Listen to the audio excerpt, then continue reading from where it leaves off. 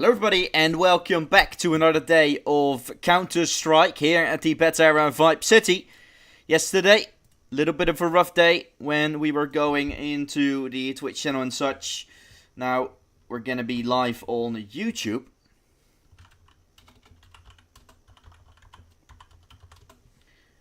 Strala Stelland are going to be on the CD side of things, with Rush B on the T side. It's another matchup in the quarterfinals. Strala Stelland that have surprised us. Rush B in the sort of not good so far. I feel like they could get themselves a little bit more going, but they have been able to show up some of that prowess when it comes to it. Of course, Rush B picking this map up in Ancient. After that, we'll have ourselves two other maps, of course, still yet to come, but the way how Strala Stelland was able to maneuver their way around the competition, getting first place in the group, was really a good sign for them. Yet Rush B will now try to respond accordingly by potentially picking this series up and making us go to the semi-final. There goes Suma, he falls away to Ginky. A beautiful start for Rush B has been found. And so, a good start on the T side been found. And us looking back at what is yet to come. A long series ahead most likely, with good chances for both sides to show. Whereas for the Strala Stelland side, of course, they still get Inferno, they still got Nuke, two pretty good maps on their end. I think Ancient will be a whole lot tougher for them to pick up than going towards that Inferno. They've looked really good. One game in the tournament they didn't play with Kerr, which was a little bit more stressful.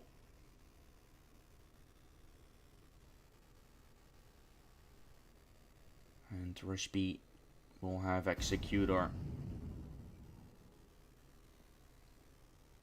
coming out. Two players going in for the flank around. It's a 5-man pack from Strala Stelland going donut. Good chance to start completing some frags, and it will be Kiro getting 3 on the board.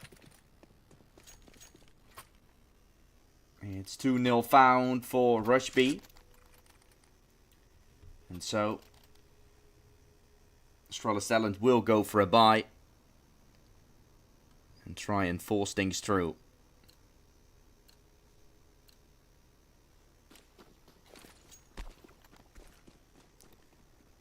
Rush B, of course, a team that's playing in ESL Challenger League as well, where they've shown some good work the last season. This season it is a little different, but they've not been able to do all too good. Almost making it to ESL or ESL Pro League the last time. Now, of course, sort of facing elimination, facing to fall down fully in the ESL Challenger League. That's something that Rush B has to deal with. Strala Stelland, on the other hand, will have to deal with 2-3 kills already to start things off.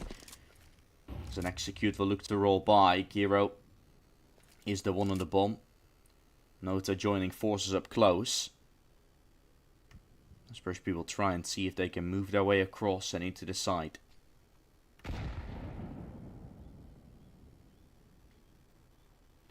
Good nade getting thrown from Kerr. SSN will smoke down deep. So Rush B, of course, provided with the chance to pick this up as Strala Stelland, that have looked phenomenal in their first full buy round thus far. And Rush B that could be looking for a save here after the triple kill went the way of Strala Stelland. Not too much to worry about. They tried going middle to no avail.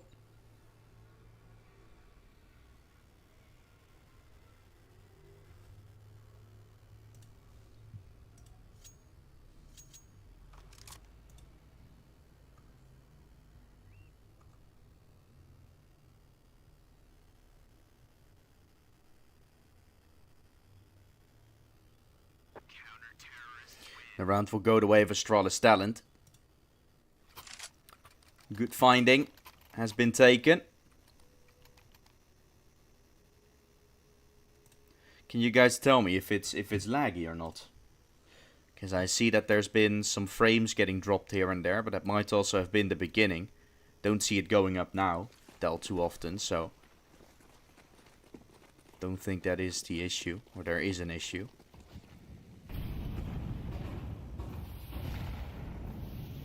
Fights in middle, of course. That's what Astralis Talon is pulling. Looking to squeeze their way through beyond. Goes to A. Rush B executing it.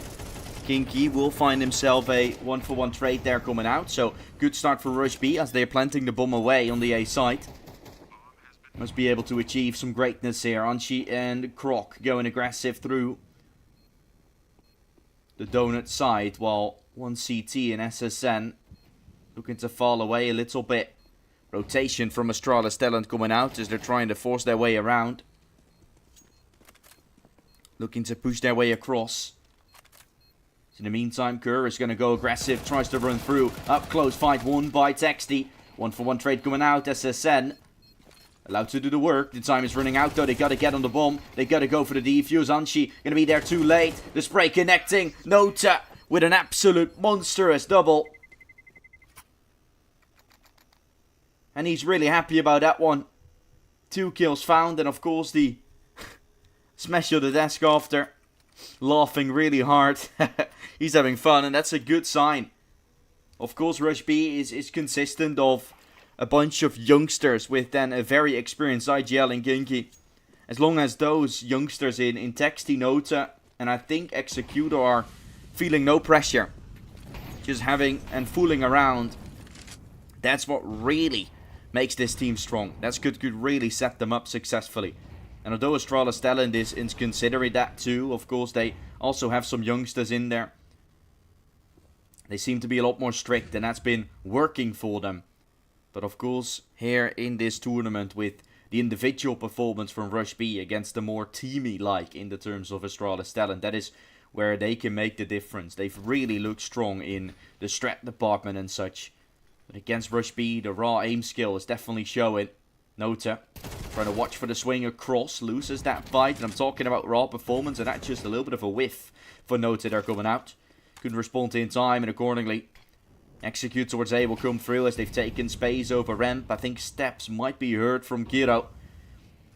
Heard them dropping. Side left open. Smoke naded open. Giving Anshi a chance to fight. He looked for an opener but is only able to find himself one for now. The bomb is going to go down and Kiro still has an amazing flank there coming out from elbow. Winning this fight against SSN is somewhat necessary. Fight has eventually been found by Kiro.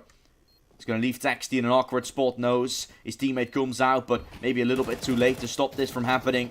Bomb's getting just stabbed, Suma falling, Kiro 1-for-1 trade, knows that Kerr is on, and again, a smoke kill is needed to win the round, but Rush B redeems it. Second time in a row, they're alive with just a singular player. Rush B is playing this to perfection. Thank you, Invalid, for letting me know, man.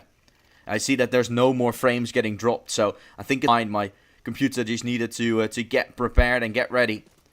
Eventually, as it's now over, it's good that you guys are all in, of course. Yesterday, some issues with the Twitch coming out. We're trying to get that sorted for potentially the future, but for now, we'll have ourselves the YouTube channel, of course, from Betera, so definitely be sure to check that out if haven't already. Drop that follow or the subscribe for as long as we're going to be streaming on this YouTube. And of course there will be a lot more content to potentially come, of course. It's good you guys are all here and enjoying it. Astralis Talent. Of course they have a Danish stream if you're wondering. Check out HLTV for that. And otherwise we also have a Russian stream for the Betera on Twitch. If you want to check out that side of things. So, I get it all of the way. Of course, Betera also the one organizing this all. So, make sure you give them some love. With the 5-1. That will be found by Rush B. An incredible way to kick this one off. As they've been absolutely wrecking this side from Astralis Talent in some of those engagements. But mainly the clutches have been won by Rush B, which are pretty notable.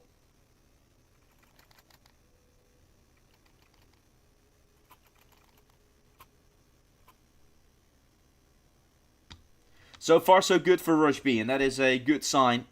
Astralis Talent calling in a tactical timeout, having to get themselves prepared for what's to come. Still, having a good opportunity to take away Rush B. Pretty convincingly that could be. And of course, later today we got two more matches coming. The quarterfinals that we're going to be wrapping up today. We got Arcret versus Incilio. A CIS brawl between two teams that have looked, in my eyes, pretty surprisingly good. Incilio, of course, that probably the team that you feel like is going to take it against Arcret, which still have a lineup with Cynics and Getjeka, which has obviously been performing quite well. Maybe on a more inconsistent level than Incilio has. They've really shown up.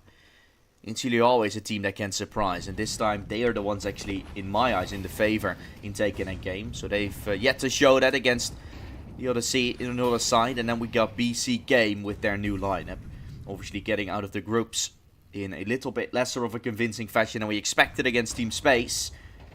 But BC Game, they're definitely the ones to take it, but of course Team Space that has also shown what they're made of, and once again gonna try that. So some games that could be very one-sided on paper. Just like this one, it could very well be a Rush B 2-0, but there are some things to say. It's not that clear-cut, I feel like, for the teams to take.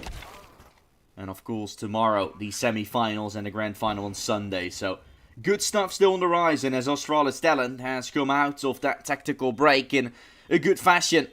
Rounds that are coming left, right, and center. Kiro looking to flank his way around, trying to swing there on short, 2 kills on long. That will eventually be completed. Australis Talent complete the retake, getting the CT side to shine.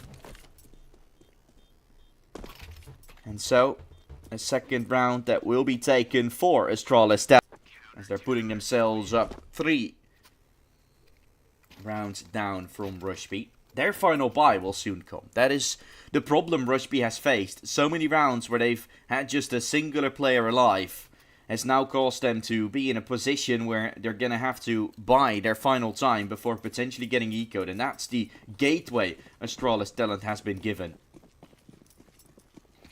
You see some of the player camps, of course, from Australis Talent as well in Suma. Having that camp looking like a young man, of course, the youngsters in Australis Talent.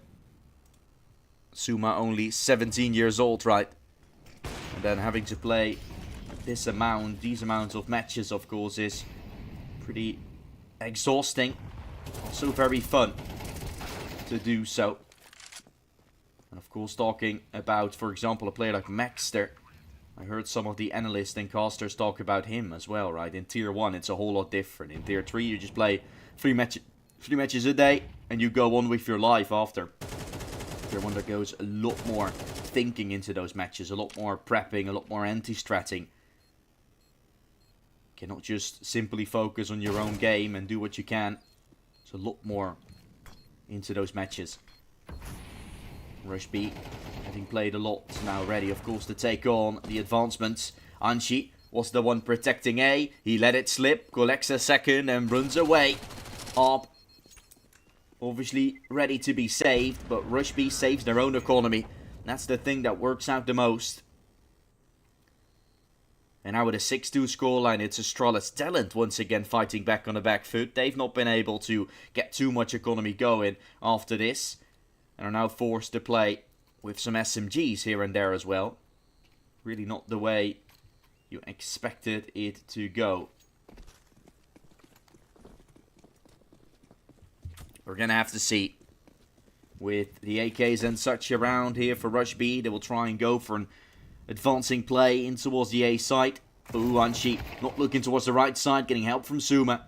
But with an MP9 running up close, you suspect there's a second. You suspect there's something up. Missed shot from Anshi. Although Rush B is not accelerating on top. They know there's an AWP on A. They know he's going to get support. So maybe a chance to go B now instead. Only 2 to fight against. And that's Kinky trying to advance. Knows the second one is chasing him in Kurt. The IGL that wants to try and step up as he's burned almost to a crisp. Not falling away. Damage in terms of a trade and a mid-aggression that will be beaten. Bomb is outside, so you know that they're going to have to retake that one. And Anshi will try and do so. A run boot from Executor. Oh, that's such an advanced play. And it works out wonderfully. Now they know where Anchi is. Avoid him and go B. And you win the round. That is such a great play from Executor. Forcing Anchi into a very uncomfortable position. And then trying to trade from the window side. Tried to help Incur. But getting beaten away. Gives the side over to Rushby. Tries to open up the smoke to create some vision, but no kill achieved. Anchi looking to save for the second time in a row. He's going to give the 7 over to Rushby.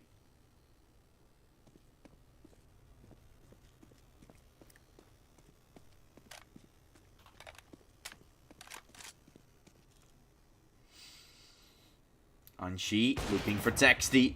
Another shot that will miss. They are trying to run back.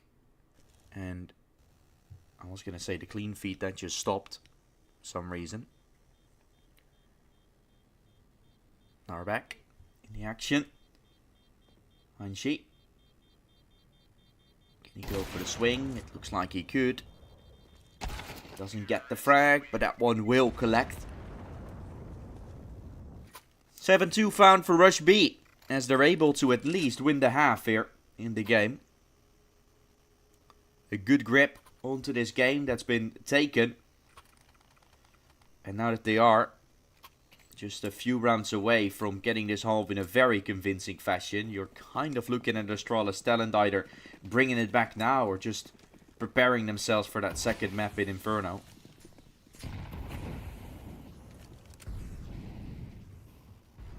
We've seen insane comebacks here on Ancient coming out. We saw it yesterday coming out from Alliance, able to get a 2-0 win when they were down quite far in their opening match in the playoffs. But ultimately you're looking at obviously by no means in a good spot. That is not necessarily in one of their favorite maps. That will be Inferno, that will be Nuke. But definitely not this one. Although Inferno hasn't been a map that Rushby has been shying away from at all. They're also going to be fully prepared on that map of Inferno. Good double kill from Executor. Lines them up while Astralis Talent wanted to move their way in to that donut site. Lost 2 in the smoke on top of mid. As soon as that smoke fades, of course, vision has been given. Executor could go and line them up. He's going to walk away, joins his mates towards the B side as they will look for an execute soon. Looking to engage on through. Astralis Talent will try and wrap them. Dangerous to see this all roll by. Execute that should follow. And she is chasing them. He's sneaked away. Executor will not look his flank. Oh, he is now second one as well with there. What a read from Executor. Thinking there might have been something in the tally. But not to be.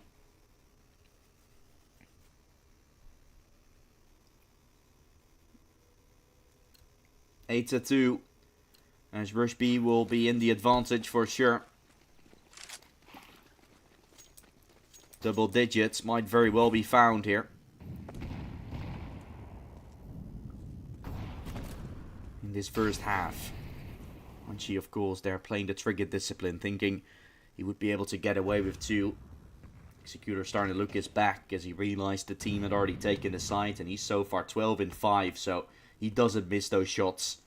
Taxi, same could be said about him with 11 kills. He's definitely doing good work.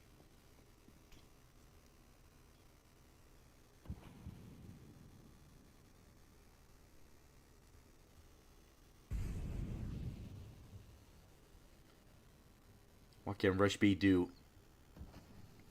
Advancing into middle. And she will be joined by Croc as they're going to move their way down. Good fight found for Croc. Cannot make it to. Damage done from Kerr as well as he lines them up from the top of ramp. Nota. Seed. Good kill found though on SSN. Clearly wasn't ready for him.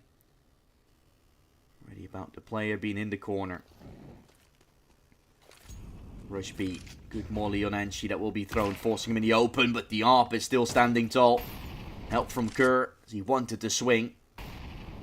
Nota with from Kiro.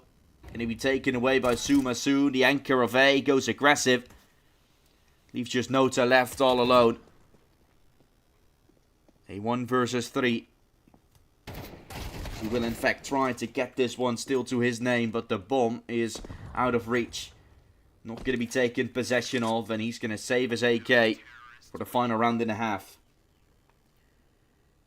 Any chance to get a 9-3? Or will it be an 8-4? Only one way to find out, really. That's to sell this final round.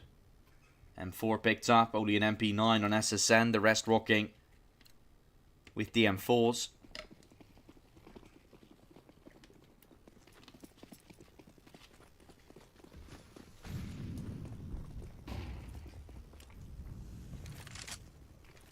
Crispy will come. Suma getting full blinded, but allowed to find the kill. 2 kills from Suma, as he's doing good work for Astralis Stellan as the anchor. 17 years old, but anchoring like he's 30. Experience definitely shining through from Suma, leaving Kiro with somewhat of an impossible task to do.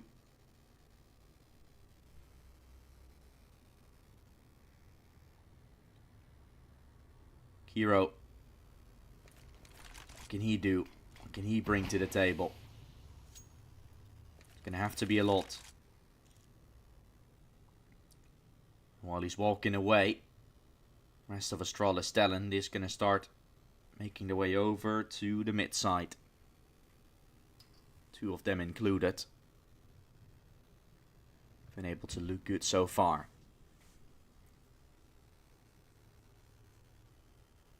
And she been insane. SSN already finding himself a kill. Kerr. The IGL will complete the final fight. Astralis Stellan will complete 4. Looked like a dire situation after being down 8-2, but completing in an 8-4 fashion is still somewhat okay. Of course, you gotta worry. Of course, you need to be careful. But the chances are certainly there for Astralis Stellan to now start putting themselves a little bit further here in this game.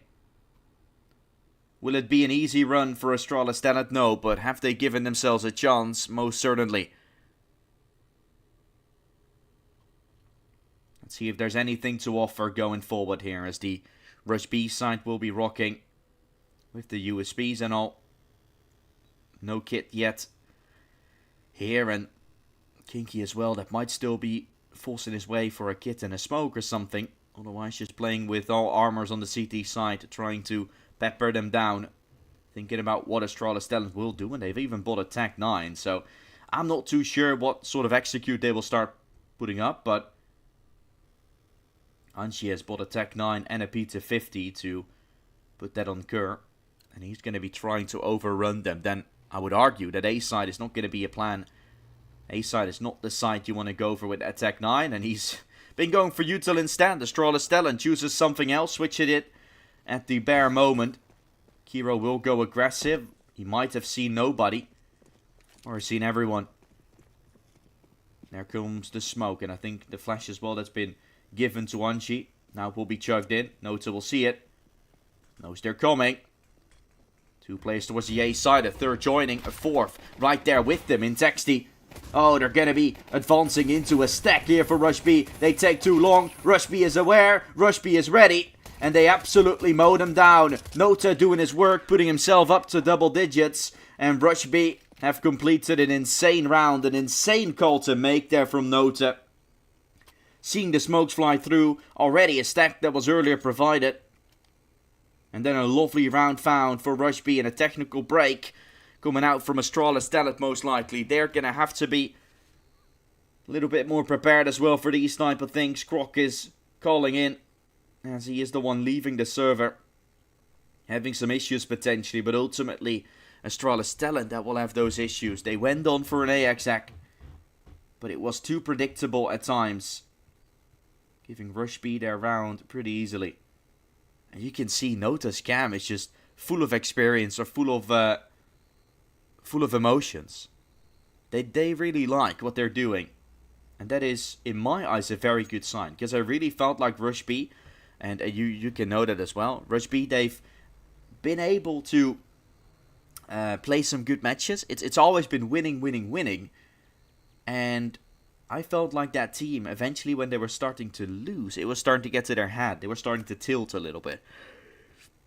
A good thing, or a bad thing, really, I don't know if it's a good or bad thing, but about Tier 3 and Tier 2 Counter-Strike is that you play a lot of matches. You gotta be there a lot of times with your team, play a lot of consistent matches, a lot of matches per day, and as long as that vibe still stays good, even though you're going to a rough path with your team, that's really something that could be very beneficial for your team. One thing that is most likely even more important than whatever it is, because what you see a lot, and maybe that's for the people that are interested in getting involved into Team Counter-Strike. I've been into a lot of teams, I played with a lot of people. Every single time you get online and it doesn't click with your team straight up, you're instantly starting to get yourself into fights, and it's very forced the way you're playing. You're not going to want to spend that much time with them. And that is already in the tier 100 of Counter-Strike, right? Just basic level 10 that I'm playing in.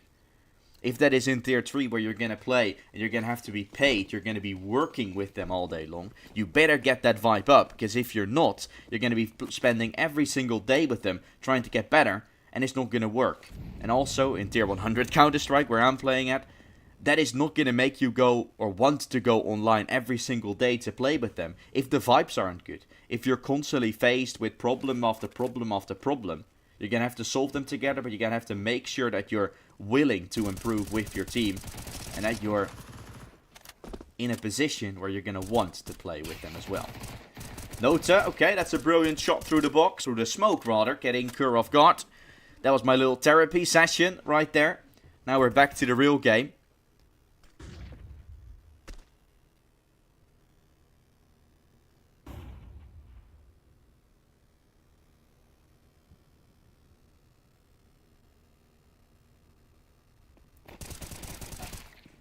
Astralis talent.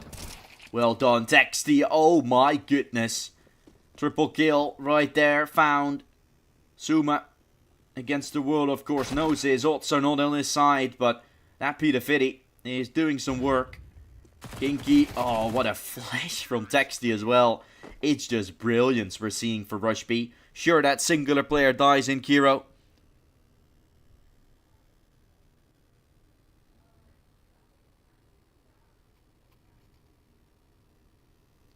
And now they need 3 more. Rush B. Will they put themselves through even further? First full by round from Astralis talent coming out. And a chance that they will have in order to continue. Fast play from Nota. Goes up on the top of the ramp. Nota is going to be able to find himself the first, and Rush B that has fallen away.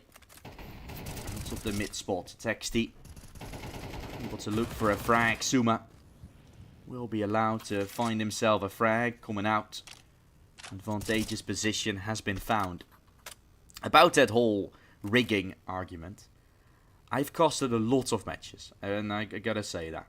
I've costed almost every event in the tier 3 scene I know, but the thing people say about like rigging stuff and all the matches that we see, for example in CCT and other events, always rigged, I'm not too sure. And I've never really seen any convincing truth. I've seen one match where I'm 100% certain someone was in fact doing that, but I don't know, man. People just make so many comments about that, with it not feeling right at times, right? Sometimes you're just making decisions and you can easily see that. You see these player camps, man, these guys are thinking, these guys are working their butts off to try and get things going and to make an actual play. But it's always easy to say that things are rigged at the lower side of things, but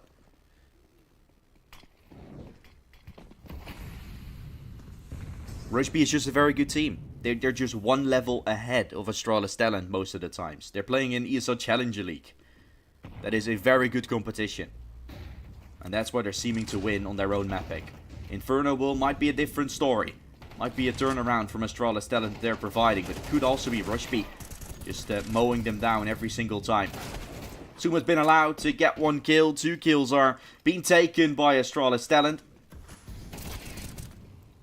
And it's Nota that has done successful work. Looking for a second. He's found it. SSN.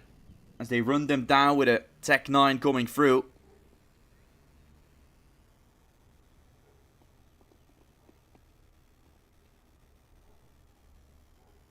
Texty. Well done. Kill found. SSN will try and go aggressive. Oh my goodness. He's beaten away. Texty's having fun because he just clutched it up. Rush B puts themselves at 12. And are 1 round away from taking it down.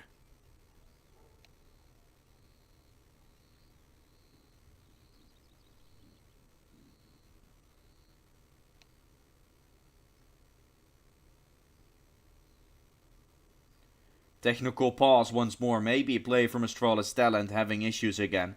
It looks like Rush B is going to be done rather sooner than later in this game.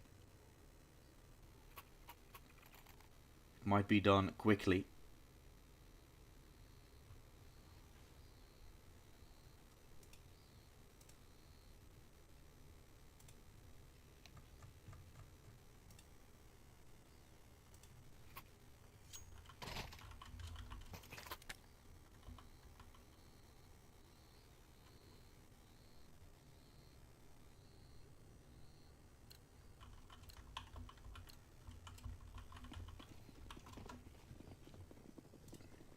And here we go. Round number 17. With the beginning of the end potentially here for Astralis talent coming out. Kinky will go in for the move. Push comes out. Texty with the opening. Getting himself a second. Oh, Texty. Finish them all off, mate. You're just going to be winning this one. 4 kills on mid. And a final nail in the coffin getting put by the grenade.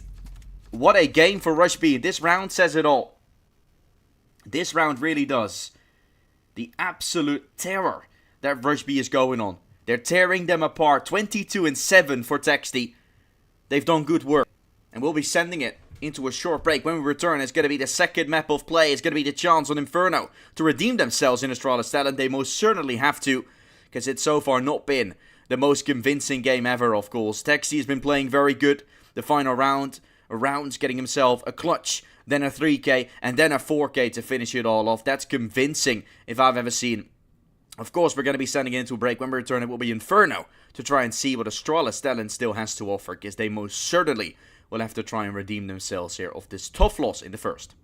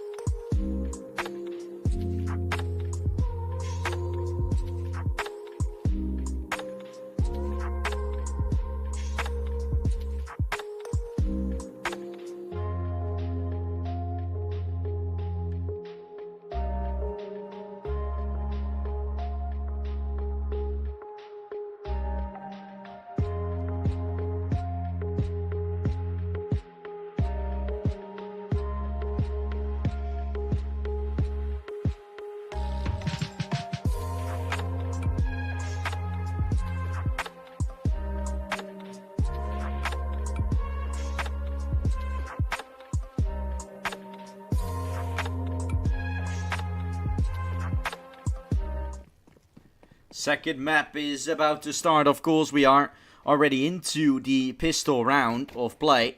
Hope you guys are all excited for this game. Rush B, after a very convincing start by the first map going 13-4.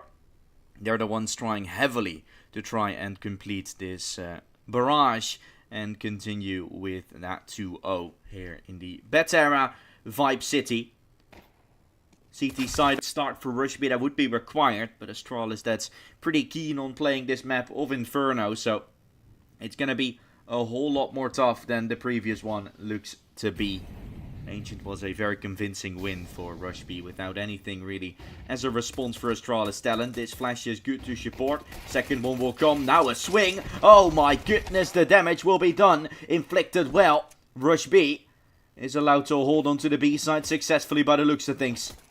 They pull through and they get the first round straight off the bat, or is it SSN making a comeback? 1 versus 2 still remains. Tries to kill him with the Glock. Not out of bullets, still has a lot to work with, so that won't be a problem. But you get a clear 2 angles at the same time. Rush B tries to play this together. As soon as Kiro gets swung upon, it's Executor that could try and fight. SSN will have to reload, and so it gives Kiro an easy time to fight. Rush B leads 1-0 here on the CT side. And it's Astralis talent that will try and have to, or will have to bounce back. Or at least try to do so after a unconvincing game of Ancient. They're the ones now trying to make a way into Inferno. But if they're forcing this and they're losing this one, Rush B is already walking away with quite a lot here in the early start of this game. So I don't know if this is the smartest move to go for. I don't know if it's smart to go for an instant force buy to force the issue instead of just acknowledging it with your life. 2 kills from Nota coming out. Croc left to 1 point of health after the hit with a Nova. That's 99. Must be mad to see that after the round is over. Kerr is going to duck up. It allows Dexty to have that fight. He won't complete it fully. Kinky will join for top or mid, and so chances given to Kerr to win 1v1 fights.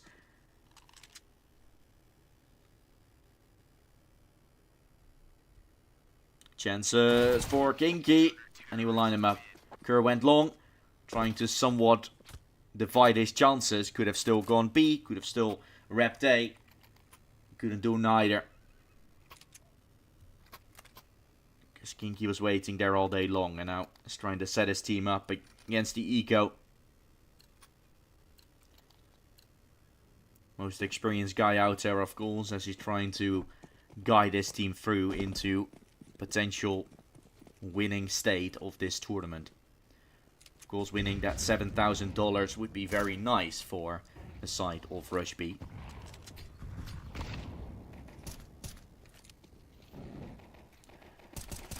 And of course for them, playing against Alliance, if they would win this, it should on paper be a pretty okay matchup for them. It should be a very good matchup to try and see what they can find. They should be having the upper hand against the Alliance side. Then of course potentially playing the final against BC game if they play their cards right. It should be a banging final as well. A best of 3 to see what they can do and what they can find. So I guess it makes quite a lot of sense that they're battling the way they are.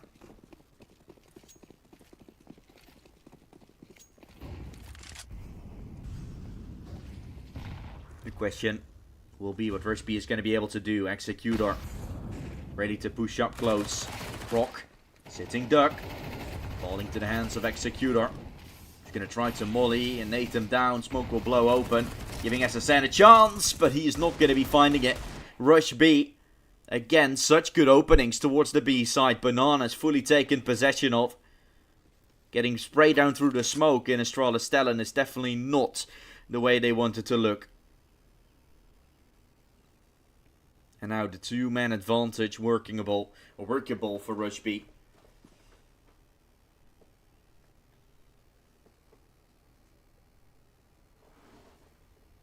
Kerr and Suma left standing all by themselves. They're trying to shape it up nicely.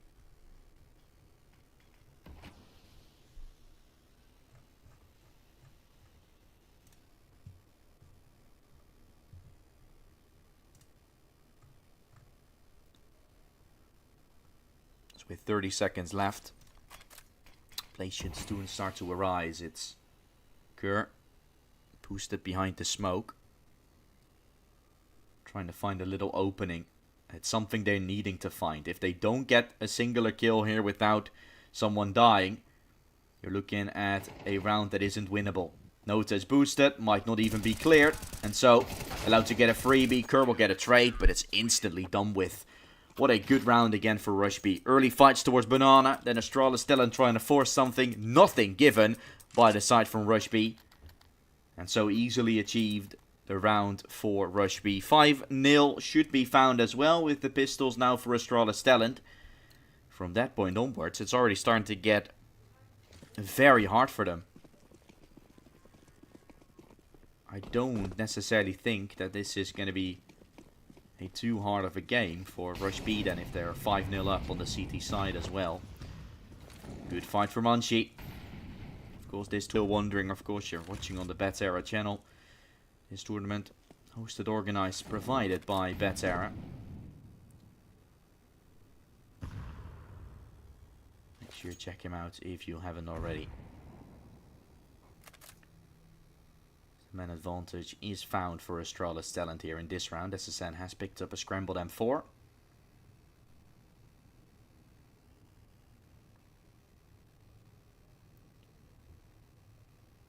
And Astralis Talon will look to engage on forward here into an A fight. Bomb gets dropped away out of ENG's hands. They'll try and move their way up middle, potentially towards this long ARPing hero. Trying to keep his focus. Diop, he's going to connect on the fight. Now they're running short instead. Double stack still in Kinky and Texty there. Ready to achieve the swings. Damage will be done. Still a player on the back of the site. That should be cleared. And Kinky, but... Oh, getting it done. The IGL stepping up as a leader in the fragging department. And getting Rush B to 5-0. It could be very well another blowout here in this game, as it's 5-0 start for Rush B.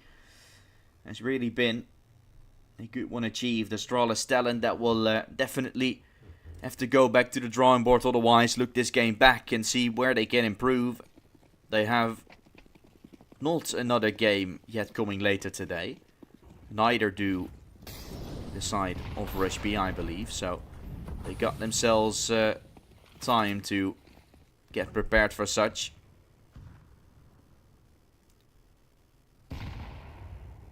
And look back at what they have done, or what they haven't done rather, in this game. So lots of Counter-Strike matches happening today, right? A bunch of events, so good fun for sure. This one looking to be a lesser fun one in terms of the quality of Counter-Strike for both sides. Rush B is playing a good game though. This is making me once more believe that they are in fact the team we all thought was going to be one of the strongest in this tournament.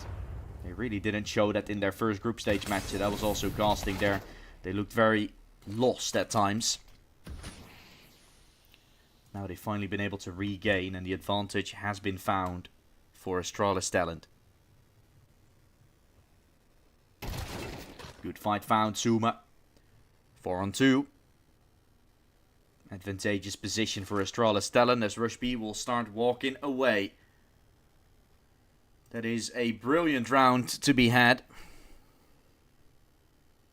And again, the way Rush B kind of came into this event, instantly losing the first matchup against Leon, then later on winning it in a very convincing fashion, 13-6, 13-1, when previously losing against them in a full-on best-of-3. So that also kind of shows what Rush B has been able to do throughout this series and this season.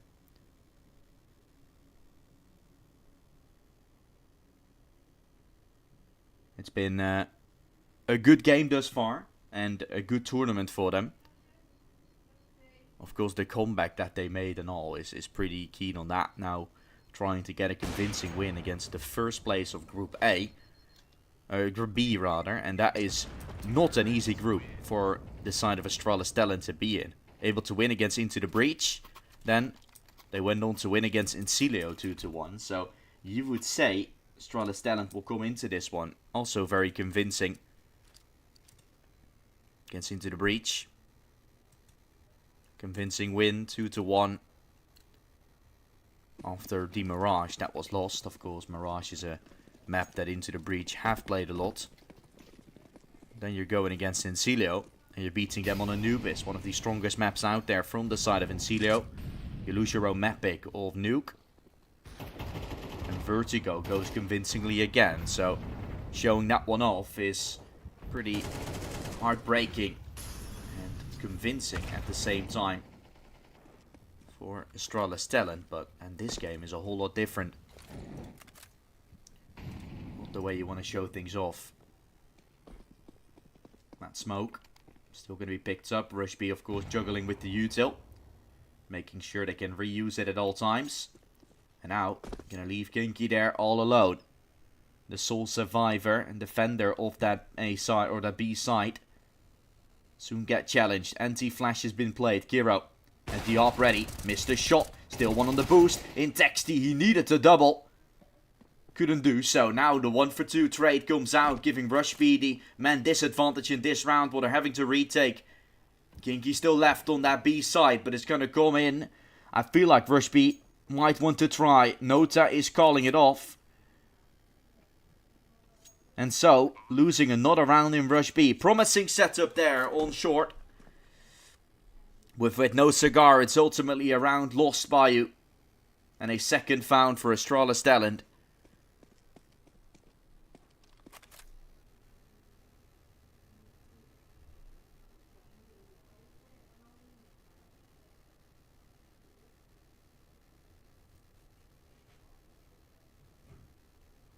And as we were somewhat preparing ourselves for Awkward and Celio, it's sad to say, but it's somewhat of the reality. Now, we need to look back at what Astralis Talent has been able to achieve, and that's already 2 rounds in a pretty convincing manner. The third, that won't be following easy, but the fourth should follow easy. If you do manage to find this round, it's Rush B down to pistols. And then you're all of a sudden making it a game of yours, in which you actually have a chance at that comeback.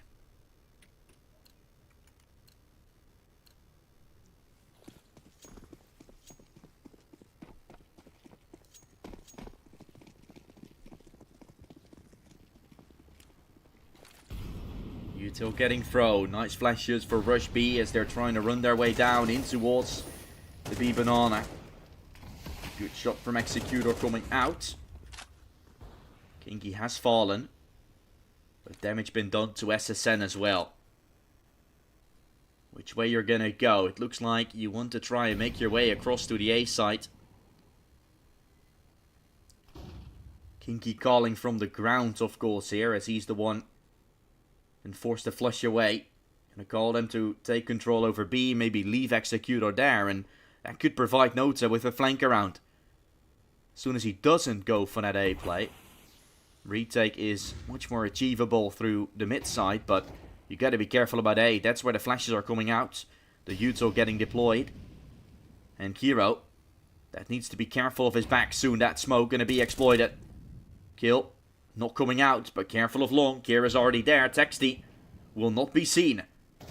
Allowed to get away with murder, and Kira on the back of the side with the AWP still boxed in.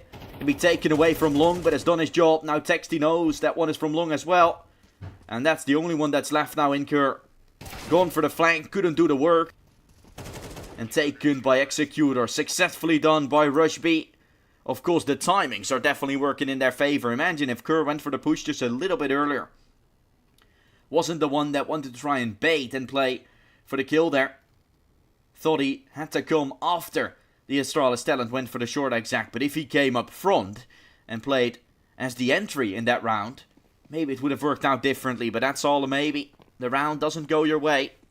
And Astralis Talent is forced to play with a bunch of pistols now. Or after this round, rather.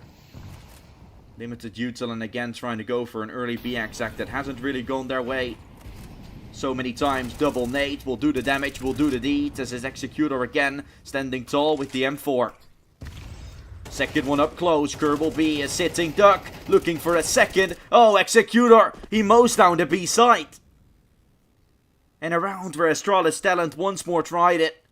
A trial and error. Eventually it's gonna work, they might think.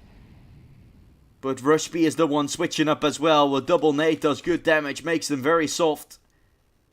It's easy pickings. Suma left to scrap up the pieces all by himself. A 1 versus 5, that's required. No cigar, ultimately an Executor that could very well be finding himself an ace. 12 in 2 already. Traitor is the IGL from Rush B is Kinky.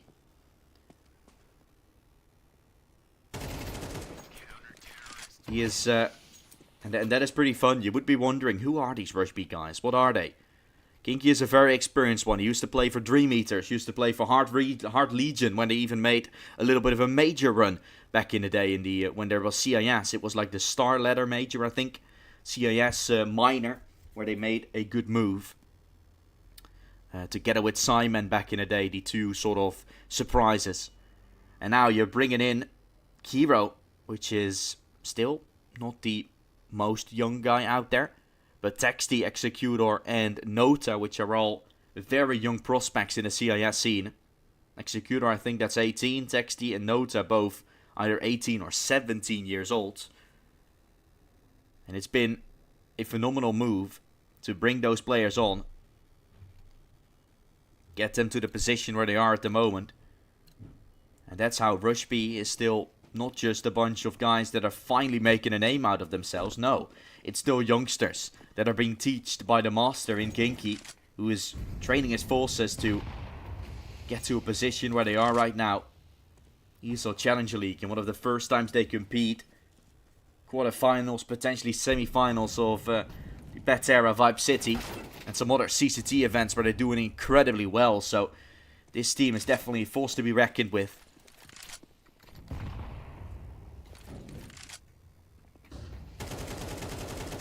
Good spray from Kinky coming out, knowing SSM was going to cross, and with that kill found, is he going to accelerate on forward?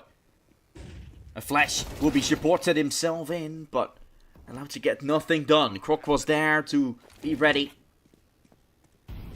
and set for an explosive move. Nota and Taxi that are remaining.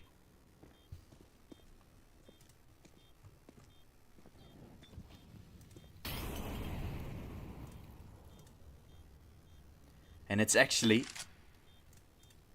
my brothers, two twin brothers playing in there as well. Nota and Texty are twins. They look the same. They have the same last name. And they're both 17 years old. I think that they are twin brothers playing together here at Rush B. And that would make this lineup even more fun to watch. April 29th for Texty. April 28th. Yeah, both of them born at the same date. So this is twins that Rush B is playing with. Wow, okay, I didn't even realize that until now. So that makes this lineup even more fun. It's the experienced IGL getting his forces together. But same with like an NIP Impact as having twin girls from the Netherlands. Rush B has twin boys ready. And I don't know if they're right next to each other or not, because we sometimes see Nota trying to give someone a high five next to him. They might be playing in the same room or not, we don't know. They're 17 years old only, Nota and Zexty, so still have a big future ahead of themselves. If they are playing together, it must give you a lot of trust. Kira and Texty playing towards the A side. With the brilliant opener on Kinky. Opening found. Entry taken by Astralis Talent. They've obviously found themselves a third. That is pretty interesting. Gonna try to relieve some of that pressure here early on. Rush B still having a T side to go for. Getting this one to a 7-5 is by no means bad for Astralis Talent to work with. Although the entry was found by Rush B, of course, they started looking for a little bit of a trade back here and there. Ultimately, doesn't look like that kill came through, but it's a lot of damage done to Croc already. B execute, soon stead up. Rush B thinking of it as an A push. Eventually will realize that it should be B. When will the rotation be coming in? A CT smoke is not enough to force that yet. Now with a molly, you might start thinking about it. No one is rotating yet. Now the smoke on Coffins is fully selling the point. Molly won't be tossed in time. It's Executor went out for fights. Loses his life. Rush B saving.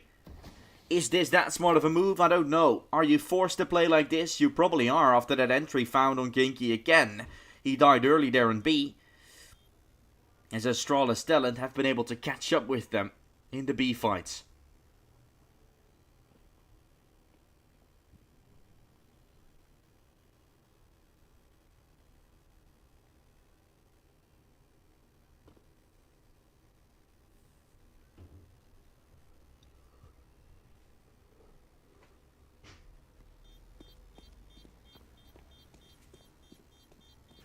And so with round 4 found for Astralis Talent, they're making it a game. Could be done still sooner rather than later. But the gap has definitely been closed a little. M4's being bought. Executor can get an M4. Or if Famaz out, he's going to get an M4 dropped by Kiro. Still, a lot of utility. Nothing to worry about in terms of the economy department. But Rush B that really desperately wants to take this 8th. Otherwise you're going into the flip without really that lead that you could have had. I think that's something Rush B could be kicking themselves for. In case that would be happening. Again, early fight to Banana. And speaking of catching up, make it too, Kerr. Damage on Nota with it as well. They're trying to accelerate right on top. Notice down low and now taken down. Rush B. They're obviously known for their rushes towards that B side, but they're not known for holding them down. Getting a taste of their own medicine here. As it's all down to Kiro. Trying to clutch this up. Shot connected. Suma will fall. Can Kiro connect another?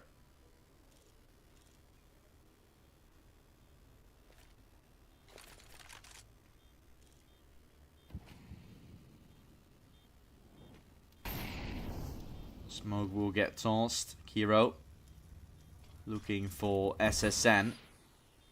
Someone to be close in church. This position for SSN.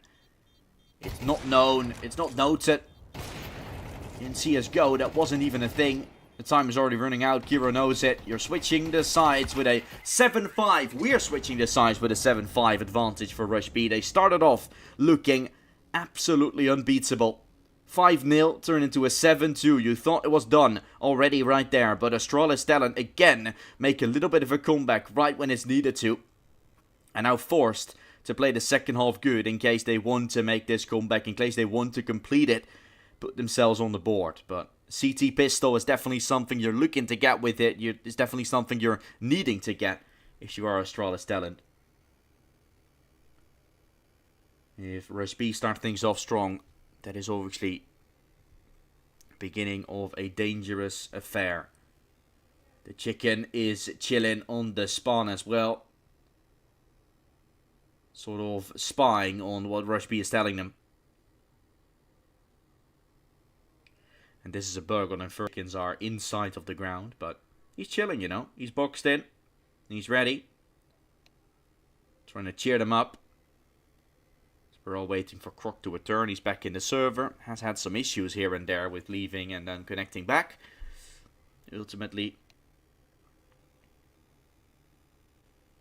hasn't led to any in-round loses or something. Chicken still vibing. Has he heard all the strats? Saying if it's good or bad what they're doing. They definitely have the support of him. But do they have the support of their own aim? Do they have the support of the IGL Kinky calling a good round here? Second middle. With one waiting. Bottom of the ramp. That is a pistol that I've seen before. This is a pistol that my team also plays.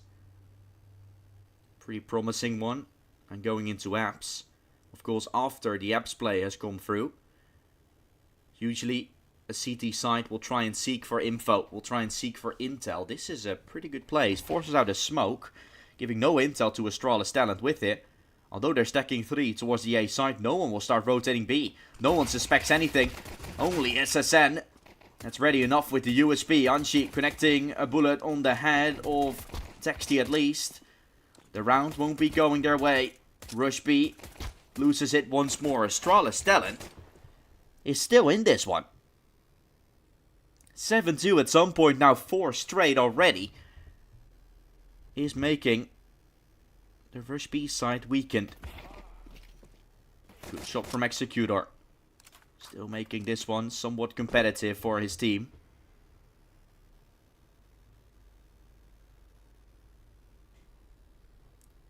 Doberedes. Trying to wait for some sort of play to come out. Jump in. Hurt, but also finding a kill. How is Executor actually doing this? Oh my goodness!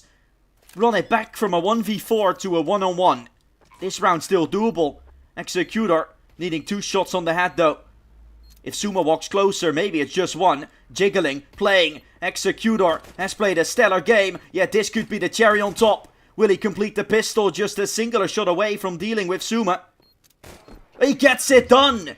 Executor converts a 1 versus 4. When Astralis Talent had it all lined up. They couldn't convert the round. Rush B gets away with murder.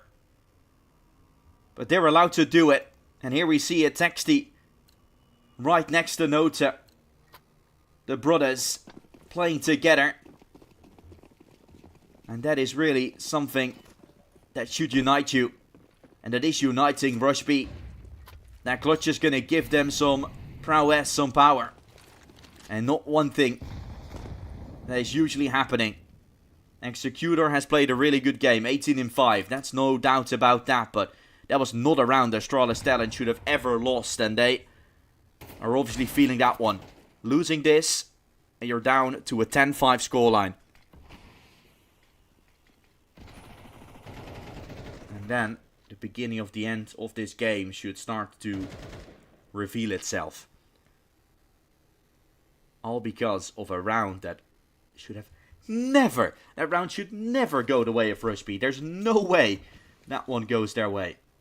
Isolating the finals, well, yeah, but in that situation, a quadruple swing from Astralis Talent is all they really need to do. They need to make sure that 4 players are on one angle, just swinging them down. There's no way you're getting those kills. Peeking one by one, giving him fights, is exactly what gets Executor a chance. 4 players towards B. Brilliant setup, if you ask me. As a response to what's been going by. Croc has a flashbang. We'll try to support them as soon as they're running in. This has been where the pistol has fallen apart for Astralis Talent. This was where things went a whole lot wrong on the first half of things. The push is still able to be taken though. It's not pistols against pistols, it's pistols against rifles. So the firepower is still good. The damage that Astralis Talent did though might make it a little complicated. Kerr checking towards pool, where Texty is aware and ready. Getting 9 on the board for Rush B, as they're now 4 rounds ahead of Astralis Talent.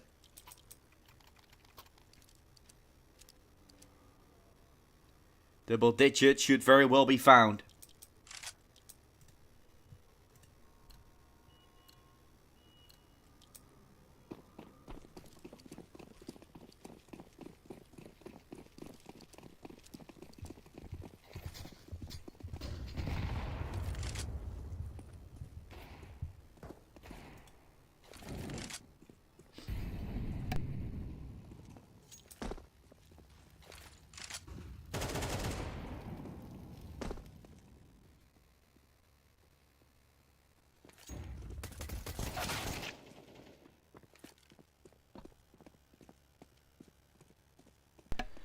This round should be easily done. Damage to all of them done, just Croc remaining all by himself. Picked up an AK and so allowed to get across. Dropped the bomb. So I don't know if this is going to be any trouble soon.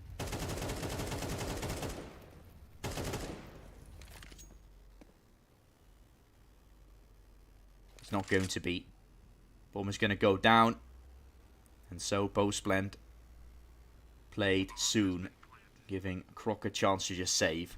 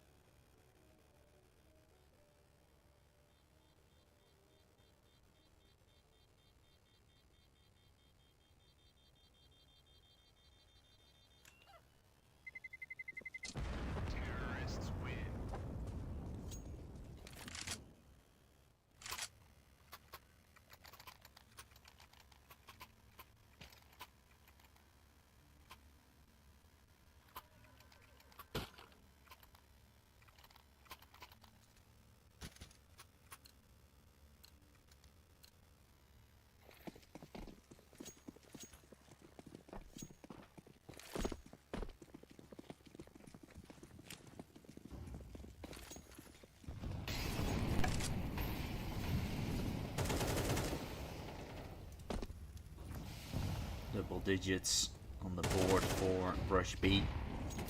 Executor wants to go aggressive. Pushes his way through the wall and across. A little bit of a fight. Speaking of waiting, Nota wants to try and go aggressive. Wants to fall away. Here comes the play. Anchi forced away. The flash is good to help him. Just a singular for Rush B. 1-for-1 trade coming out.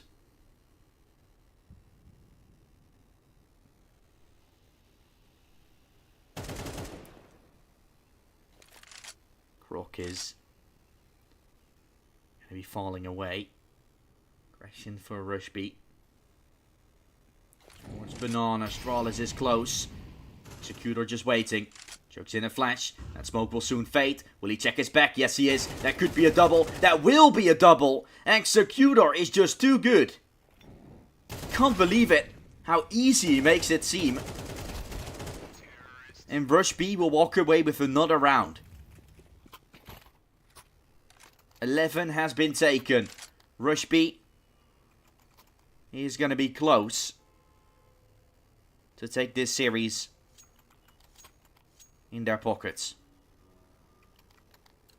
In their back pockets.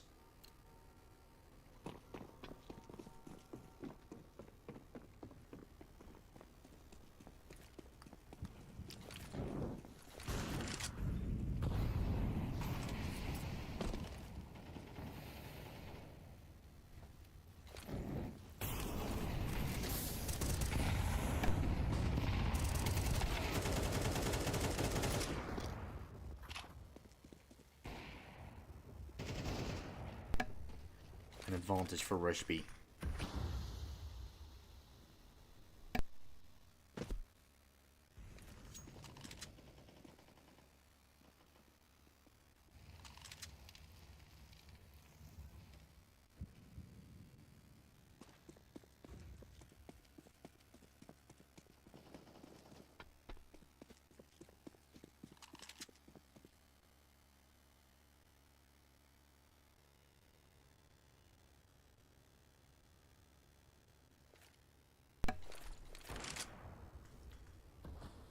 Opening kill for Rush B found. Kinky.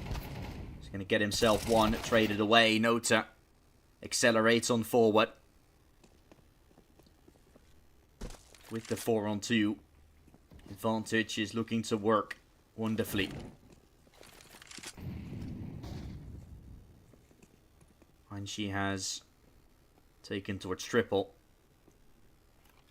20 seconds left. This bomb will look to go down. Tapped away. Anshi making sure that time is running low. 15 seconds. Flash to support. Yet more to it. They have to rush through here, Rush B. Will they clear the second box? They're not doing so now. And the MP9 will ring up a second. Texty up close. 5 seconds left. Cannot get the bomb plant. Rush B. How did it take so long? I can't believe it.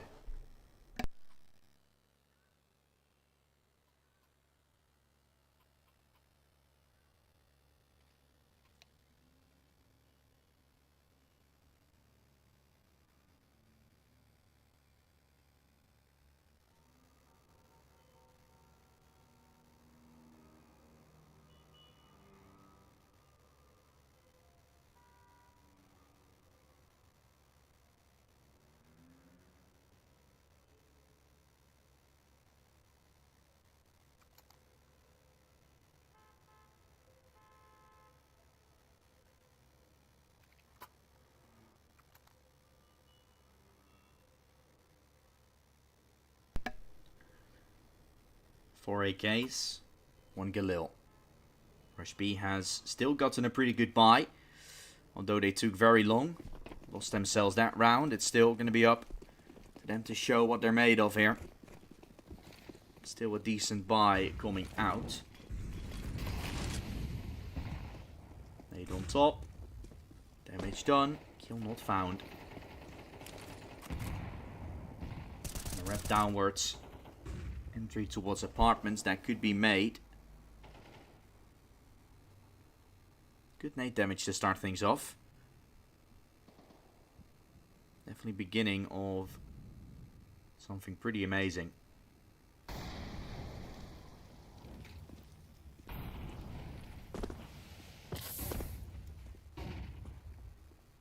around. Executor has been able to get across and stay alive. Rush B will look to go A. Time is starting to tick. Minute left on the clock.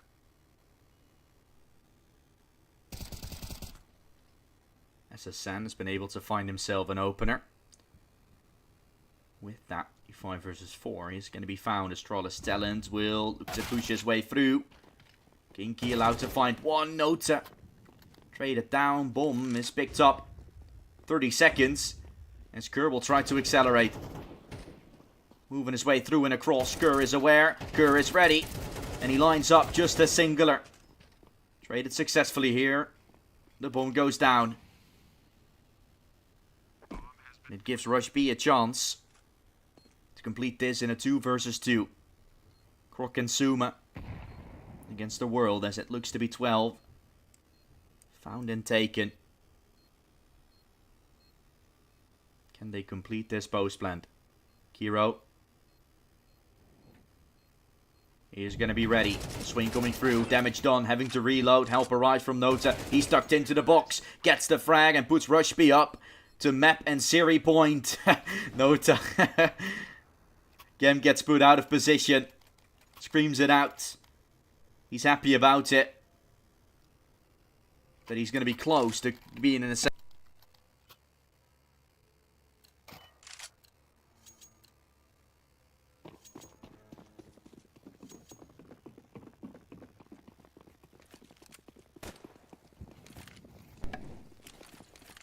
3 MP9s, a FAMAS and an M4. All that they have to work with.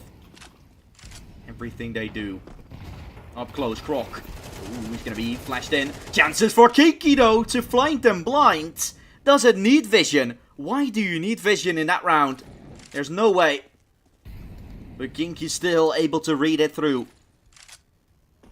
And Rush B is 3 kills away from going to the semi-final of the Betera Vibe City.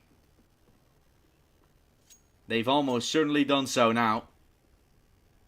Successful in many iterations. And this one, it's still looking to be completed successfully. Smoke towards B. Astralis Talent will go and stack up in middle. Is there a flash out?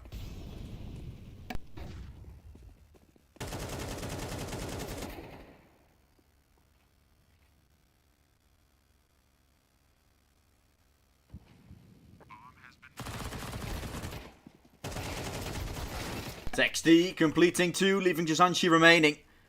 A 1 versus 2 is all that's left. Rush B. Have they just taken the win? 13-4, 13-6. A very... The Russian team. Rush B completes it successfully. They're the ones moving to the semi-finals, facing up against Alliance in the next best of 3. That will be tomorrow. That we're going to see that matchup. It's going to be fun. It's interesting. But Rush B have shown very good plays today. Beating a team that went 2-0 in the groups. Even beating Into the Breach. Then beating Incilio. That's still in the playoffs. They're probably looking like the best team coming out here. So I feel like it's going to be good. I think it's going to be a really good performance for Rush B. They've really been able to regain themselves. Have been able to get back into the mood the way you would expect this team to be. After being an ESL Challenger already for 2 seasons, you get that experience. You get those plays. You see the hype. You see the way Nota and Texty as 2 brothers, as 2 twin brothers, are there together and having fun with the game as well. It gives me a very good feeling about this Rush B team. We'll see what they can do tomorrow, but for now, we'll drop it into a break. We're back in about an hour with Arcra taking on the Rush B. Arcra taking on the Incilio side of things in that best of 3 matchup to see who's going to be on the lower side of things. And then after that, of course, Team Space versus BC Games. So a lot of matches still to come. Stay tuned, but in an hour, we'll return.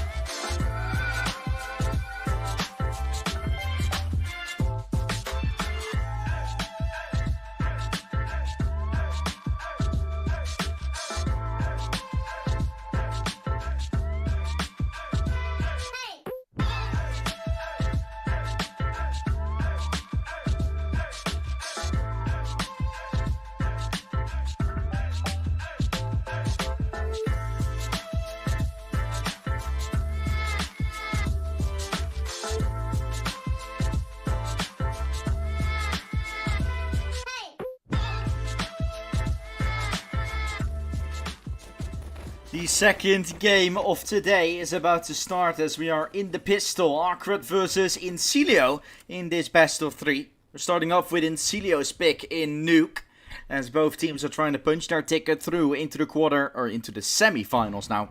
Of course, it'd be in the quarterfinals. We already saw Rush B doing it in a very convincing fashion. That's something that Incilio could also be doing in this game. They're definitely the team that we all kind of feel like is going to be the more sustainable team against Arcred. They've played good, Arcred. Don't get me wrong. They are a very strong team. But Incilio have something cooking at the moment that is really great to see. So I think that's going to be the name of the game here, really. And on Nuke, Incilio has looked quite unstoppable. They also got Sugar with them. A man with so much experience. That's getting a 4K in this round. The man from Azerbaijan. Doing the work early in this first map. Mirage comes next, of course, which is Arcred's map pick. They've played that one pretty well, so I feel like if there is a map, it should be able to be found.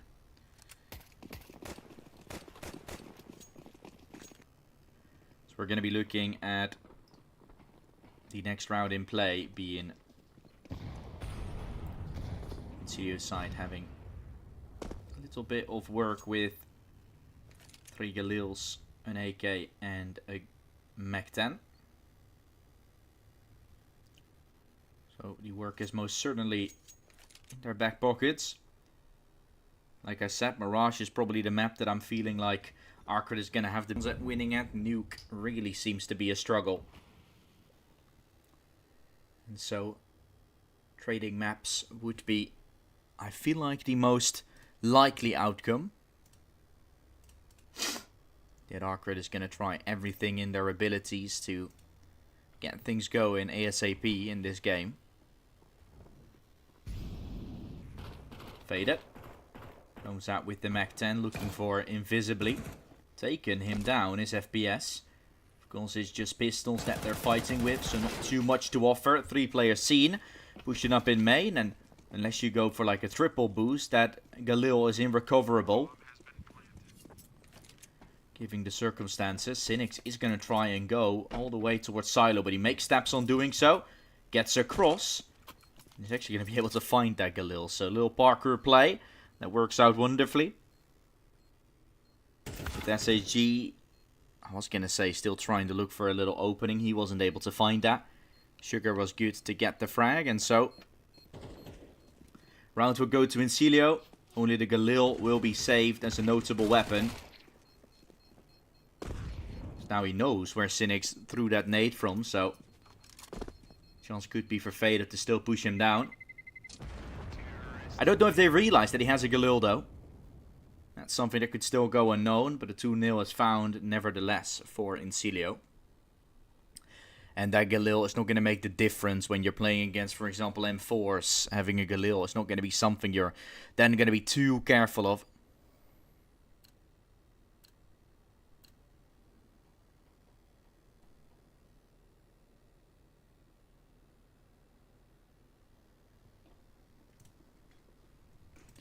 And so we're going to round 3 with an AWP on DSS. Feydat going for the SG, which is a weapon I sometimes really like. But it's obviously not as powerful as an AK is. But we're going to see if the scope weapon can do too much. It's very satisfying to get some one-taps with it. That might be something Feydat is looking for originally from the silo. Dropped onto main to make a closer play. Good shot from DSS. Rotation from Cynics has come out, and that's the Galil that we're still talking about doing work.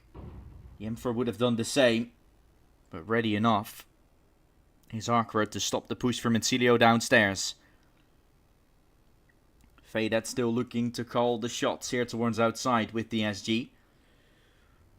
As losing this round could be devastating for the side of Incilio economy-wise, so something to worry about. Feydat with a good shot, but not to follow.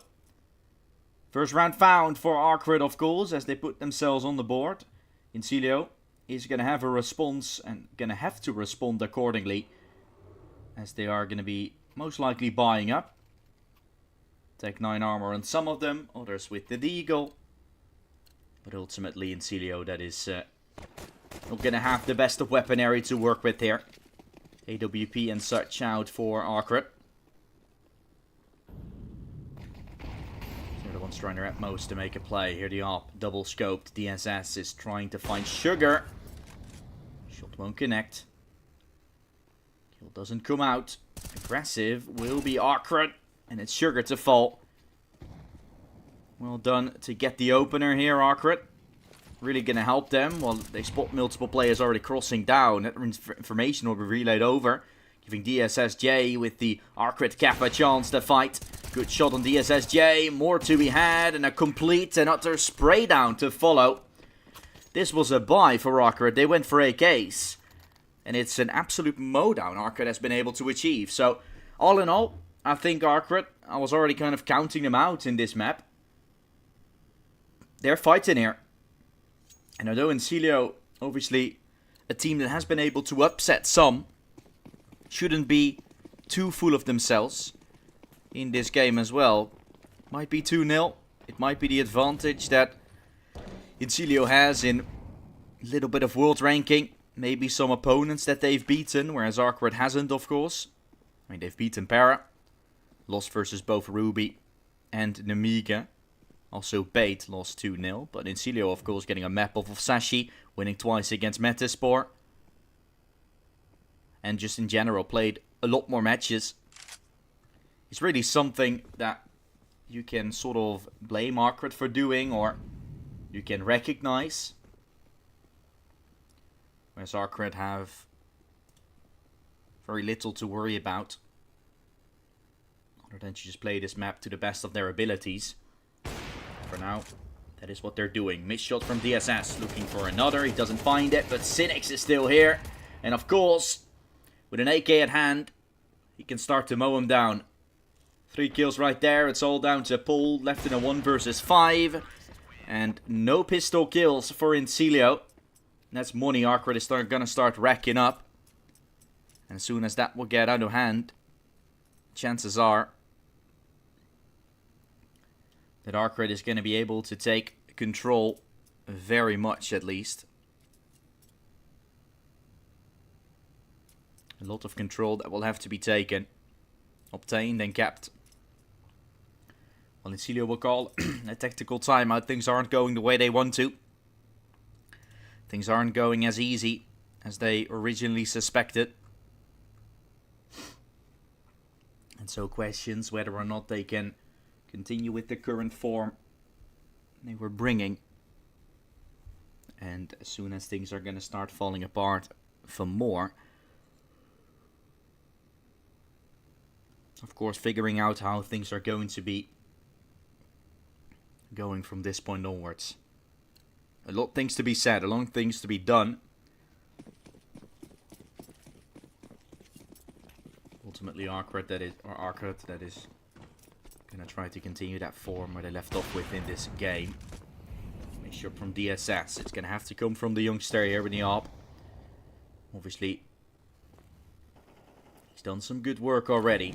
Cynic did so too with anchoring the bomb sites and such. Now, a chance to mow him down, taken by Pip. Good frag from Pip, coming out. DSS with the ARP, trying to regain, but as he missed his shot, chances are this isn't going to be too good of a move. Not that good of an execution.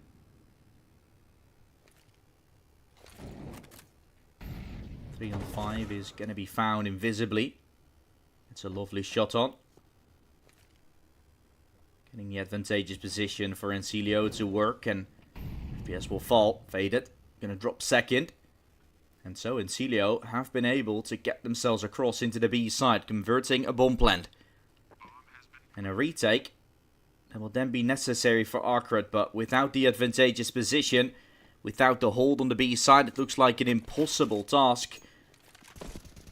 So Encilio is going to continue to keep this one close. Gonna make us run.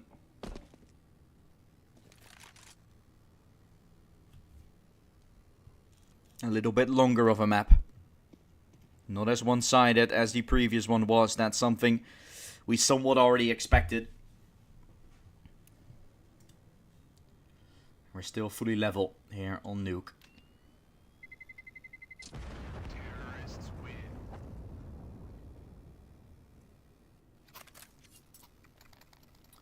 The bomb will go off, giving Encilio their third round, and still money of course for Arcred, so they won't have to worry about things just yet.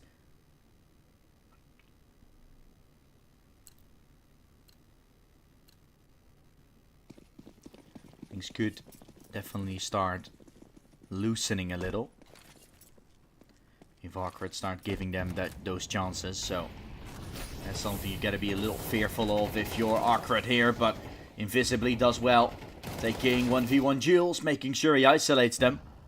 Good for the one, the trade should follow and will follow. Yes, with an opportunity. 1-for-1 trade coming out, the ARP will collect the frag, and it's all down to Fadette. A 4-3 should be found, or is it? Gonna be a 3-4 here for Arcred. DSS will hear him run on the B side, door swings open, knows. It is the B side indeed, where Encilio is going for maybe a shot through the smoke. He will try to fire.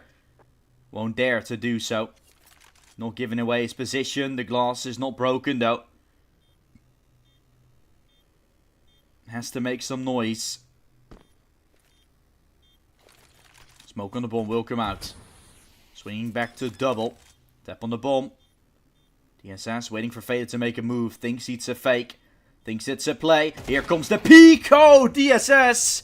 Scoped in. See ya later. Converting the round with a quick flick. And the round will fall right in the hands of Arcred. Which with that round are going to be back in business once more. Back in the lead in this series. Of course you're smoking the bomb. You're tapping. Faded thinking it was a fake in the first place. It was a good call to make.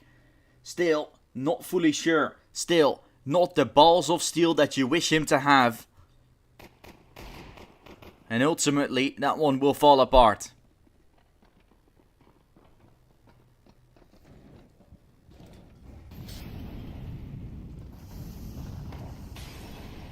An advantage for Arcred in this game again. They were once 2 up. Now still down to 1. And with that singular round you can reset Encilio once more. So there is some importance laying in this round. Some important changes that could come out.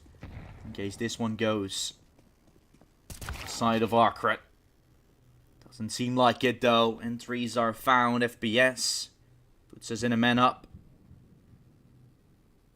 Visibly, of course, trying to help to potentially stabilize that. Control over outside retake, and there were 3 there to try and take it. Paul is in Africa, expecting for a push, and he's ready. Paul will get that kill, and even if he gets traded, that's so much space you're going to be willing to give up. No one is towards main, you know one is towards the under heaven, and so B should be the easy side of choice.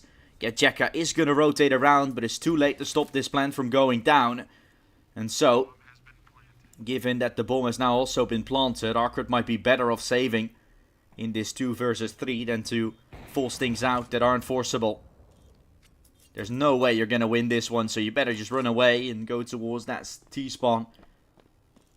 Getjeka is going to try and look for an exit, ultimately tries to save through secret.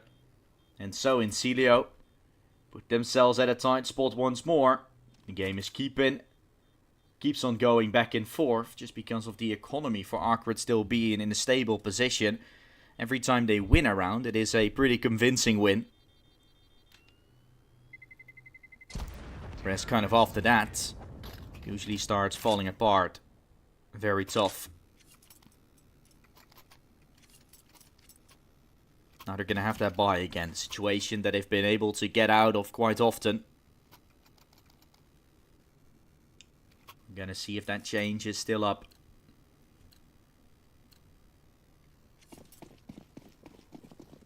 Still to be found. 4-4. Game is tied. Ending in a 6-6. Splitting it right between would be, for Incilio, I think, a pretty good position. Don't know how Arcred usually is on this T side of Nuke. And something they're really going to have to see. These two teams have played against each other a bunch of times. And I would see they're very similar in skill level. So seeing this game run far or maybe even into overtime wouldn't be surprising to me.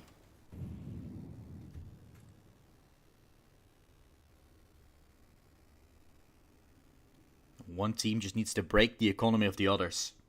It sounds very simple. Yet it's so incredibly hard to do. Various times taking 1-for-1 duels and then eventually you're alive with 1 or maybe 2 players. You win the round, you're happy, but another round will start to form. Once more full buy makes it quite 50-50. And Incilio having to make the move though. What are they gonna do? Waiting in lobby. 1 ready to flank outside. They're gonna execute A. That's something we can already somewhat establish.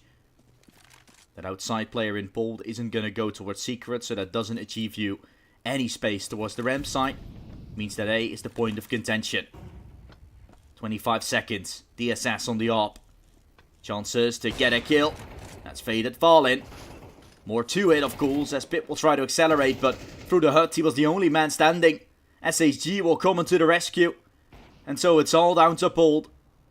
Left standing all by himself, saving in Africa, trying to make sure that AK will be pulled over into the next. The buy will not be good for Incilio, that's something we know. Arcred might finally find the breakthrough. Bold stays alive, so that's an AK. Saved for the mix. Maybe a buy coming around for Incilio, but it won't be a good one, so you could somewhat argue against it.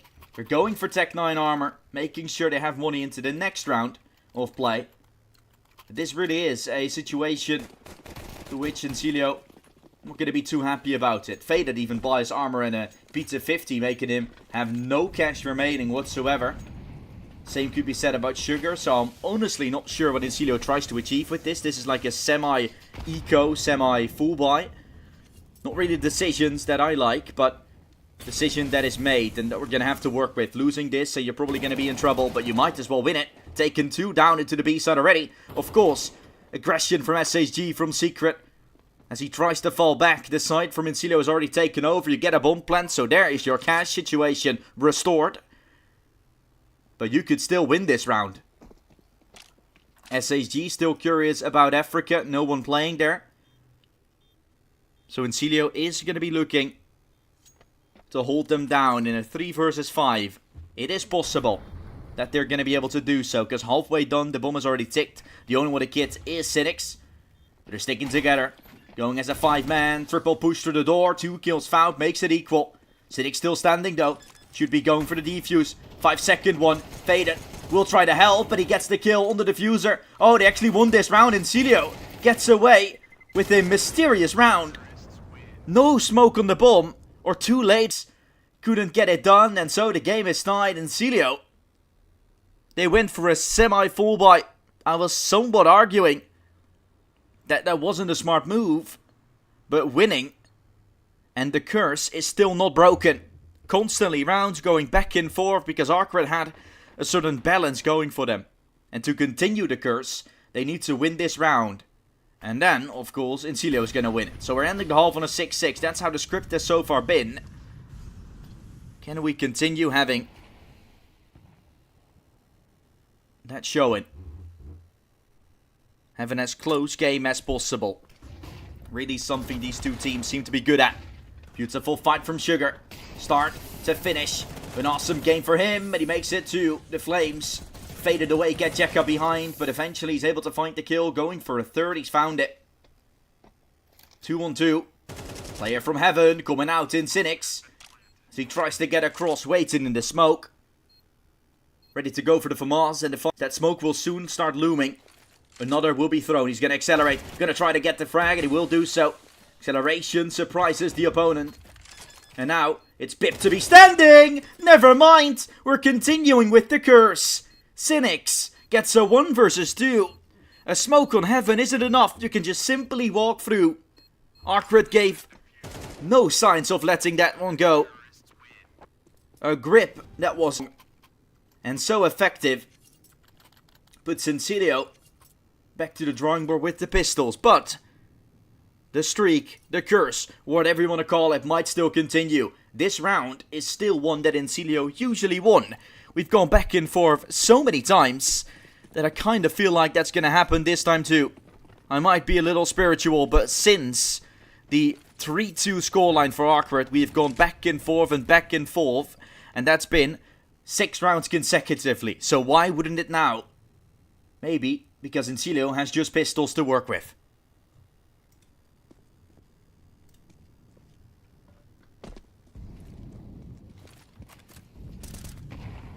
Crossing.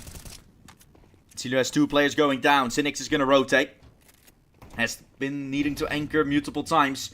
But now he also got an Invisibly to deal with. He has himself a Nova. What a gun in this situation. It's now picked up by Pip. Good luck with that one. Not going to use it most likely. Sugar goes on to flank ramp. And this could get very interesting. Although SHG was originally aware of this. Not so now anymore. Sugar should be able to get himself a freebie here. SHG ain't watching. SHG is a sitting duck. Opening up towards the A side. It's been achieved. It's been taken. And Arcred, the only thing they're gonna do now is hold on to this A side. But that hasn't been completed. They had troubles with that already. And the only thing Incilio now needs to do is make sure this bomb doesn't get defused. That's going to be tough though, because they still got just a Nova, a Galil, and a Tech-9 to work with. They do have a flank and FPS. And that makes it a very promising situation all of a sudden. Arcred is by no means in a good position to retake this. And now it's just Getjeka remaining. He needs to fight against 3 players still. And I don't know what Getjeka is doing, but this is the final round in the half. Getjeka didn't have time to go for this one anyway. And now realizes that he's saving an M4 in the final round. We're switching sides on a 6-6. With Incilio converting the curse and continuing to have that. Last 7 rounds, as you can see. Gone back and forth consecutively. And although this game is close, same could have been said about Complexity versus Heroic. That game just won by Complexity. North American side finally taking revenge on the team playing with a stand-in. Gives me a good feeling about Heroic in general. Once Dexter is back, that team is definitely one to remember. And with Getjeka and Cynics, this team of Arcred has also been taking a run. Both of the players been part of this lineup only for 6 months. 60 official matches they have played. Incilio, of course, how long do you want this team to start improving? Arcred has played only 60 officials. 60 maps. Faded and Sugar have been together for 8 months with the team. but they've already played 130. Still, Incilio is the team that has been, at least by the looks of things, still not been too convincing in this game. I feel like Arcred has gotten the better of them multiple times, which has really been something I've personally been a little bit worried about. Also, thinking back towards Mirage and seeing how amazing Arcred played on Mirage in the regular season, isn't a map that Incilio is by any means bad at. It is just something to somewhat worry about a little bit.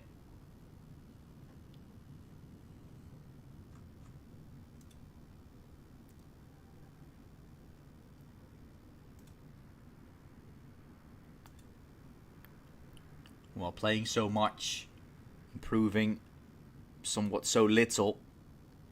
Let's see what it is. For now, don't know what the issue is, but we're sending it to a short break when we figure out what's up. And the game is going to continue. I'll be back streaming this game for you guys. For now, we'll see you shortly, because it seems like there's some technical issues on the producer end. So see you soon.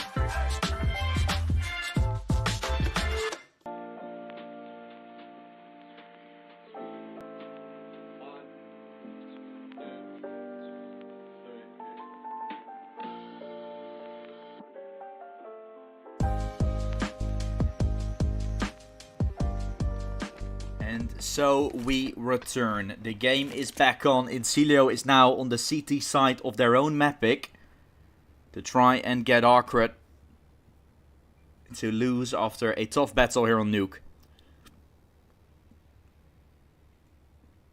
After this, Mirage, of course, coming. A map that both teams like to play, but Arcred has played almost all of the times in the regular season of this event in the group stage.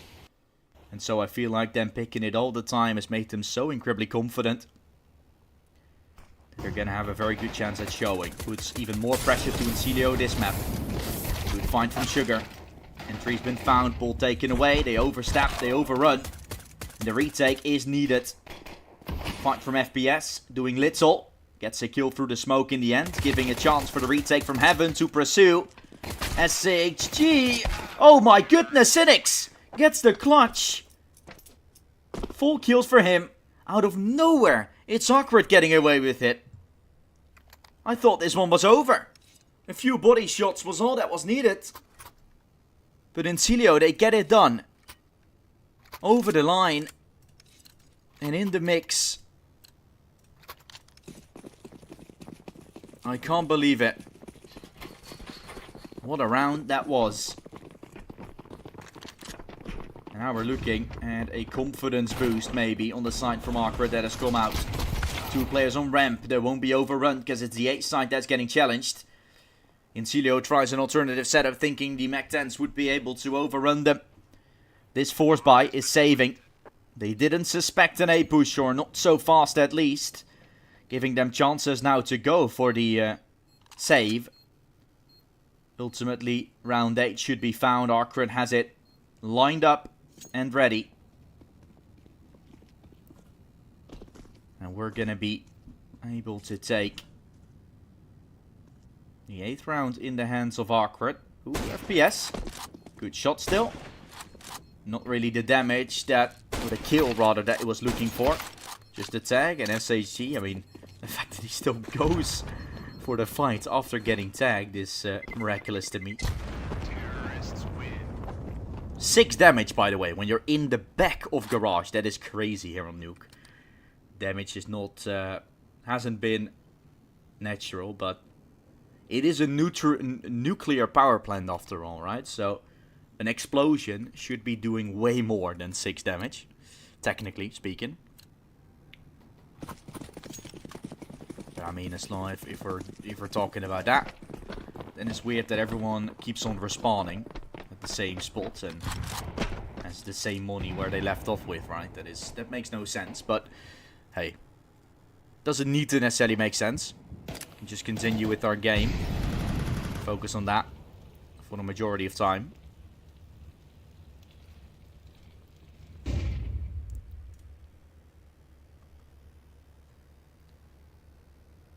Eight to 6 with the advantage for Awkward. That is where you're looking at. Advantage that has been taken. And we're in Celio. He's going to have to play this round around with probably not the chance to win after that. Troubles on the horizon. Vader looking for the swing with the 5-7. Can he catch SAG? No, he cannot. Chances though for trades. Vader being pushed and taken over. Awkward has taken the A site. With the bomb going down, it's Pip and Bolt remaining to drive the opponency crazy.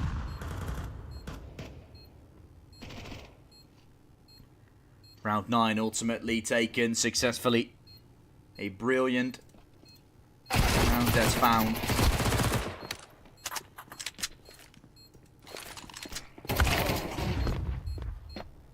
And we have taken it. Awkward rather has.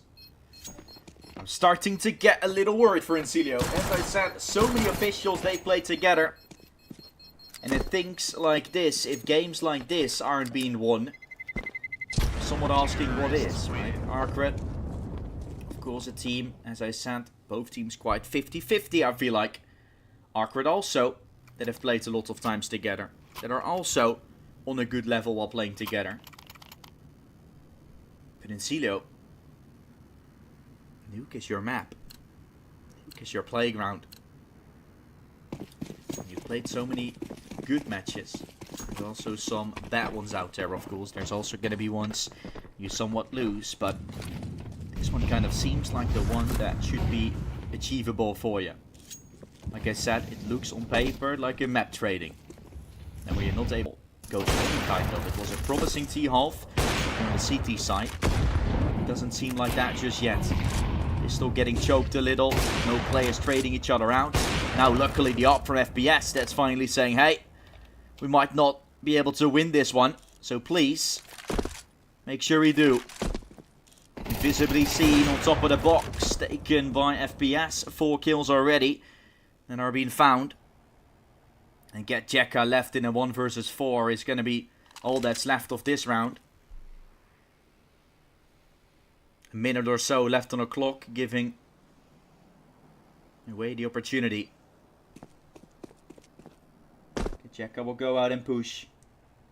Making his way across. Into the fight. 7 is taken in Celio. Beautifully played for the team. CT side right now. Final buy before Awkward might be in economy trouble, so this is the chance of the big breakthrough again for Incilio.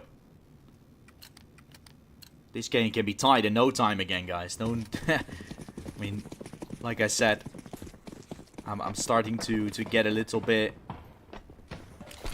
worried at times. I was, but given the Incilio side is now making it close to a tie-up again, all those problems were those worries were not viable. Or are they still? Somewhat of a bonus buy-in for Incilio. They will have money for the next round. Winning would have been a big bonus to put a spanner in the works of Awkward. Outside, of course, getting contested. SHG blading in Africa again. Just like Incilio did various times to have a flanker. Incilio might start looking for some space. They have no control over the map whatsoever. No control over ramp anymore. They have no control over outside. Only thing they have is the A side. That's a troublesome perception. Troublesome reality.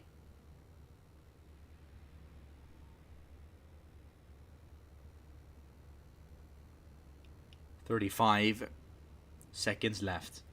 If Awkward goes A, that's exactly where the stack is. So maybe Incilio haven't even made that wrong of a move. They made wrong of a move to beat SHG there. Give him even the chance to fight you down. He blows the head off the remaining A player. And a flawless round will follow for Awkward. You thought you had a chance to break their economy? They're taking it flawlessly and putting you in troubles again. Incilio, maybe a good time to call in a tactical timeout, and it is. Good time to do so. They will most likely go for a buy here. I wouldn't argue against it. So far so good.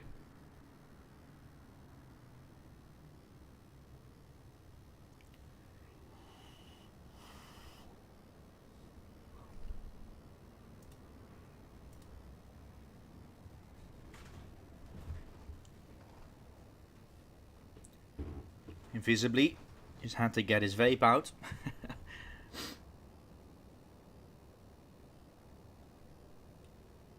Tactical timeout is over. He's calling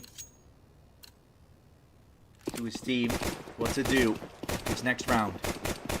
IDs that will be relayed over and given a shot, providing us with a nice round. Invisibly, of course, being the IGL for Awkward as well. Always been a player I quite liked as well as an individual. Now realizing that he's actually the IGL makes me even more amused about how he's been playing. Ultimately, they break the windows. It does look like a late A exec. That's what it looks like to me. Broken the windows, just chilling a bit. Making sure no one has pushed into hut. Then a little bit of an outside fake with a flash. And now an A push. That seems like the ID. And I think Incilio, with a triple A stack, kind of getting that still. Oh, it's double A stack actually only. Maybe a play towards ramp. And a fall back to A and an execute inside. 50 seconds though, you gotta make a move. And it looks like they might just be fully committing to ramp now that the time is so low. Having to clear FPS, he's in the top corner. Kill found. DSS will look for the trade. Getjeka is standing in front. And so it allows DSS to get no kill. And the acceleration into ramp needs to be good. At least a trade is there, but it costs you 3 of your men, giving Incilio a chance to fight back. And they've most certainly earned it. It looked like such a forgiven position. FPS, an easy trade that was needed on him. Ultimately, he's allowed to get away with the 3k and puts Awkward down into the spot. Not the spotlight. A dangerous spot. SHG will run for his life, trying to save what's still left of this. As Incilio have done successfully due to the singular step up from FPS. That is the sole reason they win this round.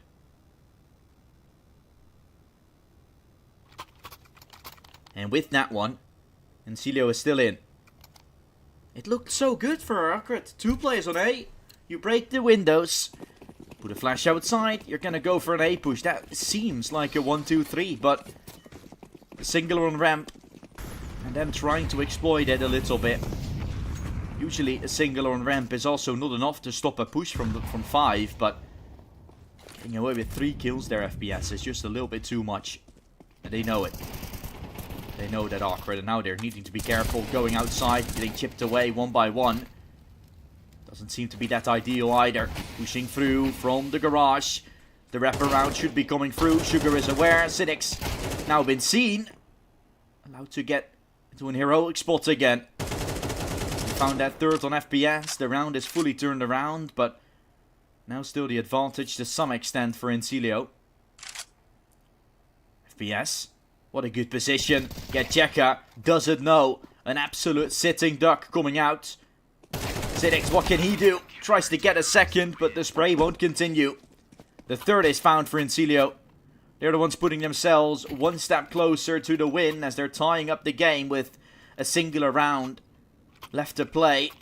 They would be able to get themselves to double digits, and this round is not a buy for Awkward. Sure, DSS buys himself an AK. Does he save some cash from the amount of ops he's gotten dropped? The rest is not going to buy anything. A deco and a pizza 50, that's everything they have. So this game should be tied up in no time.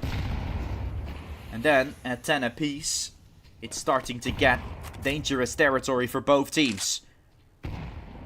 With just 3 in a row, the game could be done. And that is not so hard to achieve. Incilio has gotten better. Obviously, Arcret, with the opening fights and such, it's still looking pretty doable for them. But the holds and individuals mainly stepping up. You see outside the alternative setups. The plays that are coming out. The pushes here and there. Seems like Incilio is able to catch Arcret off more than not. With Arcret kind of overthinking things a little bit as well on the T side. It does seem like you're pulling yourself into a rabbit hole even further. A rabbit hole that's hard to get out of.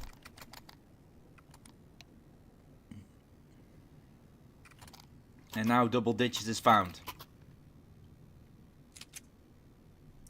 What can Arcret do? Once they're now starting to realize that it's once more tied. Previously, we're always able to keep the win. Or keep the lead in the game. Except for the pistol in the first half. That was a little different. But now, they're on the brink of losing their first real advantage. And then, troubles would be there for Incilio. Because then the path is right there into victory. You gotta be careful though. Their loss bonus is not that high. And the first 2 kills go the way of the miraculous playing Cynics.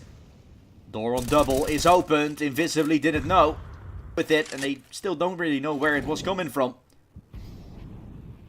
Arcret found the first 2 kills. But with Cynics dying, they seem to be clueless. They need him to step up. And even if he does, still it's not a reason to win it. Get Jekker now realizing where Invisibly got shot from. Trying to potentially use the hold to his advantage.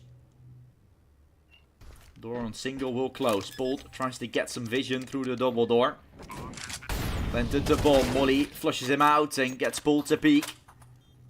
Kill gets taken. SHG up close. Catching the player that was flashing off guard. Giving SHG a chance as he tries to isolate both of the fights. Chances to do so. Knows one is in decon. And one on ramp. Faded waiting for the swing. Shots fired. The fuse is happening. Oh, what a defuse. So well played. Knew he was coming from ramp. And with Faded there stopping, it made SHG go into an unwinnable spot. Even if he swings out and jumps to the side, that kill from ramp is going to come out. And he tried to bait him with the shots, but was still a defuse happening for Sugar there constantly. So well played for Incilio, this post plant. And also the takeaway, right? Cynics dies. Then you try and go for some alternative holds. Start rotating down towards the B side. Get that door frame to be open. Get a double kill from the single door. Just make sure, do everything in your ability to take away Cynics, because he is a force to be reckoned with. But with him dead, Arcret don't seem to be able to pull through all too often. And now we're one step closer. Incilio is one step closer to taking this one. Can they? Can they secure the victory right here? Winning this, and of course, final round will be a bye for Arcret. That's something we won't be fading away from. They're not fully investing into this round. So this one should be a little bit easier for Incilio. Although we've seen different plays coming out prior to this. We've seen a round with just pistols being turned over. Various times. In fact, it just doesn't seem to matter what guns you have. Every round is one that you could potentially lose. This one looks like no exception.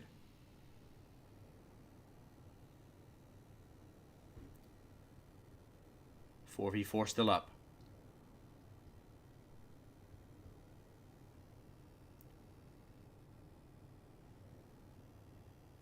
Arcret looks to be moving their way up in towards the A side. BS throws in a smoke, lining them up. Ooh, the up will miss. Giving Awkward a chance to accelerate. Oh, still trying to regain vision. Still trying to connect the flick. Misses some shots. FPS careful though of single door as well. Runs out of Squeaky. Gajeka has made his move. Now behind the vent. This is looking very rough. But indeed it's still up. Indeed it still is a chance. There goes the bomb. It goes down. Getting planted. Giving the retake a chance. 1-for-1 trade. Can it equal once more? That nade finds FPS. Exactly the target that they were looking for. Now just a singular kill away from making it equal again. And for Incilio, that would potentially be heartbreaking. Halfway done, the bomb already is. Faded, expecting Cynics to go for a swing. He's just holding the angle and now starts running away. Cynics could have heard this, is aware. And Awkward, they've just done it. Incilio looked so good in the beginning. FPS was in such a good position with the AWP. And ultimately, the game is tied again. We're continuing in the map of Nuke. And it still is not forgiven that Incilio is winning this one. They're gonna have to play for an eco.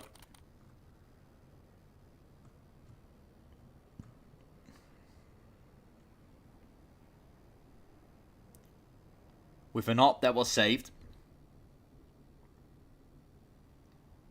They're not ecoing. Why are you not ecoing here if you're Incilio?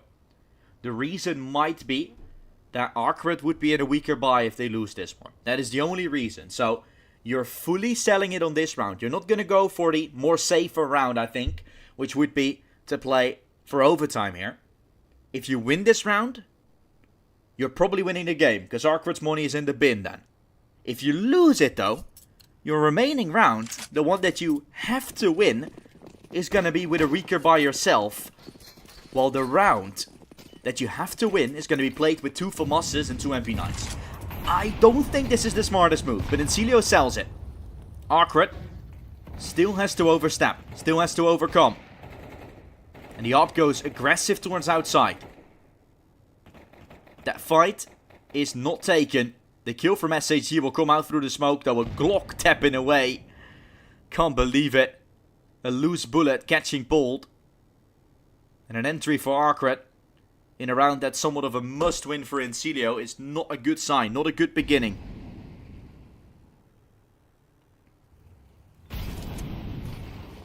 Trying to go away.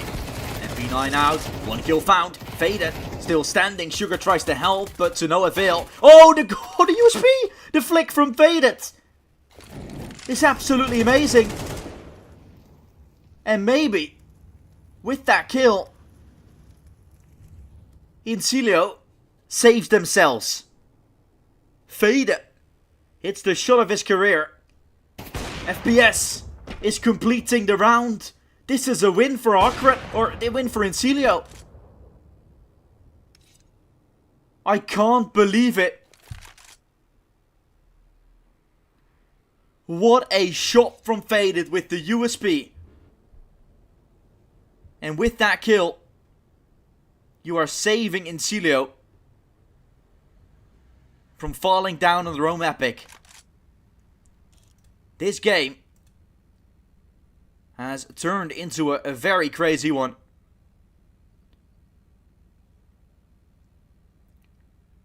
And I can't believe I'm saying this, but right now this looks like an Incilio win.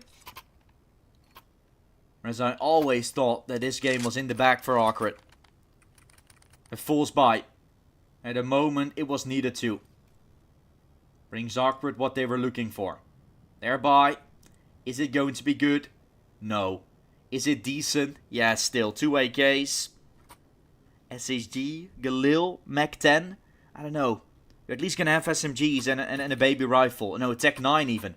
No, Mac 10. Okay, SHG made decisions. Of course, you can sell weapons now, so that's easily done. Invisibly is going to buy an AK. SHG and Cynics have 2 SMGs coming. You do still have the AWP on DSS, but there's some consolidations to be made. Those 2 Mac 10s aren't going to be as powerful as the AKs, and definitely not as powerful as the M4s and the AKs on the other side for Incilio. This round's for our marbles. Will we go into overtime? due to Awkward winning a crazy round again, or was the flick shot from Faded with the USB enough to steal the round away, to steal the game away?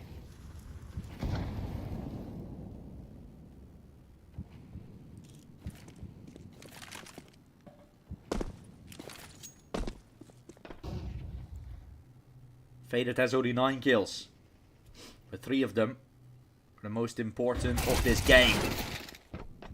Good damage done towards outside, but no kill. Allowed to run down is Awkward, going fast. Faded. Can he do good work again? He's going to let them cross. Now, allowed to re-peek.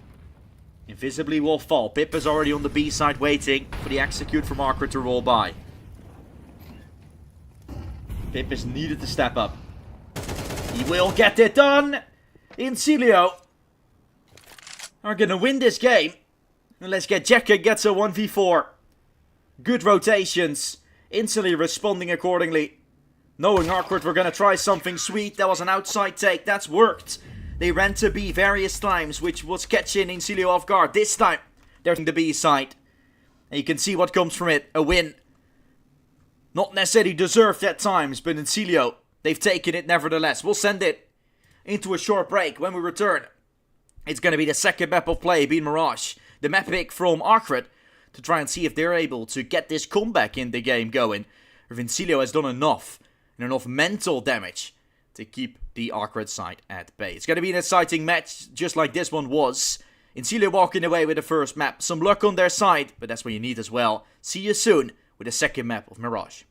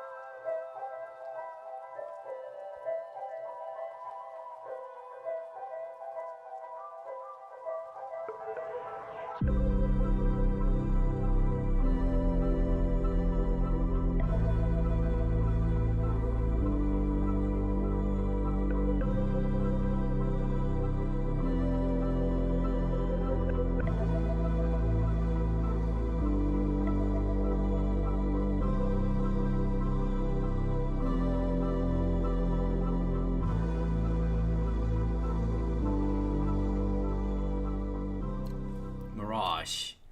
A map that everyone knows some love. That is going to be the playing field of this second map. Incilio leading 1-0 after winning Nuke. Their own map pick. Now yet the one from Arcrid to win. And then would be having a 2-0 once more today. The third 2-0 that would be of the quarterfinals. But doesn't mean that it's going to be a 2-0. Incilio might have won that previous game, but really doesn't mean anything. Because Arcrid still got very close. At some point even gave it away. So you would say then that's going to be, first of all, a mental hit. But if Arcrid recovers from it properly, they could still make it all the way. And then it was just the map pick from Incilio that didn't go their way. Let's see what it will be though. Mirage is usually a map or could be played very fast as well. Doesn't seem like that's going to be this time though. It seems like the side of Incilio is playing with no peaks anywhere, and with the time running out already quite far, Incilio suspects it to be a little bit of an A play. That smoke, that double smoke, might be selling the fake even more. But ultimately no commitment, so rotation should be starting to come out. Rotation for Bolt is happening. That's not the rotation I was talking about. And so a 5-on-5 retake should be starting to proceed. Thinking they might be able to take control over Market, but ultimately the only one that's close is Cynics. He's going to be taken away. Second shot that won't connect. SHG has made him fall. Gets a second on the board for Arcrid. The man advantage is found. DSS starting to sneak on through. 2 HP remains and all down to 10 seconds on that bomb. Arcrid is going to be making the bomb explode. And it will be Incilio that is going to try to scrap up the pieces again. With Arcrid leading 1-0 here on Mirage.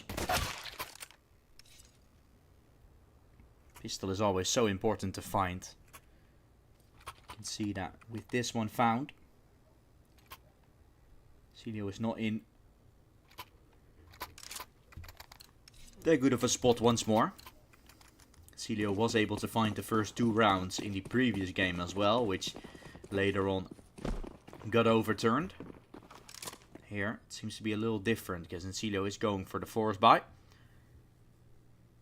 And so a little more necessary to win this round will be. A smokes. This time it's a full-on commitment for Arcrid. The Pip is waiting close with the 5-7. If he can get this kill with 5-7, it could be great, but 99 damage being done. Scout able to accelerate, access. A lovely fight, fade it. Going to be finding himself the 1-for-1 like he wants to. And ultimately Arcrid that is going to be able to find a 2-0 here. Boulder's going to swing. Trying to catch him off. Now falls away. Arcrid is going to be 2-0 up in this game. As they will have exactly that. Should be round 3 to follow. With not that good of a buy from Incilio coming out.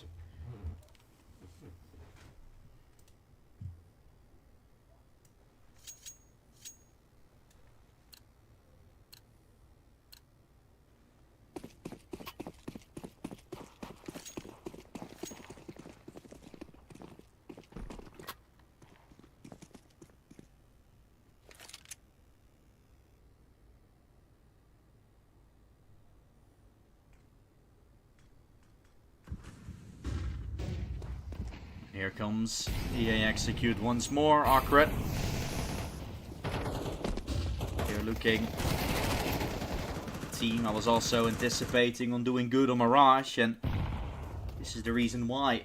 Fast executes are the name of the game. Concilio so far has had no answer to this whatsoever. Good nade kill will follow.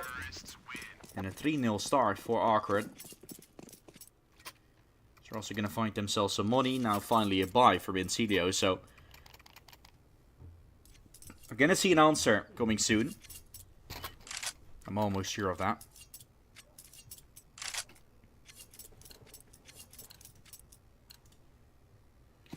Let's see what that answer will be.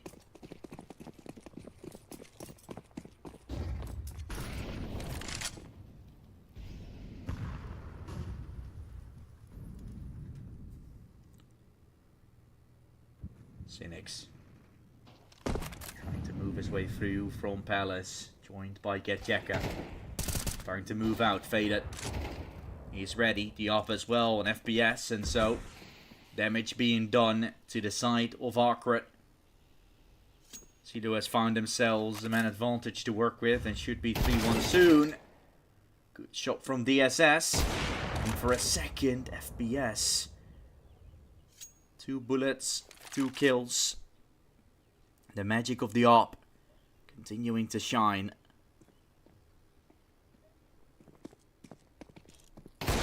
Maybe this is the beginning.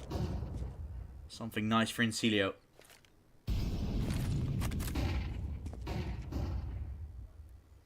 Bomb still has to cross from Palace. Invisibly will try to swing up close. 50 health left and a kill found.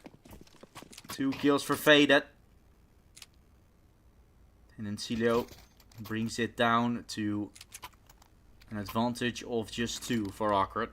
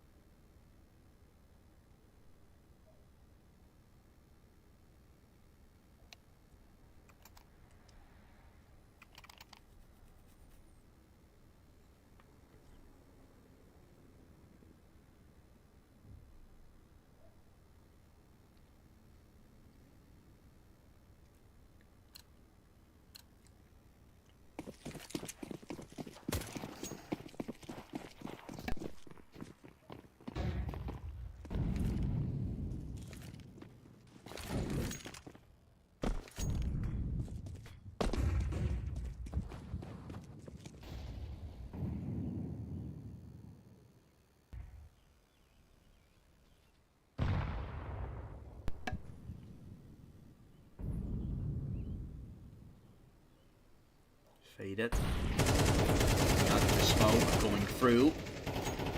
Phoenix will be the one to fall, and so man advantage. Turn into a 4 versus 4. Moving further away, it's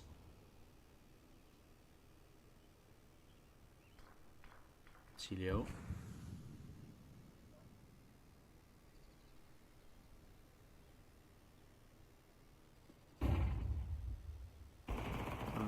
Versus 4. They thrown plus the smoke. Faded. Watching invisibly walk through. Getjeka. How to get that frag. FPS did work with the AWP. That needs to do a little more. Seen him on stairs. Doesn't really know where to fire to. With the sign of A being contested. Post plan and a retake that needs to be achieved. It's all down to SHG. Left standing all by himself. It's a 1 versus 3 that comes out. FPS. It doesn't spot him cross, and so SHG is going to go ahead and plant the bomb.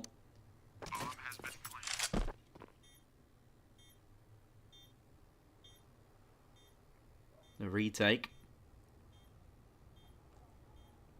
will be needed here.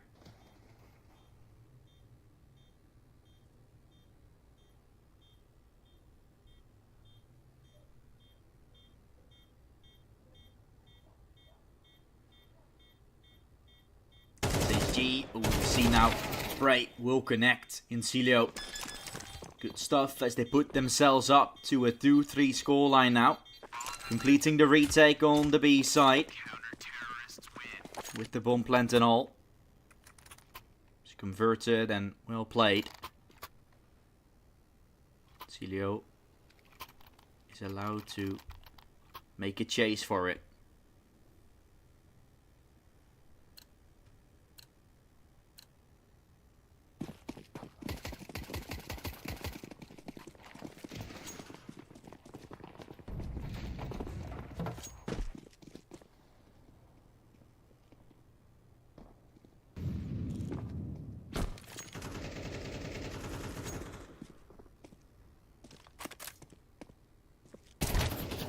Faded. We need to pull top mid getting challenged. 3 kills for Incilio. Kick starting things off very well. Around. It's taken successfully.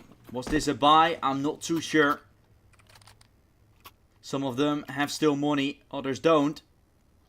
But Arcred loses a little more every step of the way. Every round that goes by. It's more and more that starts falling apart. That really is a questionable position to now be in. Questionable whether or not this team of Arcred is going to be able to continue having this leading spot, or just changing pace, changing direction of this game. The direction for Arcred has been mid always. And that's where they're going for as well.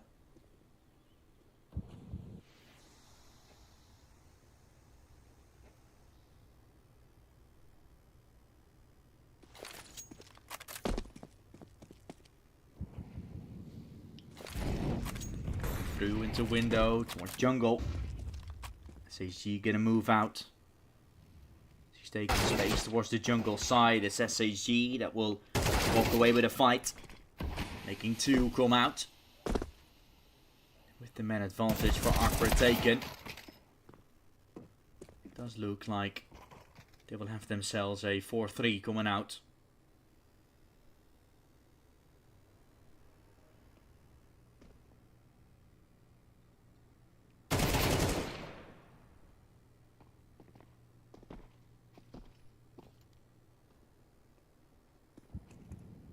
Cynics fight on Sugar. Kill gets taken and it's all down to him. He's fallen away. 4th round is taken for Arcred. They're the ones taking 1 round up. Position.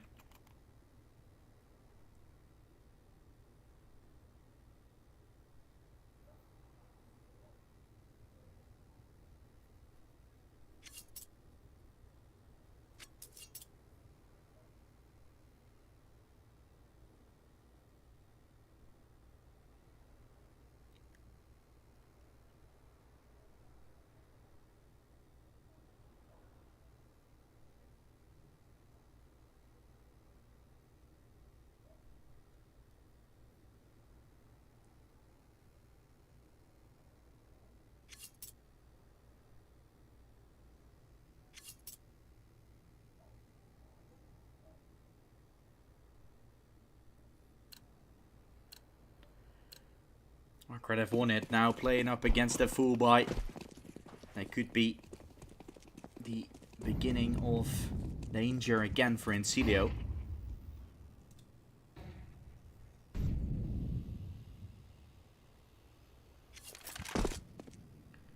They've made such a good comeback. To get back to 3-on-3. Losing one more like this is again putting you down into the spot.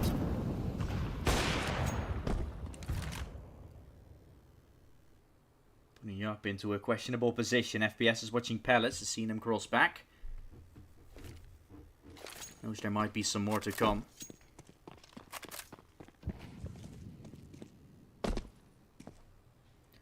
Minute or so left. The execute should come in somewhere. Bolt from ladder room. Trying to move his way around. Here comes the MP9 Pip. Swing on through. Visibly is allowed to get that kill. Pip has fallen. The op from DSS will collect as well. That's well done. Very nice. Nicely executed here.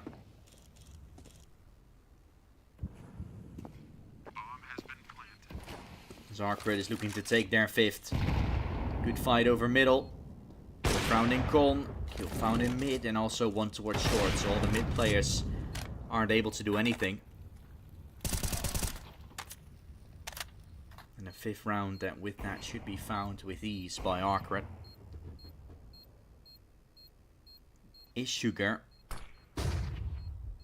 still going to go for this retake?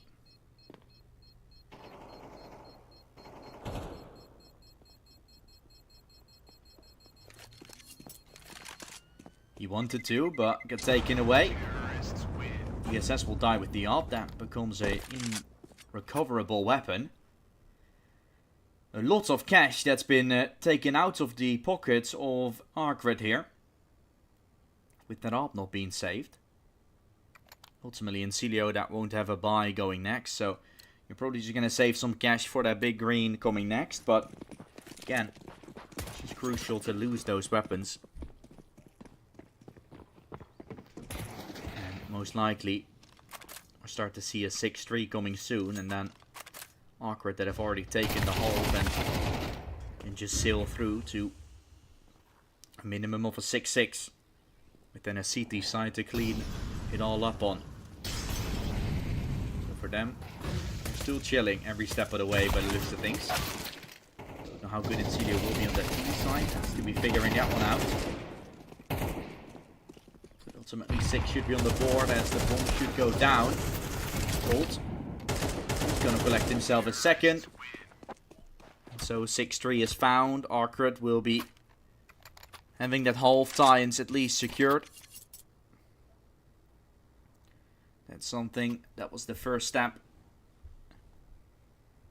to redemption. That first step is found without problems.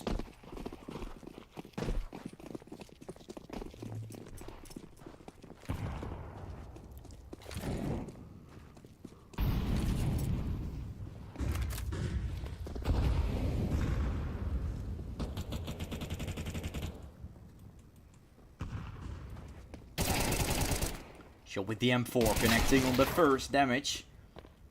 Done in a trade on Faded. Sugar aware and ready of a B exact of a B play coming out, and a set minimum of 6-6. That 6-6 is still looming if Insidio plays their cards right. Something that is happening right now.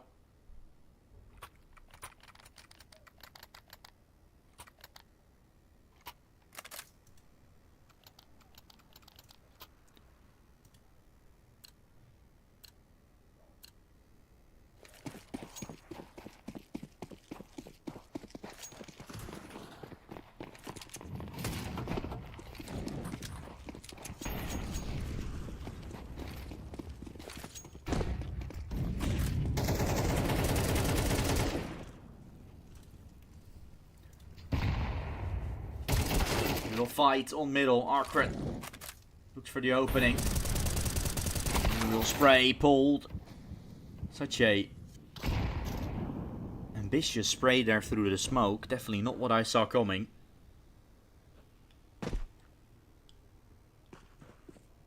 Don't know why he went for that spray in the first place.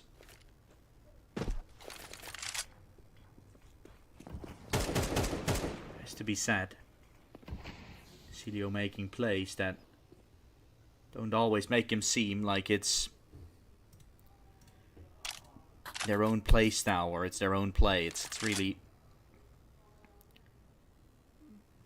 it's really forced sometimes on this map. Not as loose as it might have been on Nuke.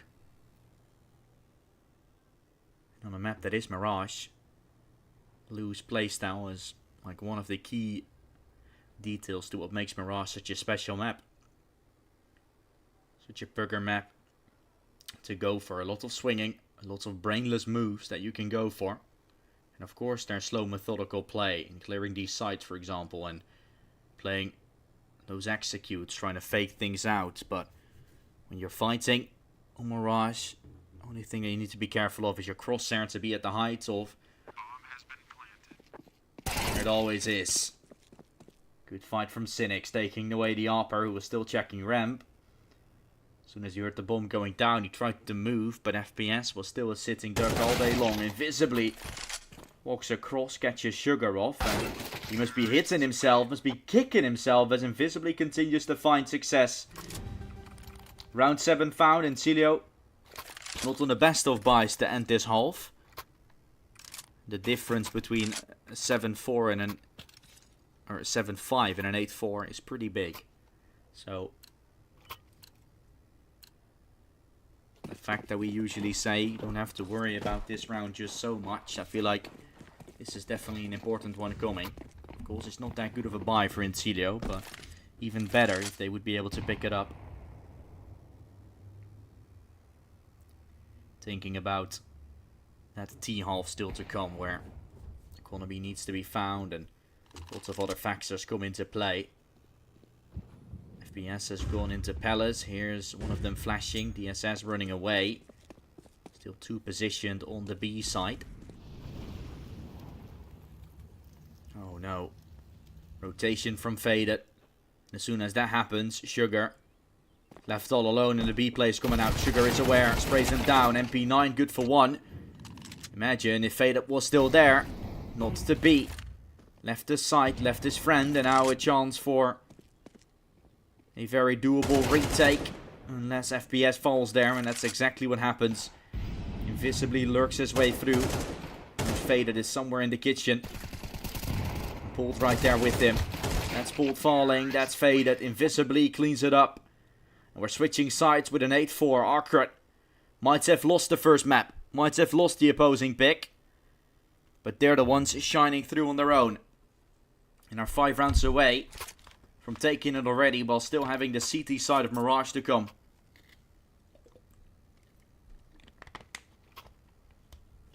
A promising position. It most certainly is. As for now, the script is written nicely to go for the 3rd map.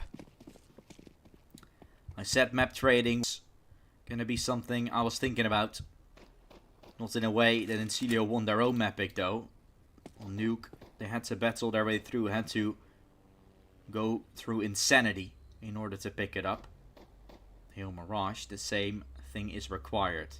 Invisibly goes a little too aggressive, I feel like. There's multiple players that are gonna be there trading him away. And so getting overrun on the B side, giving Incilio a chance to go for a plant and maybe a few rounds in a row. If they play their cards right. Still a kid to work with from Gajeka. So this retake still by no means going to be a done deal. Celio tries to play the crossfire here. As soon as the play from Paul is going to be happening, Faded will go for a swing as well. Spots out a few in the doorway. All 4 he's seen. Races info over. And it should be a one and done after. Good fight from Gajeka. Oh no. Still not done. FPS.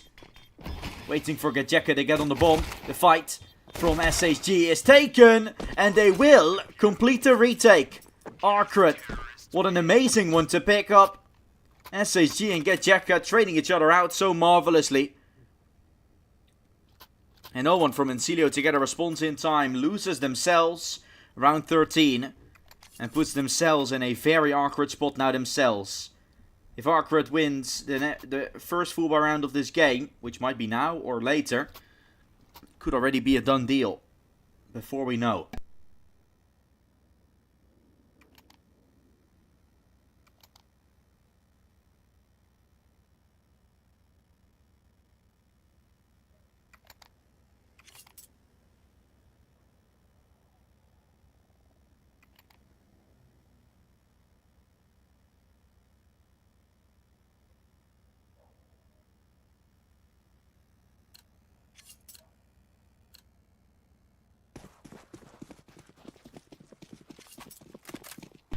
Tactical timeout used to make the call to force.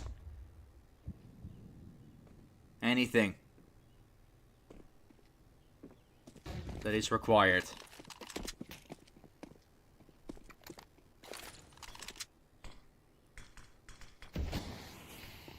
Smoke thrown. Gajeka waiting for the wrap out, waiting for the swing. Shot a few bullets, but not been hurt, not been seen. SAG still on the site. Only able to anchor down 2, and with Gajeka making that noise, Sugar eventually finds that frag with it as well. And now troubles, as Incilio is allowed to get out there alive. Pulled, seen and potentially taken. Sugar doing the work and pulled eventually with a dink. Incilio, don't know how they've managed to win that round, but they do. And with that, putting Awkward into a very awkward spot again. This is possibly the chance to come back here in this game for Incilio. And I don't know how they've done so, because that round, initially the double kill from SHG, after that it usually is a done deal. But apparently, Incilio had fight in them.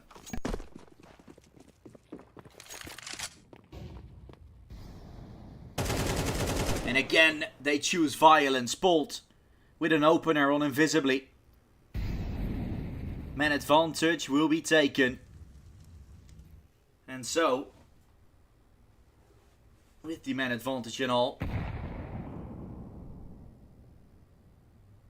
Incilio can start fighting back once more. This is a pretty good position Incilio has now found themselves into. A 9-7 if they win this next round.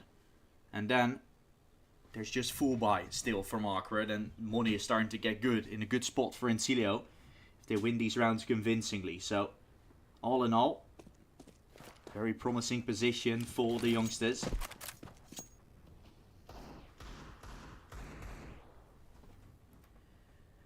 And Awkward that will still have to play a stellar game from now on in order to get this one competitive.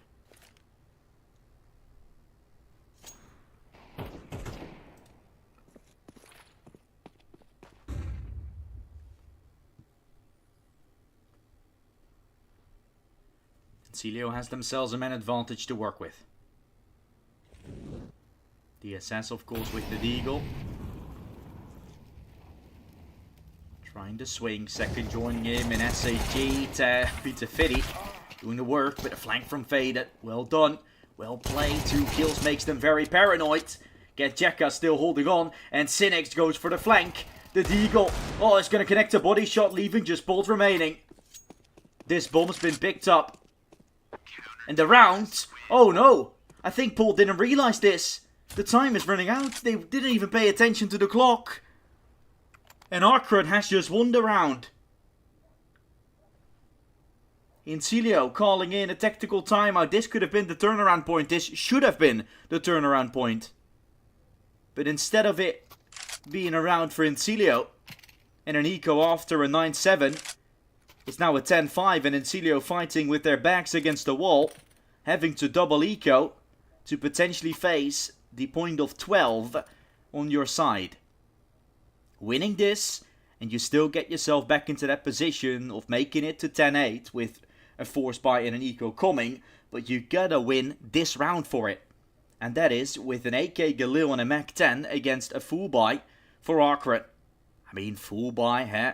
Can we really call that? It's an XM, it's a FAMAS, there's no op-out, but it still is considered a better buy against the one for Incilio, which clearly isn't. Important one, round 16. For Awkward mainly, to send us to Ancient. And get our first 3-mapper of the day. Potentially the last, because the last one that we're having today, on paper, should be a little bit of a blowout. PC game versus Team Space. What can Incilio still do? Winning some fights left, right and center, but ultimately the fight's going more towards the purple side. Awkward happy. Awkward willing to fight on. Onto a third map, Invisibly will collect with the XM. And now an eco to play against for Awkward. To go for 12-5. And after that, It's Incilio that has to win 7 straight in order to make us go to an overtime. That is an almost impossible task. That is most certainly something. The side from Awkward won't let slip. XM up close range. They have bot. Incilio has bot tech 9s. And that is not a good choice when you're down so many rounds, when you should have just gone for an eco. But in this situation, it's desperation as well that's really looming. Visibly thinking they pushed, shooting some bullets in the wall. Allowed to get out there alive. Cynics is the sole defender on B. We'll see them cross, see them fall. Taken. Sugar with a lovely shot, making it 2. They forced their way up. That's certainly the case. They forced their way up, and Sugar is betting them apart. Of course, the Ks are doing the work, but that triple from Sugar is something he can be pretty excited about. He's not had a best game. He's usually known to be a very consistent and usually top fragger. Before this round, that really wasn't the case. The experience that he has not showing here on Mirage, it did show on Nuke. He was able to pull some insane rounds through, but it will have to be Ancient most likely that we're seeing it all come through. Let's see if Awkward is going to be able to find themselves going to 13. Just to exceed the winner of this game just a little bit longer, right? Wait for who's going to take it to decide who goes to the semi-final. Which of these 2 teams is going to be eliminated. The game could be turned into a best of 1 very soon. 9th round to start. First, 1 more round needed to be won by Arcred, and that's a good fight SHG takes. After the 1-for-1 trade, he's allowed to find the kill. Visibly get Jekka. Bomb left on T-spawn. And a 2v2 remains. That window is already broken, invisibly.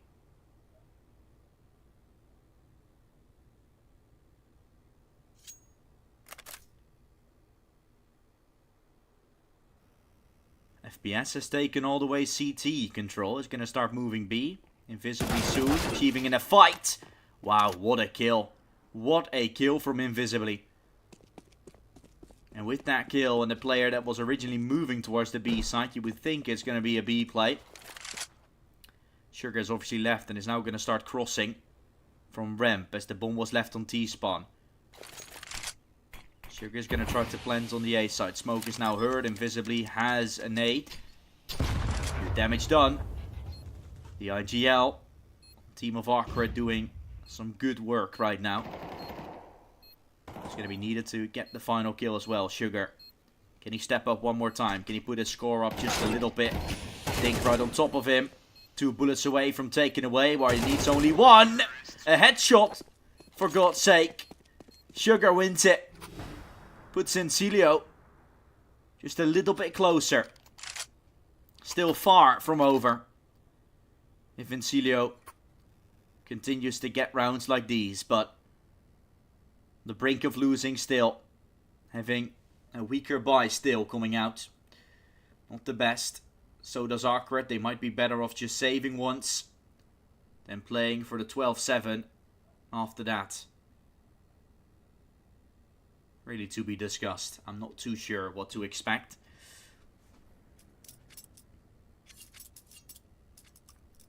Only thing I'm a little bit concerned about for the most part is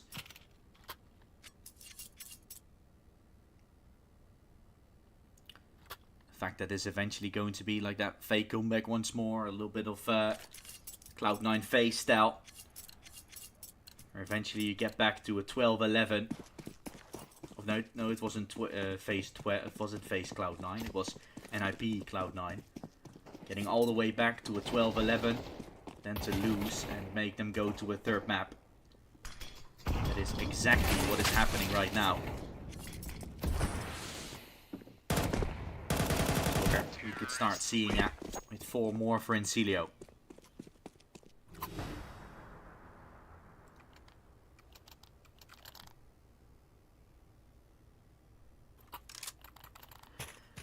By no means is overtime out of the picture, but it's far away. Still, yet to find so many rounds in a row that you could say that it's going to be very tough.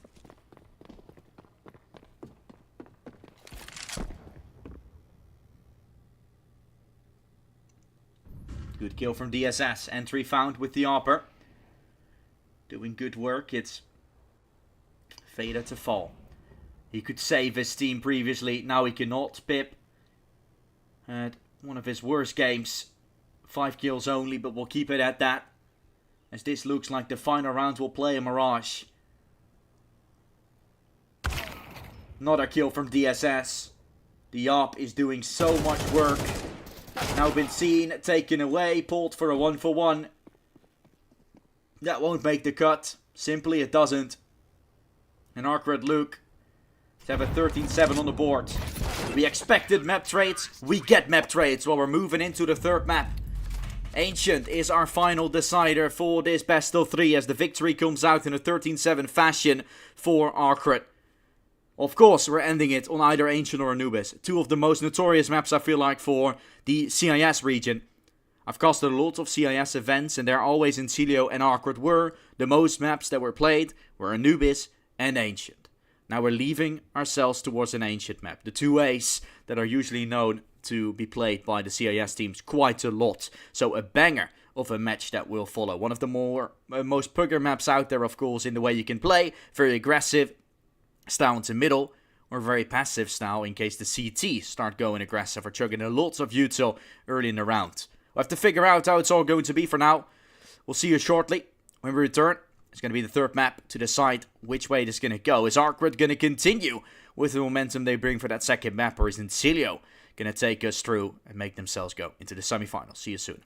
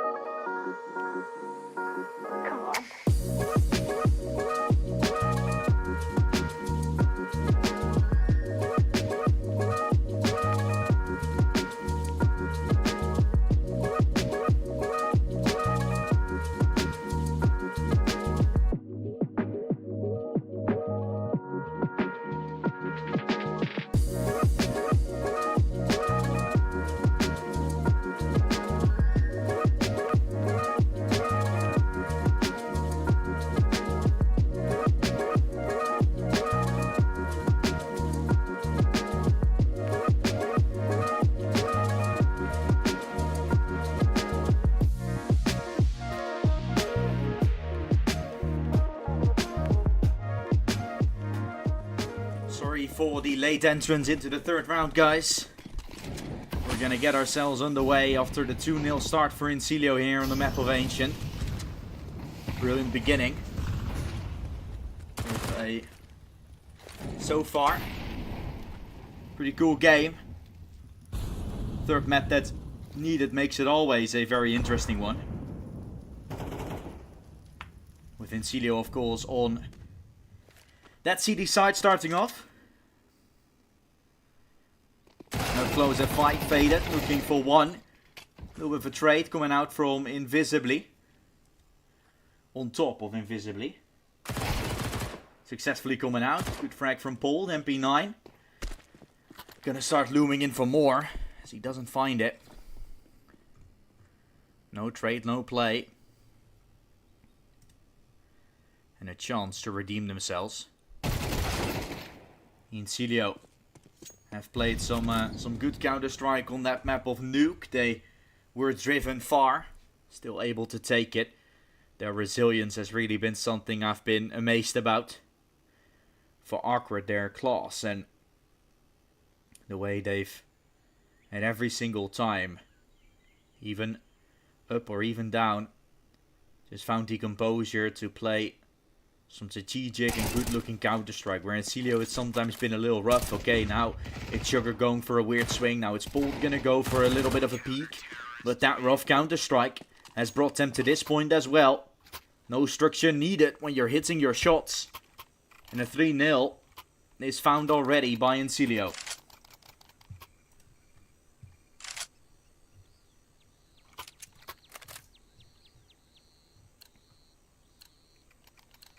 And so, we're looking at the next round being round 4. Incilio is going to have that pistol by to play against.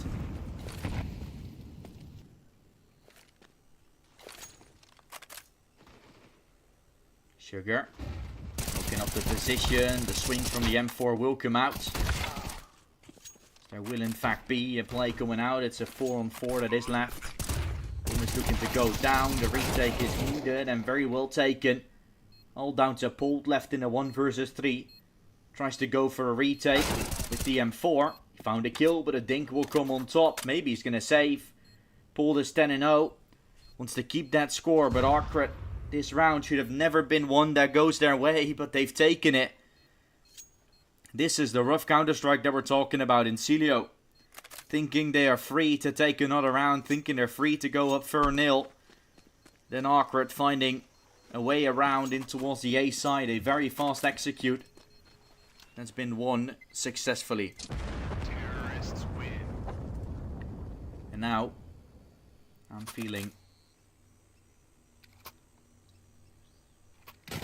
and Awkward most likely feeling a little bit generous. This round's been somewhat given to them. With now the comeback that could be to follow.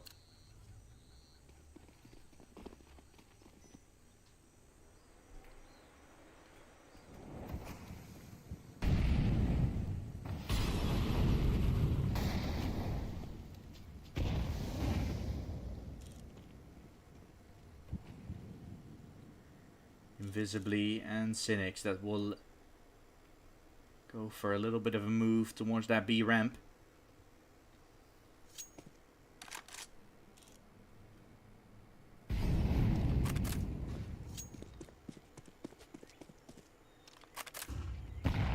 Nate and Flash use the push to the top of the ramp. Awkward have taken space.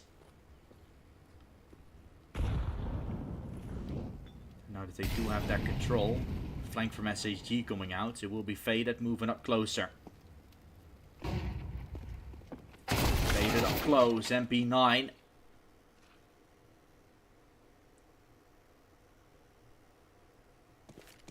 Invisibly left down to a singular point of health. As it's necessary to be in the man advantage, Awkward. He's going to try to move their way around.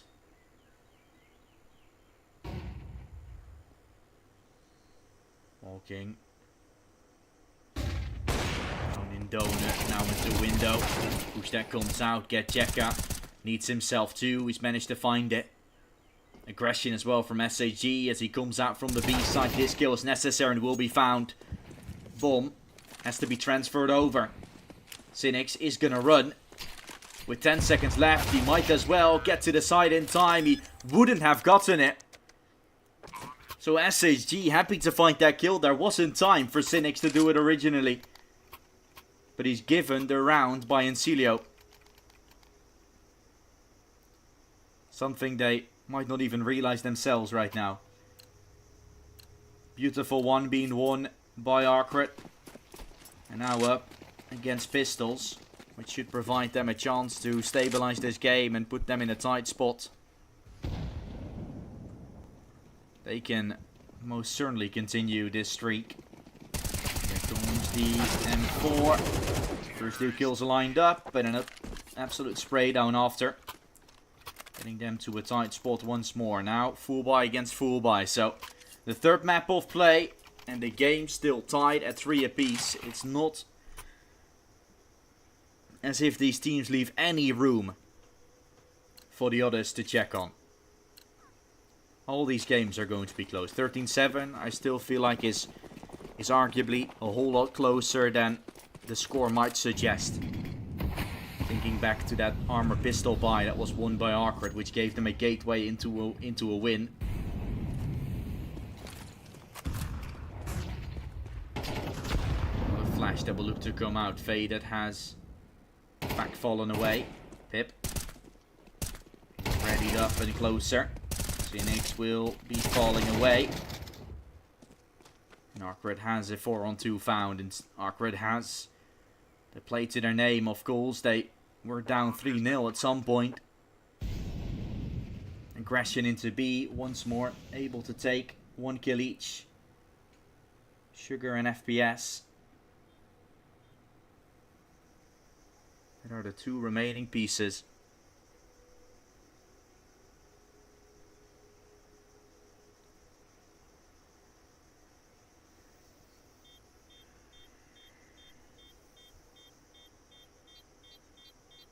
Bomb will go off, causing the 4th to be found for Arcret.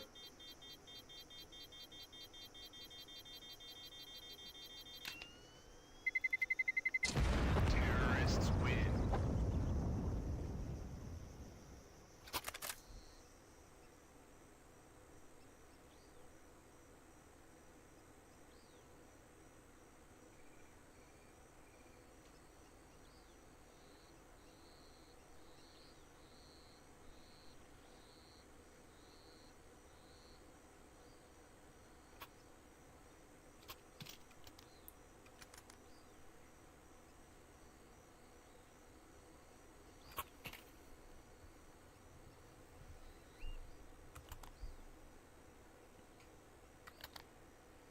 Encilio on the final timeout.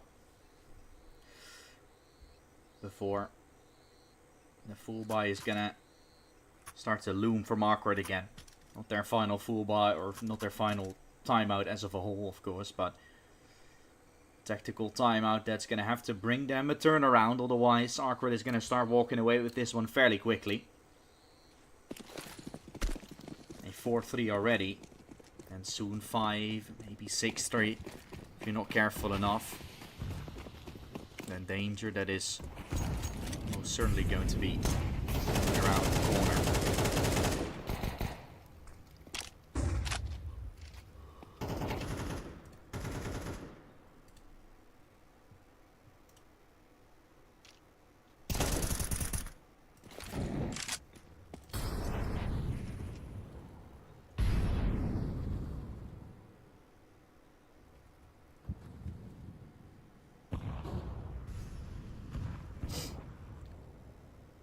Celio.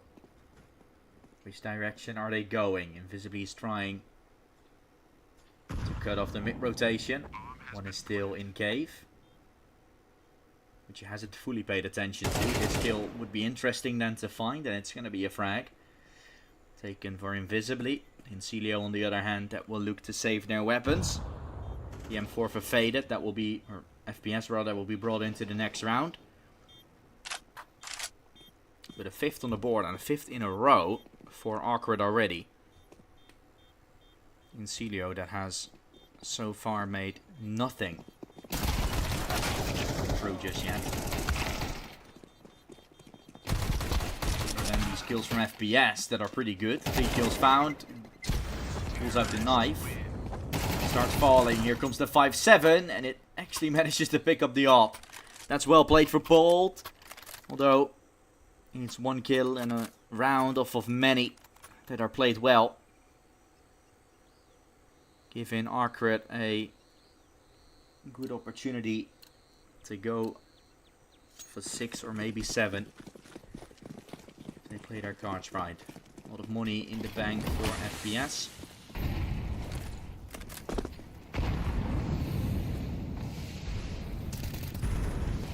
Here comes the fight. Faded. To take down invisibly.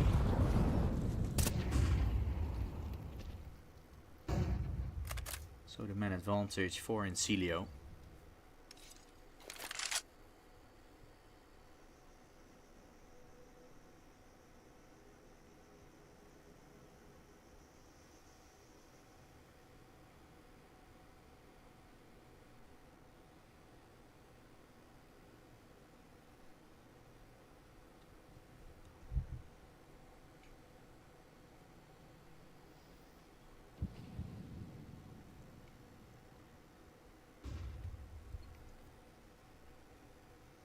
FPS ready with the AWP.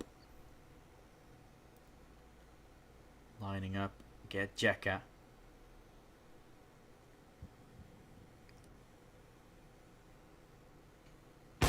Fight. FPS wins it. Looking for more. Sugar arrives to help. And he's done so successfully. 2 kills for him. Incilio in general. And they've finally taken a round back. It's been a big struggle for them. Deep and hard struggle. Eventually leading to them now finally able to put another round on the board. But at what cost, right? At what cost? So many rounds already lost. They're kind of feeling like it's hard to recover either way. Just a singular. What is it making for a difference? Originally, right, that Nuke looking good. Sure, you pick it up if you're Incilio. And that Mirage going the way of Arcret. Kind of convincing again. Incilio having a chance to still take it, but they couldn't. They even delivered on an even lesser level. You can't expect this third map to all of a sudden be swung upon by Incilio again. No convincing affair whatsoever. And 2 kills on middle that will instantly make a little bit of a difference already. There it goes. Here goes nothing. Visibly in window. Squeeze his way through. Man advantage still there for the Arcret side to work with as they're trying to walk their way out of A. Faded on the AWP. Close to collect the fight. Tries to connect the shot. Missed the mark. Now looking for a second. Connects it right there and then. The round will go to Arcret. They have gotten themselves 6. Cilio. He's going to take it. Take themselves further away.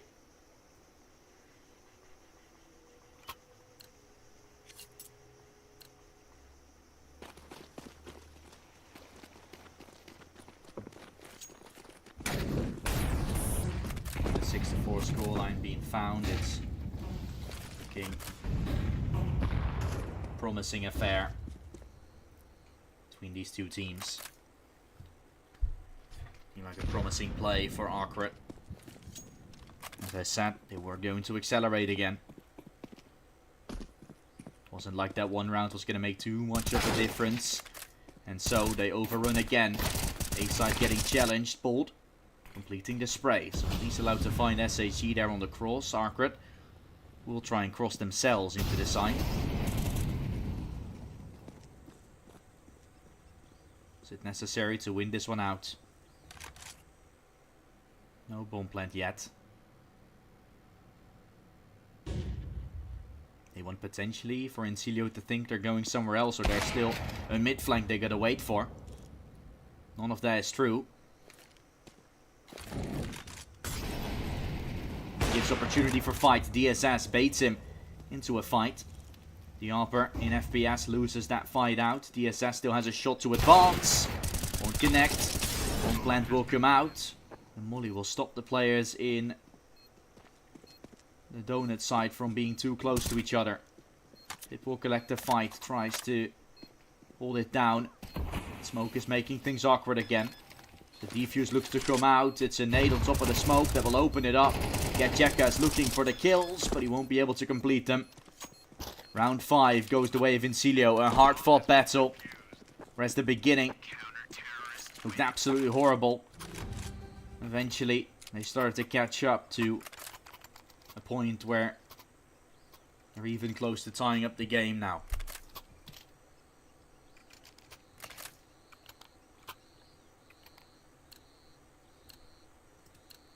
That is a convincing position.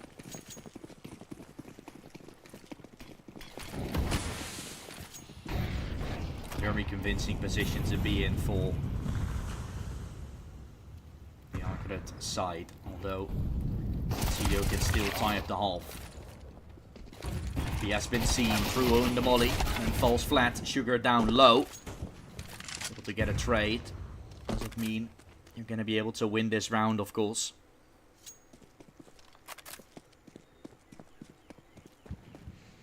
Really isn't going to mean too much.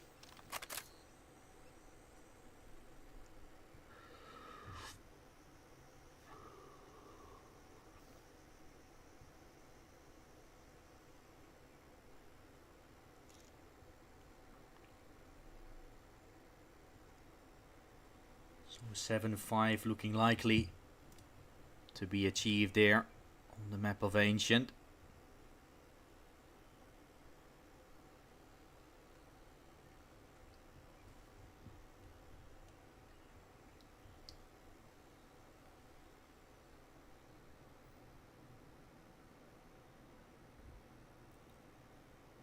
"35 seconds if they choose to go B. Faced with danger. CT is clear. Just walk your way through. Okay, they made the right decision. Incilio expected them potentially look towards the B side. The flash in the smoke and the molly and such will confirm that it's not going to be B. Incilio can start rotating because this is the final round and a half. They're not doing so. Here all the smokes now start realizing that it is in fact A. That they will have to go for this retake. They've no other choice. Final round and a half, so losing and you lose everything either way. Good shot from Invisibly to follow. And has the Glock in his hand as well for a chance. It chips him down. Completing the round successfully. Arcred is up 7-5. And on the map of Nuke, they did look good already. It's up the map of Nuke, but they knew it was just going to be a little bit of a longer game. But eventually they were going to try and get themselves to a leading position on Ancient and finish it off. That's where their eyes were pointed on as soon as they lost that map of Nuke. And now we know that they're incredibly close to taking it themselves.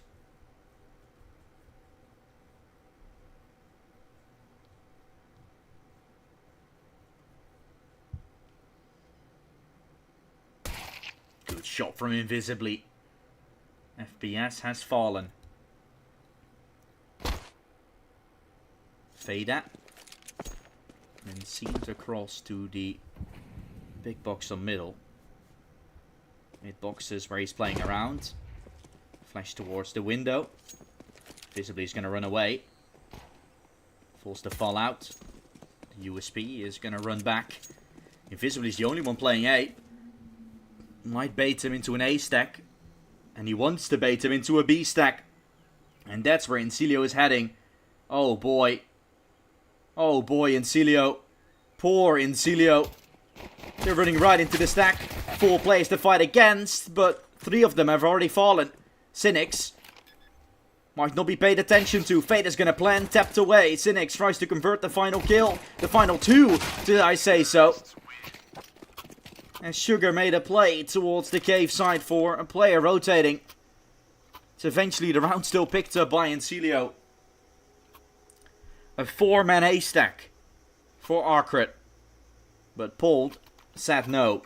19 and 5. MVP for Encilio.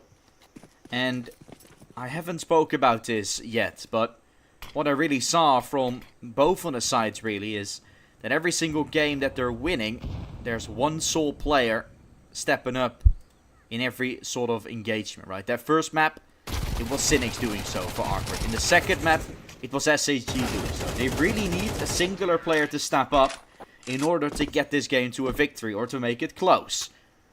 But what we're seeing right now is that everyone is kind of okay, not good, not bad. But your IGL in Invisibly, that's leading the charge. And that is not a player I feel like you can always count on to do these plays, to get these rounds. And that is not something I'm gonna bash on by Arcret, but it's just something you realize that they really need a singular player to step up that kind of isn't your IGL. You cannot constantly get Invisibly on board. There's just you cannot put him in that position. The others need to frag with him, and there needs to be a singular player starting to kind of do everything in order to get games competitive the way they were. Otherwise, they're all not really fragging. They're all not really doing too much. And SHG is a player that can be delivering. But you can really see that no player can do that for Arcret, which is making it very awkward for the team. An 8-7 for Encilio. Unless Arcret makes this retake. That will put them 5 rounds away from taking the victory already. After such a hard fight. A hard fought battle. Encilio is allowed to take back the lead in this game. Who would have thought that to be the case? I don't think a lot of people thought so.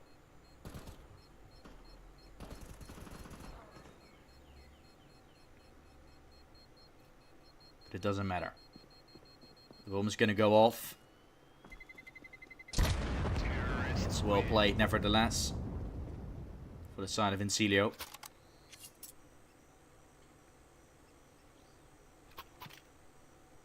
And Arcret is forced to go for a little bit of a weaker buy. Giving Encilio the chance to leave a 4 gap to the victory.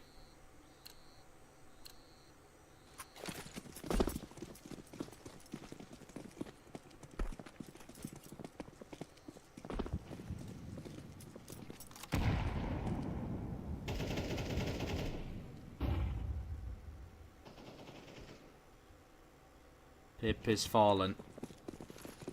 DSS has been able to find himself an opening with the USB.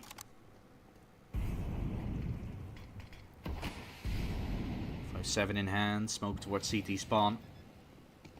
Tap on the bomb. Let him visibly walk through. Here comes the blend. FPS gonna get it done. Visibly that's fallen. Who is going to step up for Arcret? Who is going to get this retake? Of course, it isn't looking likely to be a completed retake, but can at least attempt, or otherwise go home. Because you might as well. Going through from CT, 2 from Donut. Get Jekka to get himself an opener. It's the 1-for-1. Cynics, also a player that can be a wild card, but not this time. Only singulars for Arcret makes that retake a whole lot harder. And now 4 more for Encilio. Of course, they're going to play against lots of full buys now for Arcret, so it's not going to be easy. But a stepping stone been provided, the pedestal. That they can leave this game on. All given.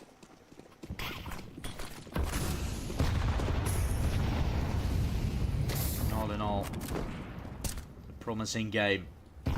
DSS will find FPS.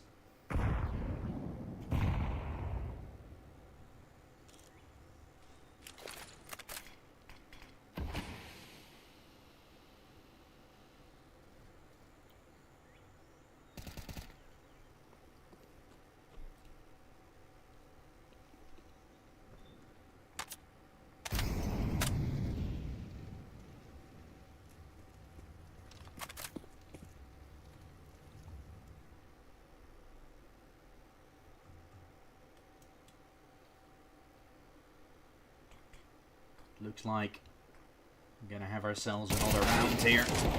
Could be interesting. Incilio trying to execute B. As soon as that happened, the aggression from Getjeka. Allowed to get out there alive with it as well. That relieves so much of the pressure. Put so much more on the Incilio side to make a force buy or make a forceful decision. Can Sugar deliver? On the side, trying to pull across. DSS seen. Taken. What a shot from Sugar. Trying to nade the ramp, but up close. Getjeka to deal with. That's 2 from Sugar. And from Azerbaijan together with Fade. That's fragging.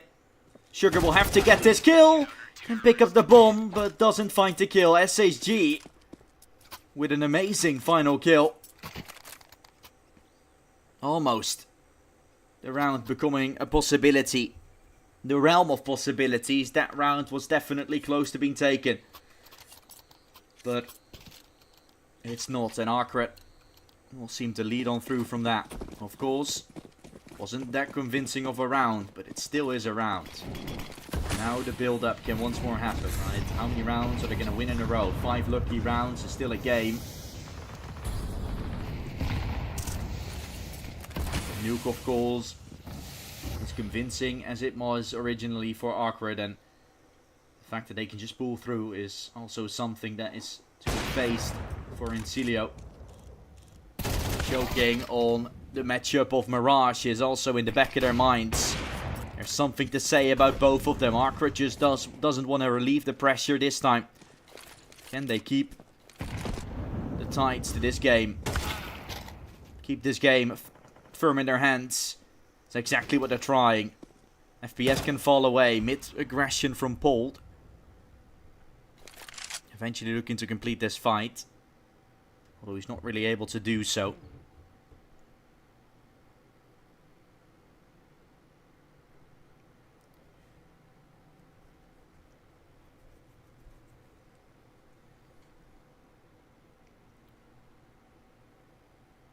.40 left, and Incilio that is gonna have a player make a move towards B, then eventually FPS going for an A play. Paul has 4 KD at the moment, so it's not for him, not fragging. It's just for his team doing the work. Fighting chance. Not to B. Bomb rotates out of A. With the bomb going down, there's a chance provided. There's a chance! Oh my goodness. DSS on the op. You know there's one towards B. You know. But you cannot deal with FPS on the side. Incilio turns it around. The bait and switch with FPS taking A. But Pold, that is obviously so good in taking these fights again. 25 kills encounter. Found that 1 kill. Completely pulled the information away. And Arcret, that's down to pistols again. Giving Incilio the chance to go for 11 and maybe a 12 after. Maybe we're seeing Incilio in the semi-finals now all of a sudden. We wouldn't have thought. After such a convincing Mirage. A good beginning for Arcret. Incilio always kept themselves firm in the game. And as soon as Arcret starts losing a little bit of the grip,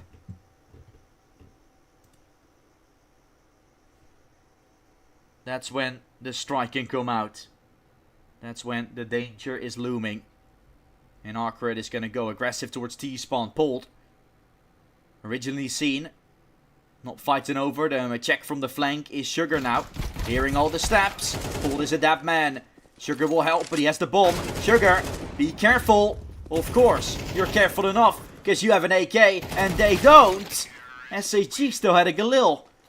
And Sugar almost lost the round there by going aggressive with the bomb, going for the flank, but eventually it works. And Incilio catch up.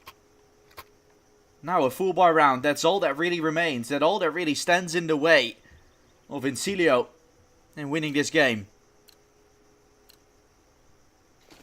Can we see it being won? Now what's up? bit of a fight outside. Aggression from Faded. SHG has taken him. Aggression has looked good for Awkward in the early stages of middle most of the time. Every time they fought for B, hasn't really worked out too much. And really on A, it's been the main pain point for the Awkward side. That's sound. Seems as if Incilio is looking to head that direction again.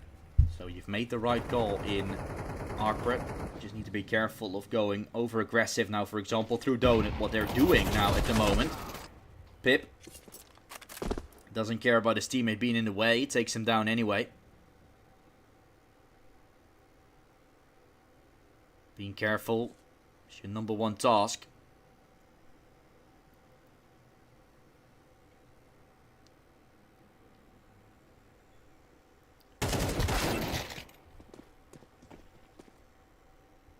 So, bomb down. Control for Awkward over middle. And still a game that by no means is done. Let's be real. Of course, it is Incilio that still has a chance to just do it with 2 in a row. But Awkward is fighting back. He can very well still take this game. In every way, things are going.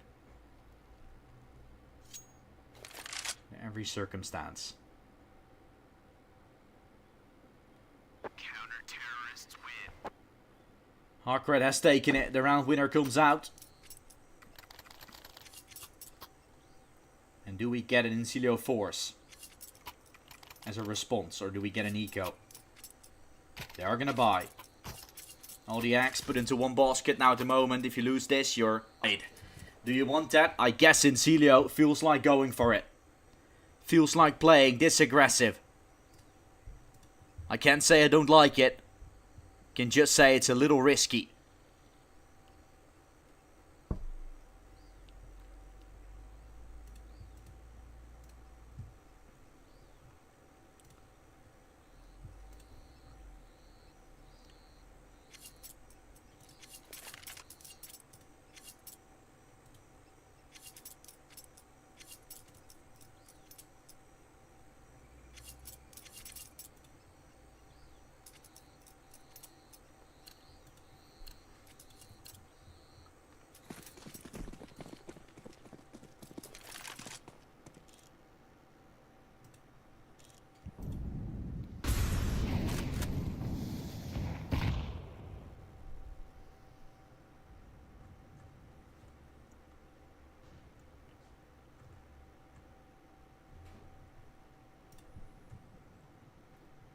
Round number 21. Awkward towards the CT side. Up, missing from DSS. Could pay the price for it. Good kill from SHG though coming out. And this is a round where Incilio puts all their money into. Questions whether or not that was a smart decision will be discussed later. As with the man disadvantage, they're still gonna look to move their way into A. Sugar calls it clear. Went for a Hail Mary play to try and redeem something as he's taken backside. Knows that control's been taken and given over. A nice boost up will follow for Pip. But FPS might have to cross. It's the bomb though that Pip has possession over. So maybe jumping off the box and take the A side is what could deliver. They want to throw in a flash. That's what FPS is waiting for. There goes the flash. Waiting at the tempo. It bounces out. DSS misses for the second time. But SHG hits for the second time. 2 bullets used, kill found. And a double man advantage in this retake for Awkward. As we said before, a very important round for Incilio. And that's why a lot of pressure will be on Pip for sure. To get at least a double. That's 1. 2 is needed. Tech9 will try to help to the rescue. Falls away. Pip makes 2. But then falls away. At least 2 were needed. If the others found some kills too, it might have been competitive. But it's Awkward to take him down without too much of a fall. Sugar tried to help. Arrived in time to get it done. But the Tech9 from main couldn't do too much. And so Incilio drawn back to pistols again. Awkward having a fairly easy round to make us tied, and then we'll have to see. Because then it's 2 more rounds for either team to just win the game. This cannot get closer than this. The game can just not get closer than this. And that's what I love about the way these games have been played. It's always fascination.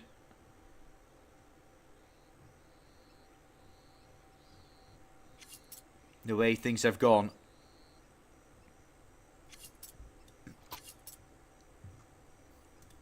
And I just love seeing what these 2 teams are fighting for and how much it means to them as well. They could have already given up a long time ago. They've played along the way. They know, you can see this as sort of a scrim against each other, right? Trying new things. At the same time, of course, once more putting yourself out there on HLTV, hoping to get some points for that major that is obviously coming. I think the Valve rankings have been close for the close qualifier, but always important to keep your rankings up, to play to as good of an ability as possible, and for either teams this would be a good win to pick up. About the same level in the world ranking, so it's going to give you points nevertheless. And the opponent you're going to be facing, either Team Space or BC Game. Winning a tournament like this, not only getting yourself some money, also good ranking, good points, and in general, one of your top regions, up and coming teams being taken away. The CIS region is strong nowadays, with these 2 teams able to take away various tier 2, tier 1 teams at times as well. They play their cards right. And we can see that that's totally right with these 2 teams as well, that they're fully capable of dealing with each other and more. Getjeka does the work though. Flash is blinded out, giving him a way to control the bomb now, which is outside of the smoke. Getjeka does more. Silo taking long, 20 seconds. Polt needs to die here. It sounds harmful. Sounds like a therapy needed session. If you could get yourself... Yeah, wait it out. Getjeka doesn't need to get this fight. He's just gonna die. Knows if he waits out the time, he can take Polt down after time. And that's what they're doing. It gives 1 life away. But it stays for more. That is so well played. One thing I've actually never seen before. And of course, giving over 1 life is harsh. But what do you get in return? You get a Polt that's now on attack 9. In a round that is much needed to be won by Encilio. Oh my goodness. Do I love this. And Polt, he might have been Lurker. He might have been the hero various times, but might now be the villain of Encilio. That is obviously his mistake. We all know that. We can't deny it. Could have just run in and died like all the others did. Went on to go for a flank in middle with 20 seconds left. Yeah, that is a little ambitious. That is for no reason. But he still did it. And Arcrit played it so well around it. Waiting for the time to expire and then running in as fast as they could. Invisibly will take aggressive peek. Pip still has an AK. So headshot isn't far away. Make it 2. Polt might make a weird decision. But the team from Encilio has his back. Covered firm. And with a double man advantage now for Encilio. They're also nearing the chance to go to map and series point. They might also have a chance at taking this game still. Good shot from DSS though to follow. Much more pressure on Encilio to win it than Arcrit. They still have some money in the bank. Yet Encilio has nothing. There will be so much pressure put on top of them. Polt is going to go for a straight up plant. Doesn't have the weapon to fight with, but will be fought against. Getjeka jumps out. USB out. Cannot save. Cannot do what Vader did before. But DSS could. Tech 9 out. Looking to fight. 10 seconds. Bomb has to get planted. It's tapped for now. The stick will have to come through. Another tap. Not swinging. DSS knows he's off it. Trying to duck in. And he gets the kill with a Tech 9. Oh my goodness, FPS. Faking 3 times, then going for the swing. But a Tech 9 in front. And a Tech 9's good at close range, we saw. DSS with a 1 tap. And Incilio. That might be done.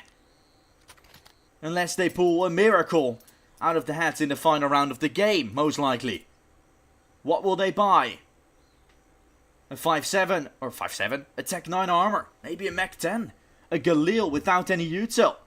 What you're gonna go for? It will be Galils all over the board with a Tech 9 on faded. Sugar might be able to squeeze out an AK without head armor. I think that would be worth it at this point. Maybe drop it over to one of your teammates. No, he's not. No hero AK. It's 4 Galils and a Tech 9 to finish this game for Incilio. Awkward will also call in a tactical timeout. Because yeah, this round you gotta think about. It's a very important one. For all the marbles, kind of. And a very good chance Awkward has to pick this one up. Invisibly wants to make sure they have everything locked down.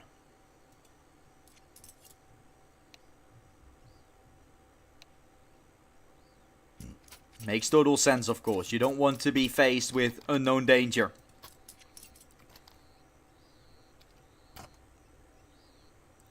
And we're gonna see if that danger is still to be achieved or not. Will it be overtime? Or will it be a done deal now? It's all gonna be decided in round 24. And why not go for aggressive move if you're Awkward? It will be B that Incilio is gonna attempt though. Invisibly playing this one anti-flash. Knows the flash will pop, then swinging out, getting one. Up close, not able to complete the fight. Molly used in an eye. The bomb from going down just now at least bait out some time for the rotations to come out. Will be incredibly late from T-spawn. We're setting up for a 4v4 retake. With 4 Galils against 3 M4s and an AWP. Sugar isn't checking his back. So SHG should be able to get this freebie. Sugar is checking. Just in time to get just a dink on top of him as well. Chances still looming out. This round and this game has just turned into a highlight show. Good fight for Gejeka. One to be cleared on long and one behind the boxing cave. That's a Tech 9 run dark by PS. FPS won't be able to get there. Arcra does it. The CIS battle being won after a convincing win still on the map of Mirage from an undeclarable loss on Nuke. Still till this date I don't know what's happened. But Inferno wasn't played. Ancient was. With the 13-11. Nuke should have gone the way of Awkward. They couldn't find it. Gave them a good position on Mirage, which arguably could have gone the other way. Ancient could have gone either. And a rough and hard fought their battle there in the previous and last map is going to be won by Awkward. They take it. The CIS team is going to be in the semi-finals playing against either Team Space to have another CIS duel or BC game. That's all to be happening after a short break. In about 5 minutes we should be back, but what a game this was. We're preparing ourselves for a potential blowout in the final one. But that could have been this time as well. It's an upset, that's for sure. I felt like Incilio was coming into this game as the favorites. Awkward took it, showing us what they're made of. Showing us that they're here to play, and that the lineup with Cynics and Gejeka is one to remember. Not an individual necessarily stepping up. I feel like DSS really made moves in the final few rounds. Invisibly started to struggle a little bit, but Awkward in general, a good team performance with DSS of course doing the main stuff. He needed the main frags there with the AWP. He was the reason why they came back in the first place. But also the final round with that 4v4. And then the turnaround from Sugar still making it interesting. That was a round to definitely remember. This is a game to keep yourself in touch with. For now, we'll be sending it into a short break. When we return, it's going to be the final match of today between BC Game and Team Space. Putting up the quarterfinals. With our 3 teams through, there's only 1 spot remaining for BC Game or Space. See you shortly.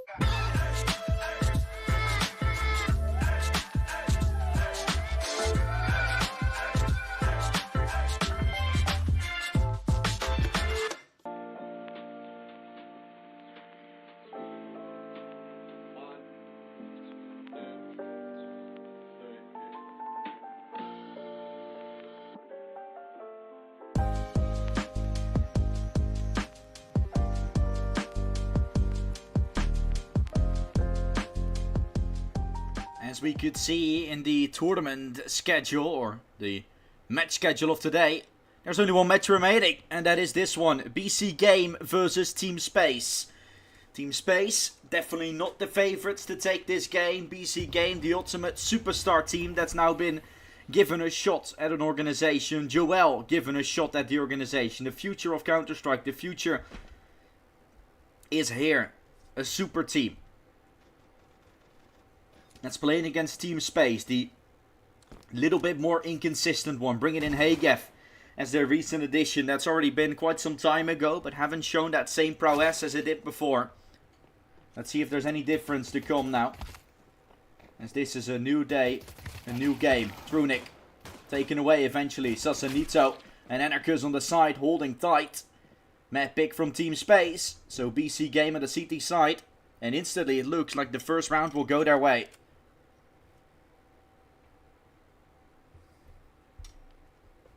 Can they get the round, Anarchus?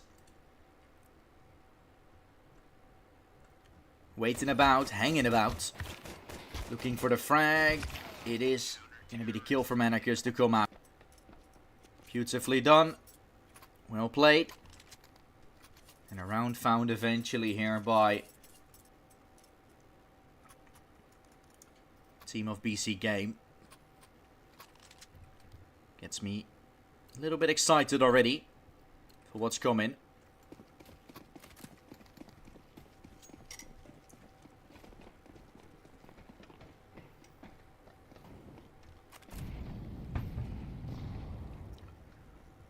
I think that this team is really excited to watch. Really exciting to see. So I look forward to what they can do. They've already shown some good results here and there. It hasn't been the best necessarily, but it's not been the worst either. I think Into the Breach run has been quite similar to it, right? Some good events here and there. At least making sure in the CCT events that they have played and qualified for, or invited rather, into the Swiss stage, always making playoffs, always close. but always getting through round 5 and beyond. And that's already a good start for the first time you're playing with this team, but if you see the names, that's something you can really expect. I can name them all, saying what they've done or what they do, but most of you are gonna know. 2-0 start for BC Game. Sausalito. Very good player. Anarchist the Hopper back in the day from Dynamo Eklot, grabbing him out of a hole. Joel, no words to be said about him other than good ones. Prime Taps, maybe a little inconsistent, but definitely an up-and-coming German talent. As a very good anchor. And Lecro, ex-NIP, ex-everything. Back on the server, grinding. The names are there.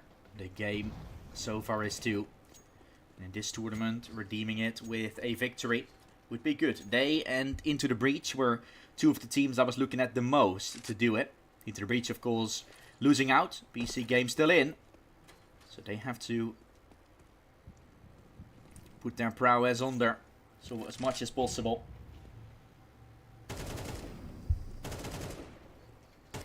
Good smoke out in the open. No gap provided, Anarchist. He's going to try for a swing. Joel's waiting. Good frag with the MP9 coming out. Smoking off the entrance, giving Joel a chance, and he fires at all cylinders.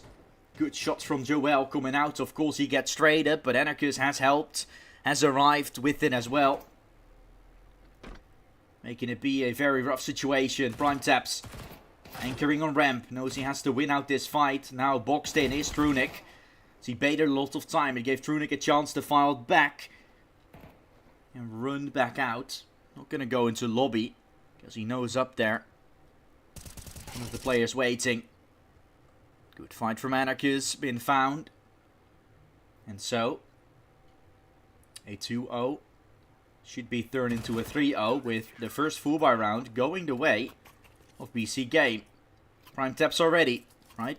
2 kills, 2-0, but no players let through inside of the scene. No players came across. And that is very promising, I feel like, as well. You saw Prime Taps there towards the ramp side.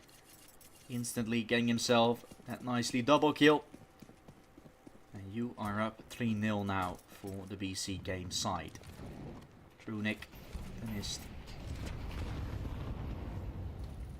Have gotten themselves the kills. Rest of Team Space that hasn't been able to do so.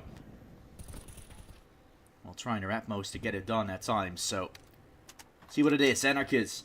Good opening fight on Fossil taken. Looking for a 4-0 start here. BC Game. Sausalito watching him cross, and good kill on Haig have been taken.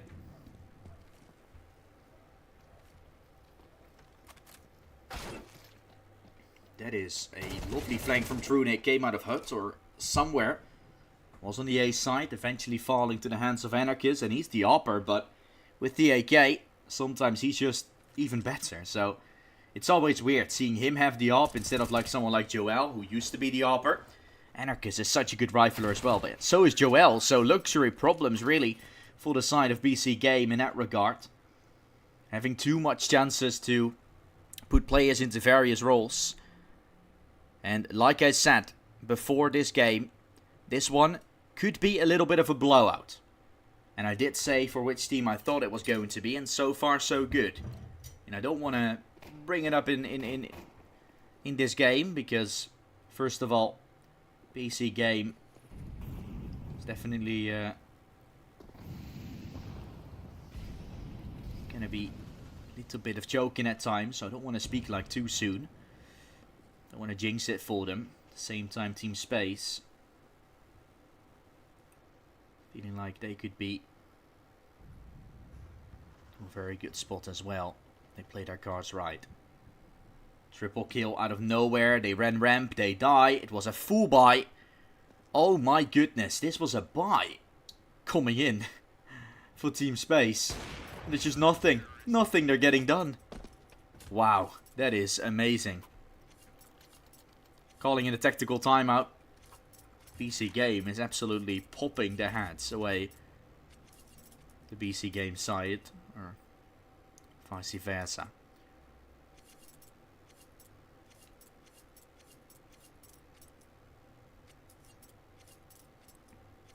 Team Space is doing some good work.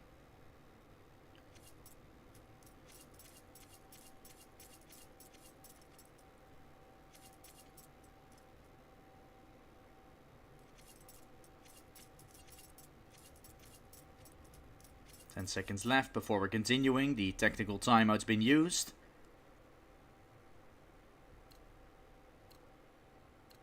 Now we're gonna see if there's still anything to offer in this round for Team Space side.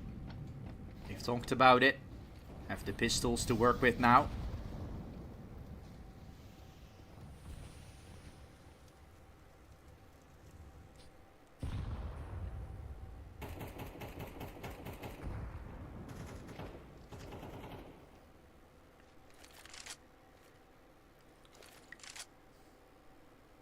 Space waiting for that ramp push again. They think Prime Taps is the weakest link of things, but first of all the op is there and Prime Taps is fully capable of mowing them down. Damage done, Anarchist will help, the nade right on top of the nest. He's just gonna run into it. Had armor to work with, but running right into the nade seems a little bit too much. The nest doesn't seem to care. Outside fight one with the op. A crucial fight to win. And once more, man advantage taken by Team Space, but usually it didn't seem to matter too much. It was always turned around. Joel thinking it might still be an A-pop. Someone gone aggressive through lobby. You're waiting for the play to come elsewhere. Joel's just gonna wait in radio room here. He's gonna go back to ramp. Oh boy, Joel is gonna cut them off soon. Steps are being made. Joel knows he can just chill. The Nist has the bomb on his back. If he finds the Nist there, hard time to even get there. Tries to line him up. Joel playing this one to perfection. Turns around. Kill gets found. Fozzo will fall, but the Nist is still standing. In the smoke, he planted the bomb. Can Joel pick up this clutch? The youngster that you're looking at right now trying to get it done. He will complete the fight. Joel's an absolute hero. And that's 6-0. Still no round taken by Team Space. They get close, but stay yet so far. And that is a promising beginning. Exceeded expectations from me, myself and I. And I think from everyone that's watching out there. Everyone thought that it was going to be a pretty good advantage here for BC Game, but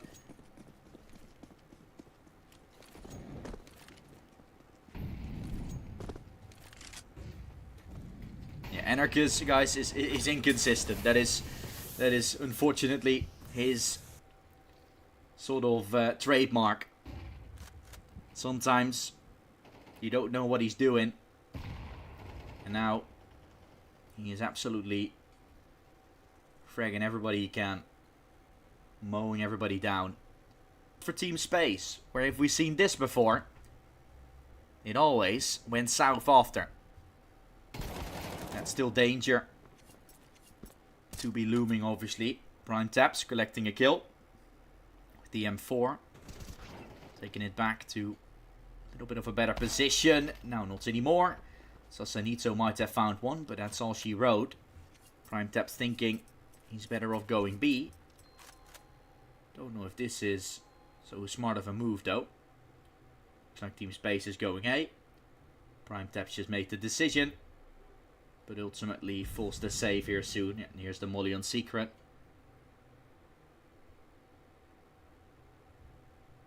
Of course, he's going to want to keep himself at bay at all given times, but as soon as he hears the snaps towards the A side coming in, that should be enough of a giveaway.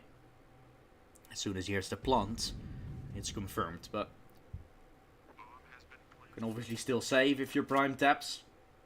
The thing is, bomb doesn't get in the vertical difference, so you will have to run away to ramp to save.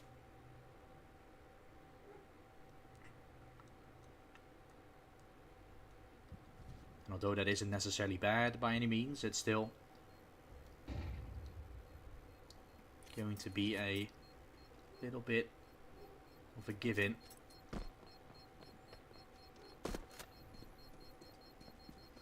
PrimeTap's going to run. He's not going to stay in ramp. He's going to go to CT spawn to save. Back to his own hideout. And as they've given away the first to Team Space, still by no means as a troublesome situation. They're still far up. Have all the right to continue where they left off. Have all the ability to do so as well.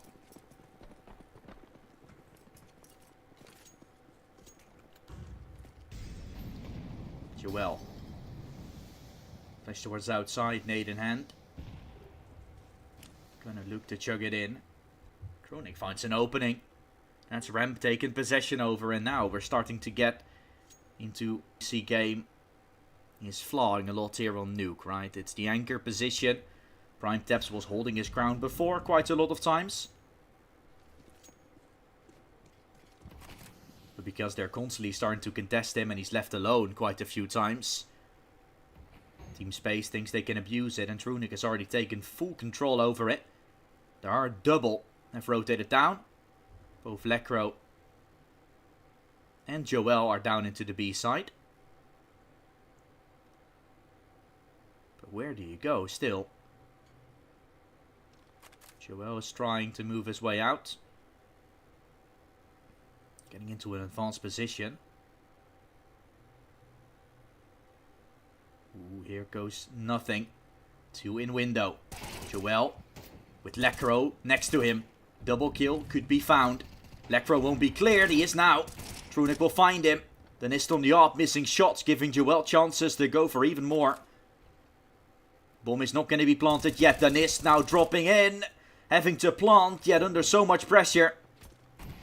Has to be careful, and a nade and a molly will finish him off eventually. What a round once more for BC game. The setup was promising. Lekro getting taken away there, of course, but Joel as an individual doing so much work again. Lifting up the pressure. And getting at least a half win already for BC game without too much that Team Space has thrown into them.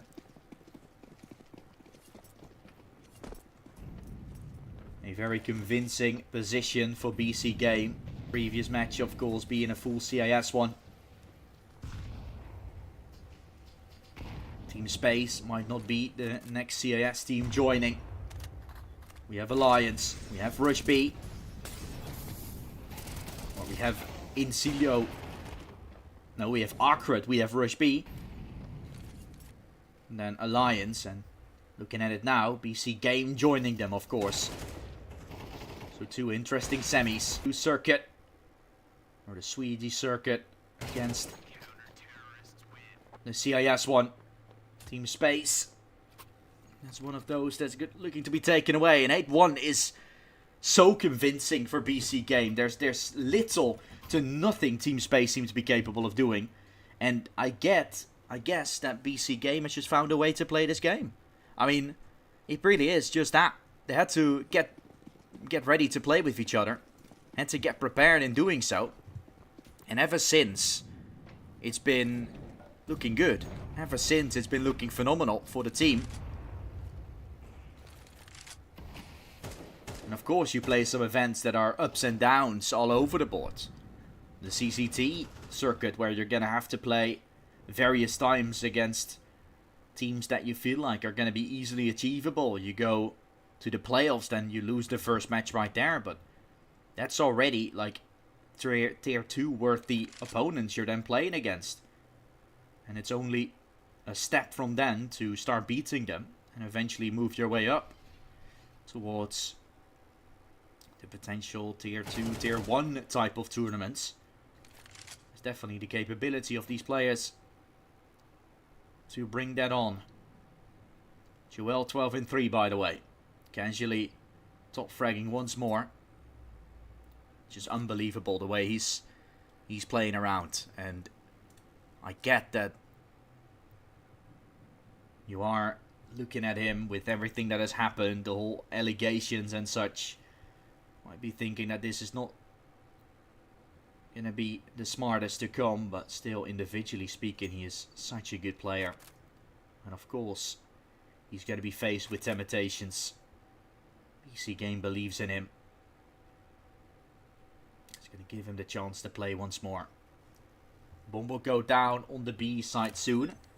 And it's gonna happen. Sazanita will swing open the door. There's 10 seconds left. You need to get this bomb plant. And they're not doing so. Vert is running, but again the door swings right open. And they try to find their way in. They're not allowed to do so. The faces are turning grim for Team Space, as BC Game has kept this one under control. He's keeping the opponents at bay. And a really tough round to follow, where decisions are going to have to be made. Technical difficulties Team Space thinking about. Is it foreshadowing? Or is it trying to blame it on something that potentially is not fully right? We don't know, right? That's the thing. We don't know what it is or if it is.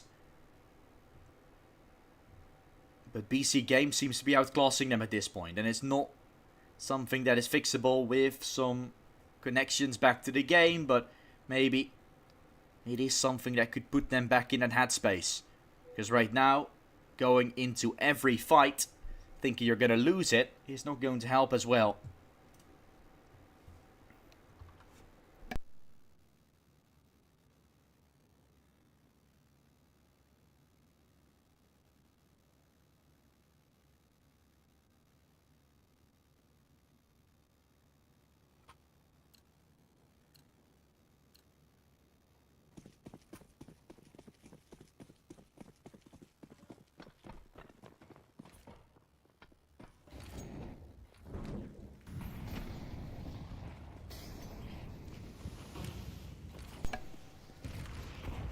(9-1) favoring BC Game. Molly. Choke well. Bird crossing in, giving Joel a fight. Sasanito has crossed down into the B side, missing the mark. Those are crucial fights they're starting to lose. But of course, it's still just a 4v4. Prime Taps has arrived. The anchor of Ramp usually now on the B side. 2 kills is more than enough. Although Joel had to get this trade. It won't be the trade that he was looking for. And so faced with problems. Bomb is down B. Then is gonna move up the ladder by the looks of things. Will look to move his way out. Lacro up close. Completing the fight. The ding comes out. Oh no, a team kill. The Nist didn't need to shoot. The opponent was dead. And now he dies himself. Oh boy, that could have been a 2v1. But brought back to a 1v1.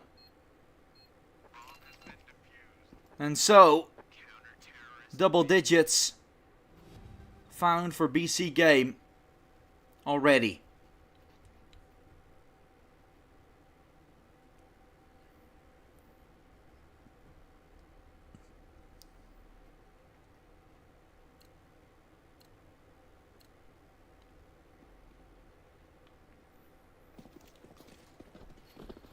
Prime Tap's doing well there as well, right? It's a nice rounded player. Super excited seeing what he can do when he finds that confidence, and of course he's gonna be needed to do. He's gonna be needed to anchor those sides, and also against teams that are gonna read him perfectly. Know every position that he potentially plays and the chances of it, right? Looking at those tier 1 games and the sort of difference between this tier Counter-Strike and what they're gonna want to play. But it is something you can get used to. And so far he's made the right calls at the right time. And he's done it successfully.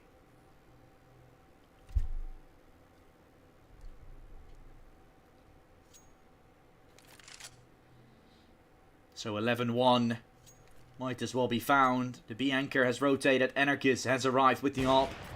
Missed shot. Prime Tap still alive. They knew he's there.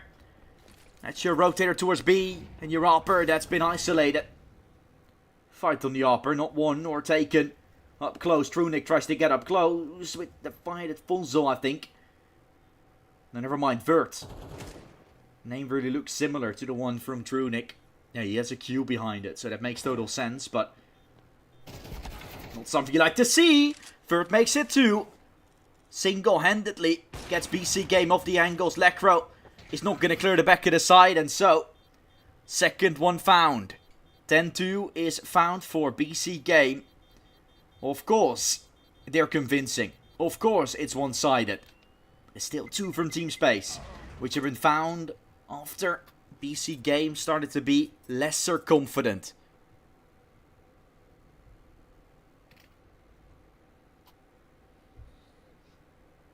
And that is what you're looking at.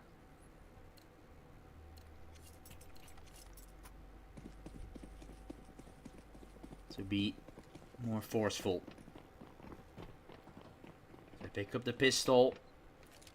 Can send us towards that second map already, but we can obviously not do so yet. But hey, beginning and answers all gonna be prepared for it.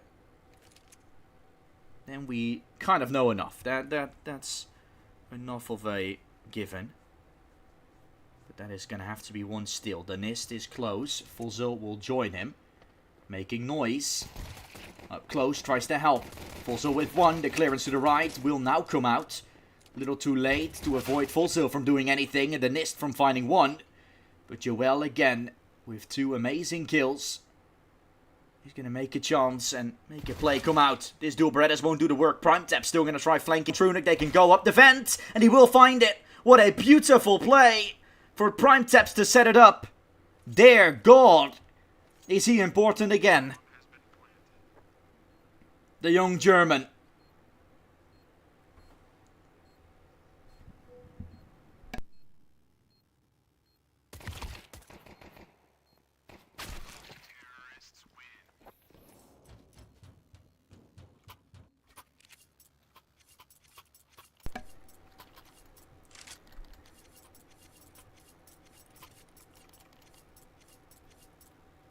(11-2) is found. BC Game. Beautiful round that was taken.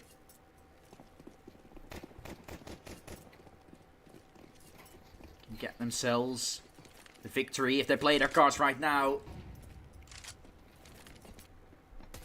11-2 is found, of course, but could still be losing it. It's a force buy for Team Space. You never really know what's going to happen with this one.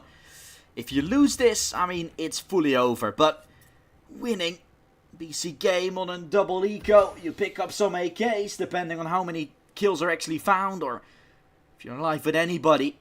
This is a really, really necessary round to start accelerating.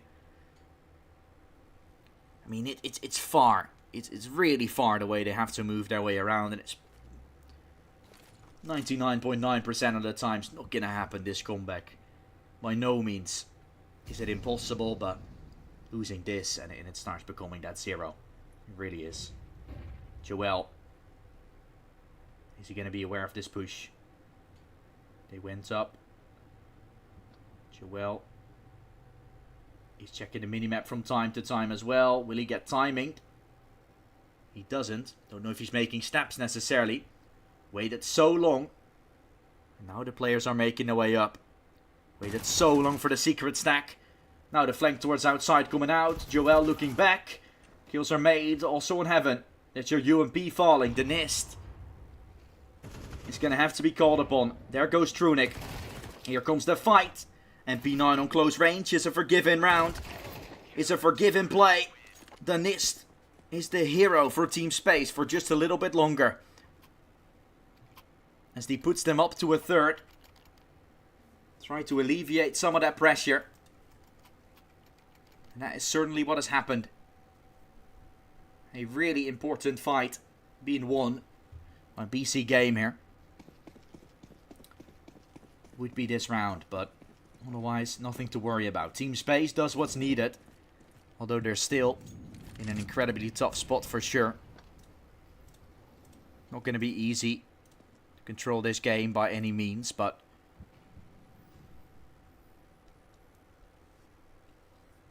Gonna have to see if there's any play to come out.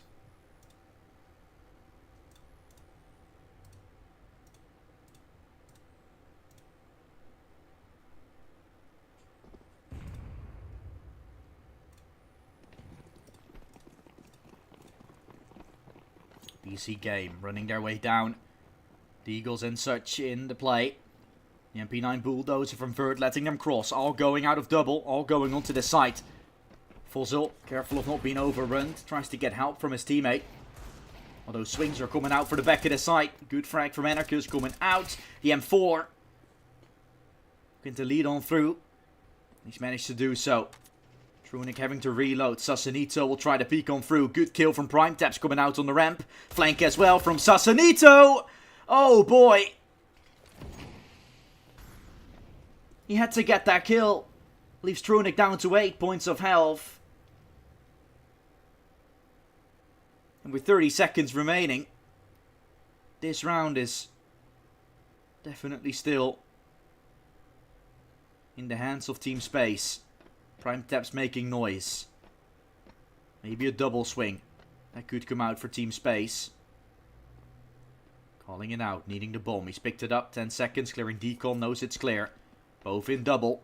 Tap in. The swing can come out. Trunic on the side. Seen and heard. Now the plant not being converted. There's no time anymore. He tries to run away and he's allowed to get out there alive. That's more than he could have wished for. Runs for his life. No clutch for Prime Taps. Little sad about it. You can see it in his face, but it won't matter. Still a round that was well played ultimately.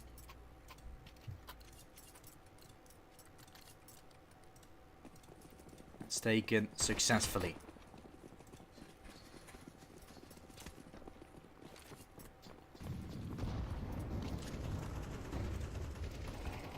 Outside. Oh, they're going out A. Prime Taps with an opening. M4 from Trunic will be allowed to take him down. And advantages are taken. The 5th should be found for Team Space here without any problems.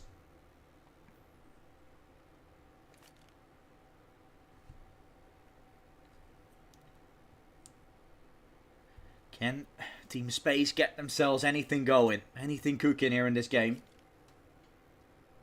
They're certainly starting with doing so.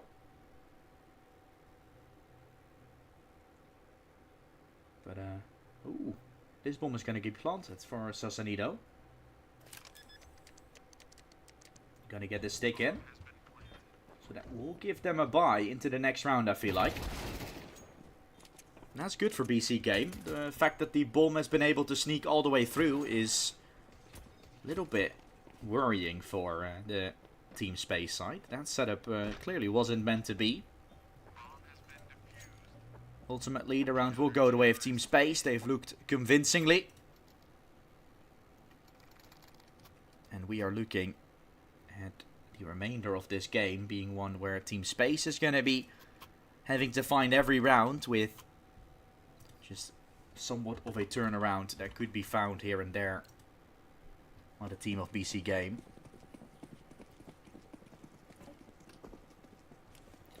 I'm still surprised though as to how that round with MP9s in the beginning went the way of Team Space after such a convincing pistol, such a convincing half.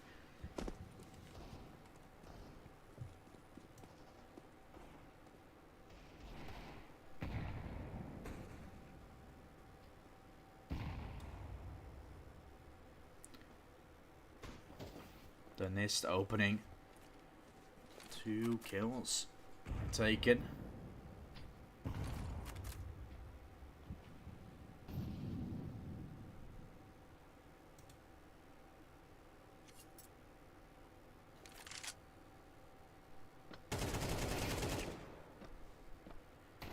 Fight from Trunic. That's 3. And it's 6 found for Team Space.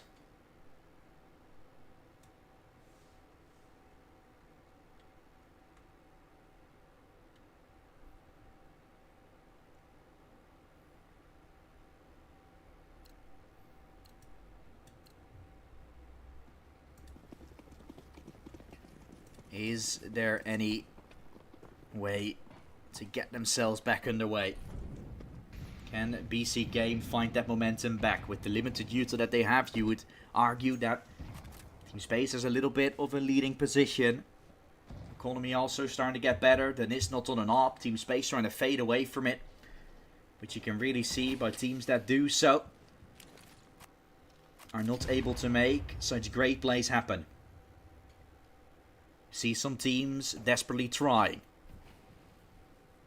trying to not play with an AWP as it's not so consistent and so competitive anymore. Team like Cloud9, that wasn't working. Now they're bringing in Icy as their youngster AWPer, and you can see what magic that young kid can bring with the AWP. Anarchus not so young anymore, but in this game he's bringing the pressure onto the Team Space side when he uses that big green. Joel has already been able to move his way to Secret. The Nist has rotated on top of the B side, giving Joel a little less wiggle room to it. Might still try to go towards the A side.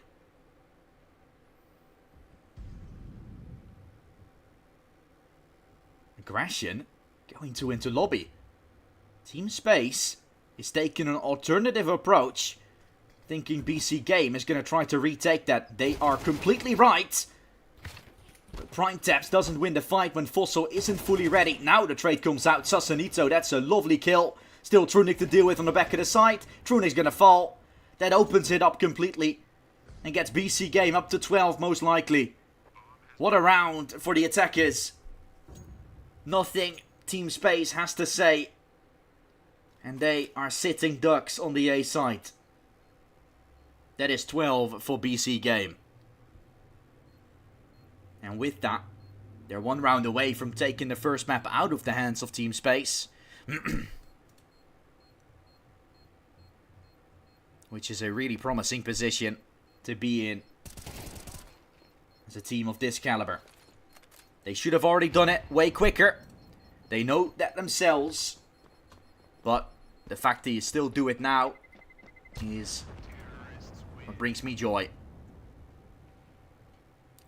And removes some of those questions that I was left with. Still, I mean, they're gonna have to do it. Eventually, they will have to find themselves that 13, but 12 is already taken. That is one round found. Few more to go, of course. As we do need to see how round 19 will be going. Is it a done deal already for BC Game? Has that one round given him the confidence to bring it back finally on a full buy proper?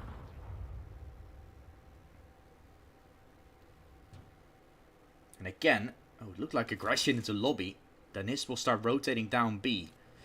No one joins him. I think Vert wanted to join him initially, then went on to not. The op is posted up with Anarchus moving down into Secret.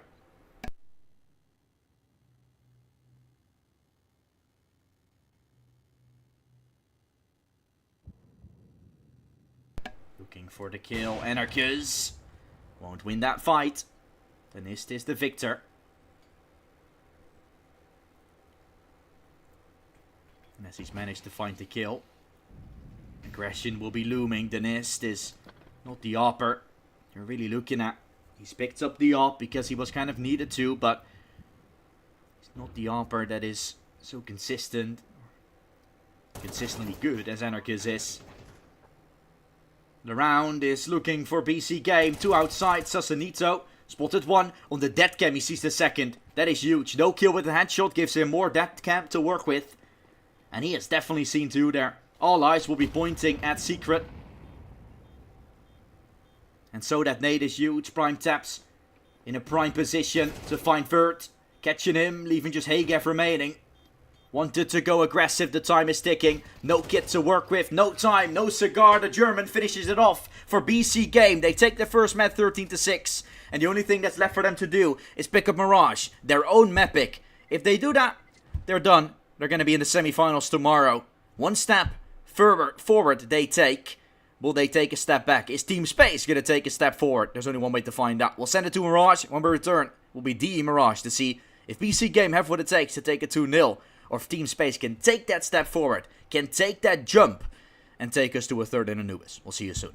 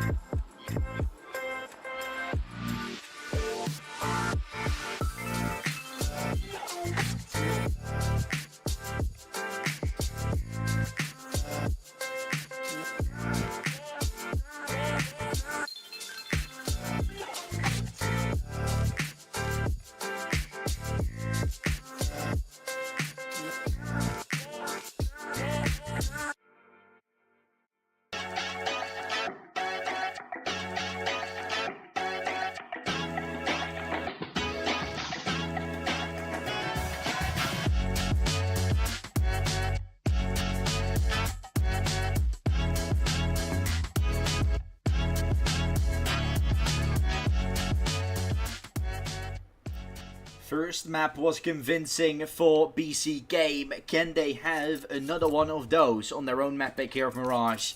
That's the question we need to answer ourselves here in this game. BC Game on the T side playing against Team Space on Mirage. Oh, another reset. So, no live just yet. Maybe a player that wasn't ready yet. Makes us have to wait for things to get ready again. I don't know if that means going into a short break or not, but that's something we're gonna have to figure out. Convincing start though on Nuke. It was every piece that the side from BC Game could be able to find they found, of course, but only thing missing was the ending on the T side a little bit, but that is obviously one of the hardest things to close on the map of Nuke, T side Nuke, no matter what team you are or what team you're playing. That leaves me with some questions though. What if BC Game would have started on that T side? Would it have been a little bit different? Those questions will start to get answered here on the map of Mirage. If it just was the map of Nuke and the performance from Team Space, we'll get to know that rather sooner than later. But if it really was a problem with the T side in general for the side of BC Game, then we'll start to see that here on Mirage as well. So, some things to say. I love to see it. And I'm super excited to see what BC Game has cooking for themselves here in this best of 3. And if they can join the likings of Alliance, Rush B, and their opponents potentially in Arcred. Semi-finals will be tomorrow. Then on Sunday we'll have the grand finals to divide all the money, which is the $12,000 that's on the line here for the Betera Vibe City. Tournament, of course, hosted, organized, promoted by Betera. Check them out if you're interested or haven't already. But here we are waiting for the results to show, and then tomorrow, of course, to know who's going to go into the grand final. And I mean, it's going to be a fun. It's going to be a fun grand final. I think every team that would be left, I think Team Space, if they would make a comeback, sure, it would be fun. But it's still not a team I'm seeing winning it all. And on Mirage, Team Space has not really shown up too much on Mirage. They were a team that was capable of playing Mirage in their matches, which I was a little bit surprised about. I didn't see them play Mirage all too often. Then all of a sudden, it was a map that was played and was used. And so I feel like Team Space is a team that can be very versatile in their approaches, can be very versatile in the maps that they're playing. Aurora Youngblood, they won that map in overtime against. Then they went on to their own map again, Anubis, to get absolutely shafted. So that's what you're really looking at. Team Space that is more than capable of playing this map. But we're going to see if they have what it takes to actually pick it up. As it was mainly the T side where they were able to find most of their success on. I do not see anybody that has, in fact, left the server. BC Game is now on the T side. Of course, that is right, because it's their map pick, so that hasn't changed. But we're going to continue. We're going to go into the game now fully. And as we are getting ourselves underway, let's see if there's a play to come out or not. If it is Team Space to secure it. Or BC Game to take us to a 2-0. Fast push in middle, going Con. Incredibly fast push this is. Joel flanking from Palace with the bomb. And so, even though you're alleviating the pressure to go ramp, there's still a threat waiting from Palace with a P-50 in his hand. Joel shouldn't die here.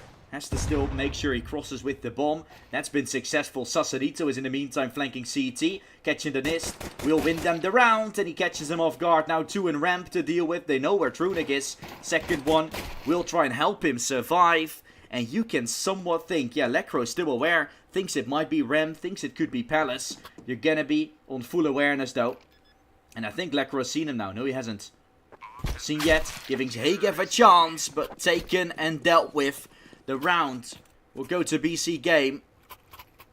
As it doesn't seem to be the T-side issue necessarily. It's just a very convincing win for sure. An incredible start for BC Game.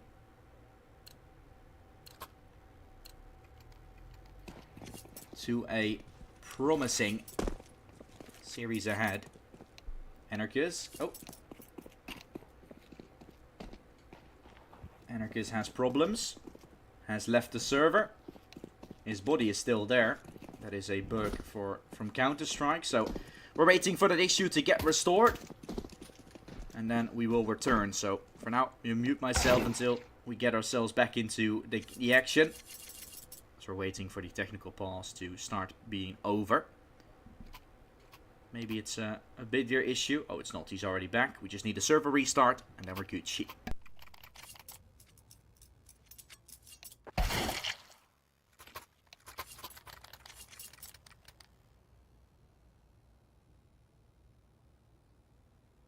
That was fast, and that is the fun part about this all, right? In the beginning, we all seem to have some issues laying for the teams, and in the meantime, that has all been sorted out. We have had many days of Counter-Strike, so eventually, things are all going to run a whole lot smoother.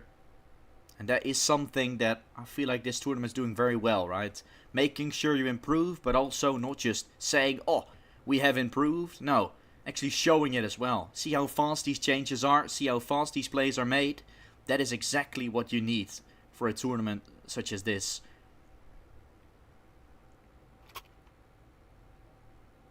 That's exactly what is needed for tournaments like this to be successful.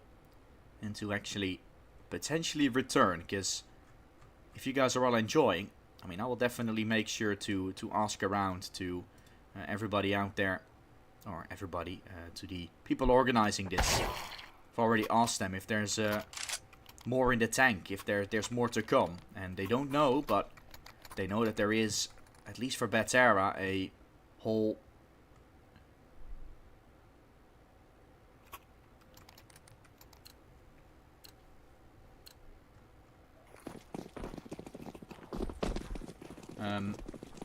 there's a whole esports team around it.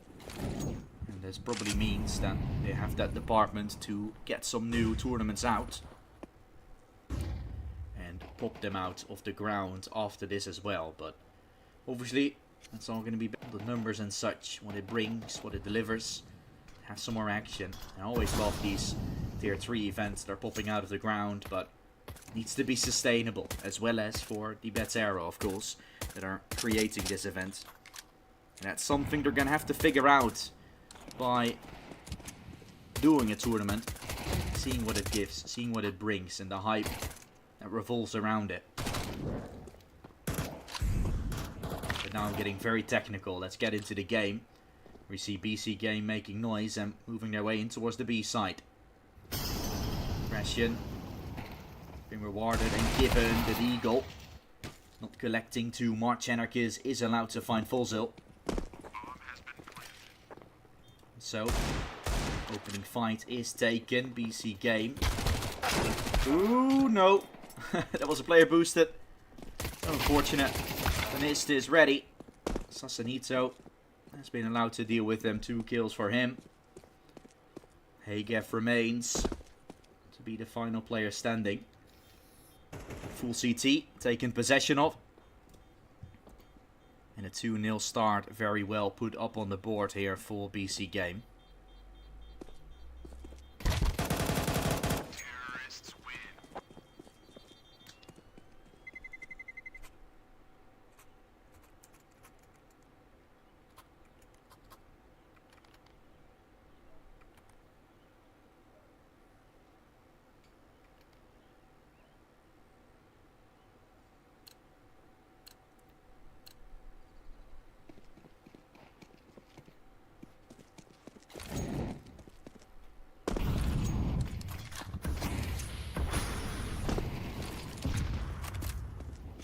Two up.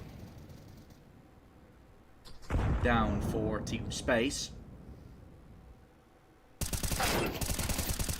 Through Nick. Send himself back in. Lecro with a lovely frag. Coming out to take the A site. Prime tap's taken down Vert. And that is, again, just incredibly well played. Fuzzle forced to run away. Was burning to a crisp after. And so, that have to alleviate some of that pressure. BC Game has taken space and the A side is theirs. Starting to get out of control here. BC Game, if they play their cards right, this should just be a third and an easy win on this map as well, let's be real. Team Space is playing, but they know this is a very hard game for them to win. BC Game clearly a tier 2 team here. One of the toughest teams in this tournament. I feel like they are the favorites from this point onwards to win the whole event. That's something they've certainly shown in this match and in general in the competition. But it's always just the sort of precision that you need to have.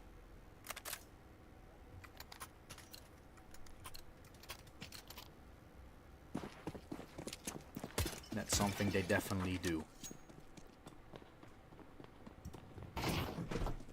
Let's see what's left in the tank for them.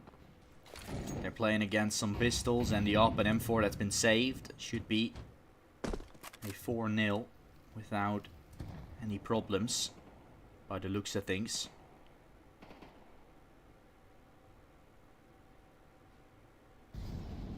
Aggression, of course, that comes out. Hey, gets sent back in. Beautiful shot to start things off.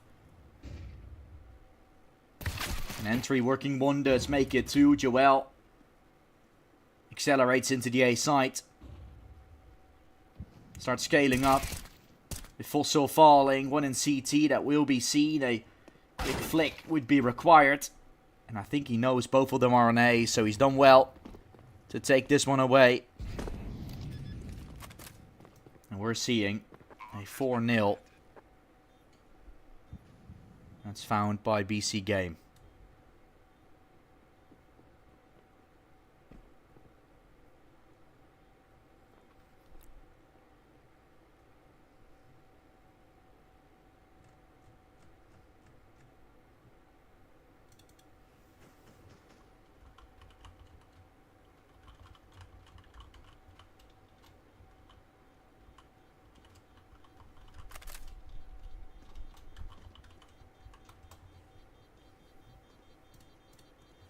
$4-0 found. BC Game. Advantageous position in this game has been given to them. They've definitely fought for it to some extent. Ultimately, Team Space as well, a big element as to why things have been going the way they have.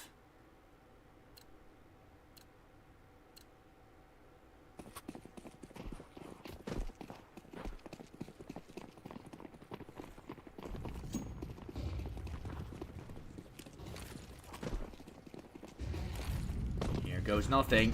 Falls BXAC. Hey, get fully flashed.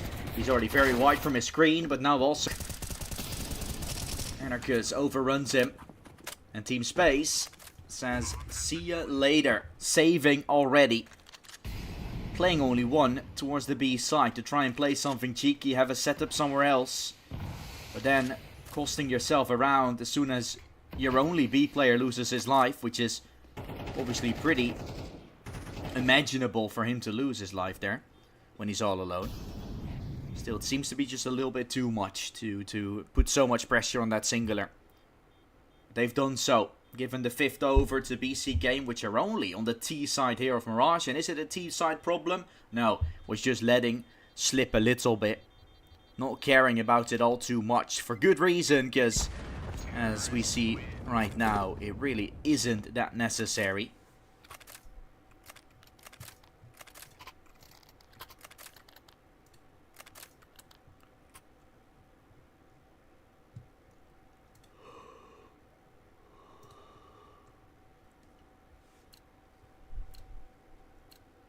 And so we are looking at the game.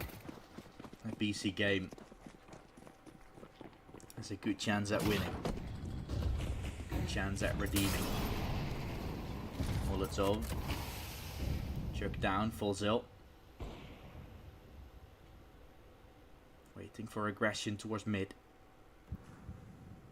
Looks to be provided. To be sent in.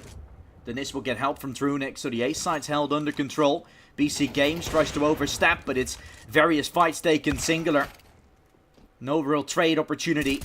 And now BC Game, of course, they're on the wings. They feel like they can win everything. That's not the case.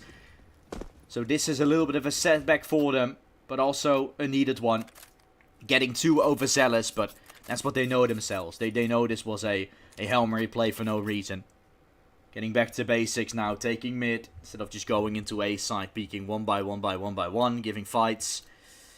Just giving team space a little bit of a gateway in. I mean, this is not bad, but obviously you gotta be careful with it as well a little bit. Same with now FaZe and an IP, right? Of course, FaZe is not necessarily having the best tournament of their lives, but what FaZe usually has, and I don't know, that is not something they're really wanting to have, of course, but every time they're far ahead, for some reason, things start falling apart and they start choking a little bit. That's the thing that FaZe currently possesses. And of course, it maybe starts with them thinking they've already won, or not as hungry anymore to take these players down so convincingly. Now as well, against NIP, you pick up the first 3 rounds. Then you make it to a 6-6 half, right? It's not the hungriness that we know from a FaZe clan. Of course, it's the opposing pick, but those are just things, small pieces, that you need to be a little bit careful about. Enough about that. Continuing with this round, as it's BC Game that has found the momentum back again. Denist on the AWP was waiting on B. And as he's managed to look quite promising. Looks like it could very well be another round found here very soon. Bomb will go down on the A site.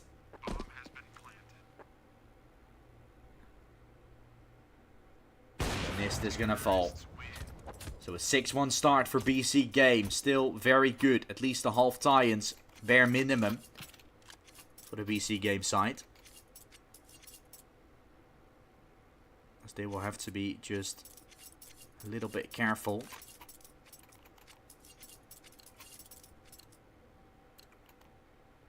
As to how they approach these following rounds. Of course, take as many as possible. Get as good of a win as possible. To make you feel feared as well by other teams. And this game, everybody is playing good for BC Game. 5 kills on everybody, 3 on prime taps. Not like a singular player is really stepping up, but already sometimes 1 kill is enough to win the round just by overrunning them and playing very well together. Previous map you had Joel doing good work. This one is just an all over the board good round. Anarchist. Opening will be made. Joel with a second. A side almost certainly broken. And that will be the difference maker. Joel with a lovely double. And the pugger map is his. Like, he's just a pugger, man. Every time he's getting away with these fights as well. That's tier 3 just too easy for him.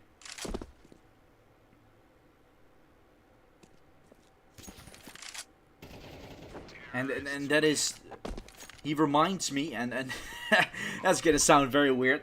He reminds me of myself, and it's not that I'm any good. I'm like the beginning phase level 10, and there by no means I am a promising player to ever make the pro scene. But I play a lot of tournaments myself, workshop tournaments, where we play against very bad players, or lower levels I should say.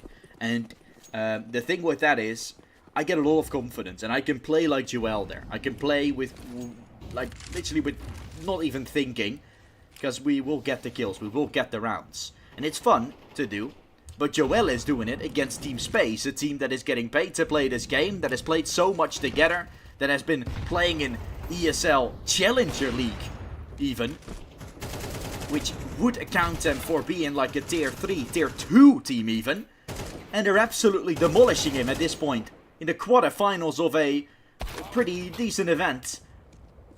It's crazy. It really is.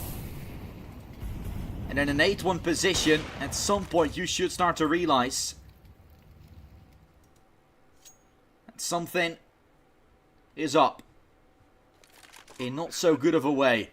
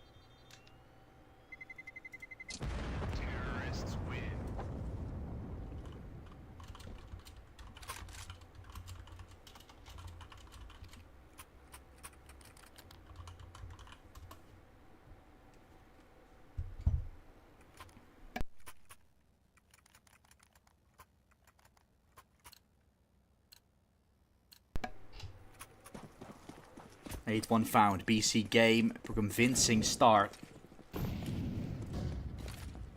Question will remain if they can convert it into a... It is necessary to do so. We all agree.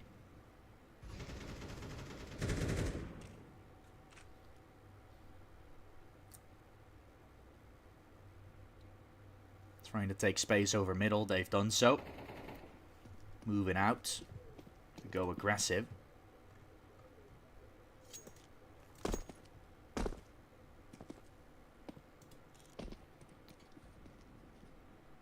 Two versus two still remains. 15 seconds left. Diffuser. The bomb rod are still further away.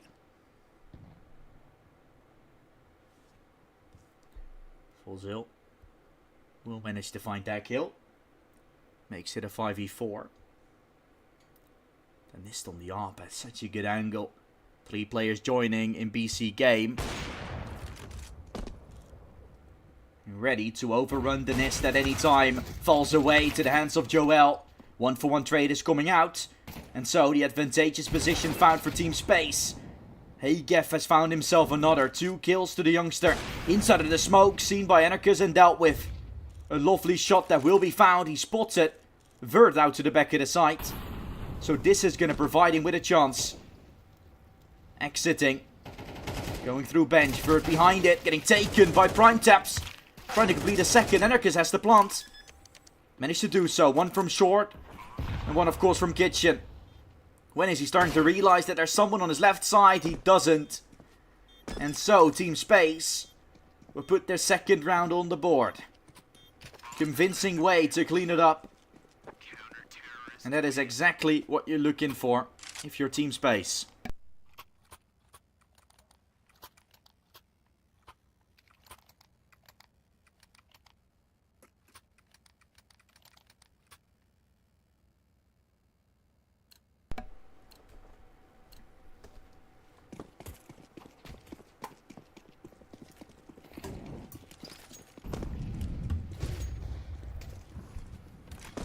A second round found for Team Space. It was a hard fought one, but of course eventually whenever you take it, release some of that pressure, it brings you some joy and it draws you closer to a successful affair.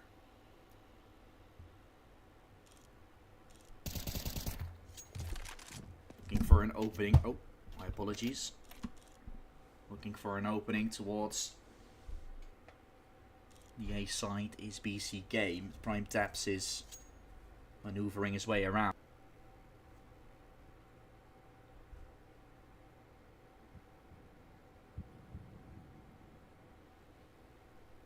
A minute or so left on the clock. Vert is gonna push down aggressive. And they chuck down lower. Flash with it as well. So trying to take middle here, BC game. Smoke on the corner, thrown well. Fullzil is still playing there. The edge of it. Kill gets found. Looking for a second, but of course with Vert falling, Fullzil needs to turn his back because Joel is already in window.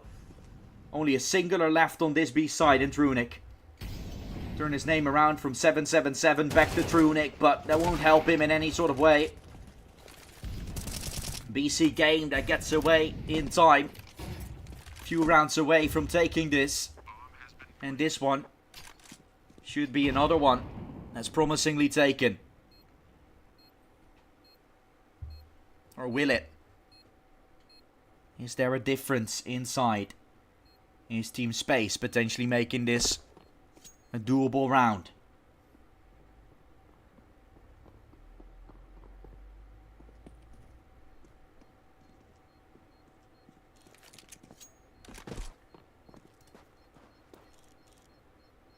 It's not. They're saving. Getting 9-2 on the board. Potentially saving or leaving this half on a 10-2 soon. Yeah, this game is not fun to watch and not fun to play if you're Team Space or BC game, I feel like.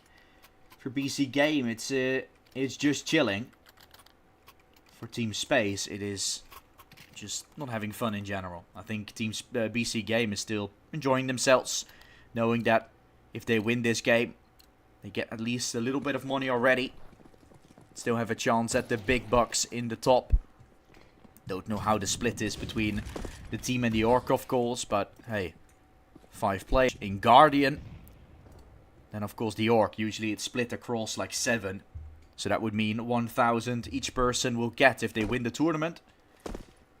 Otherwise, a little over 100 at least is still pretty nice. Although there is a lot more possible for this BC game. It's definitely not by any means a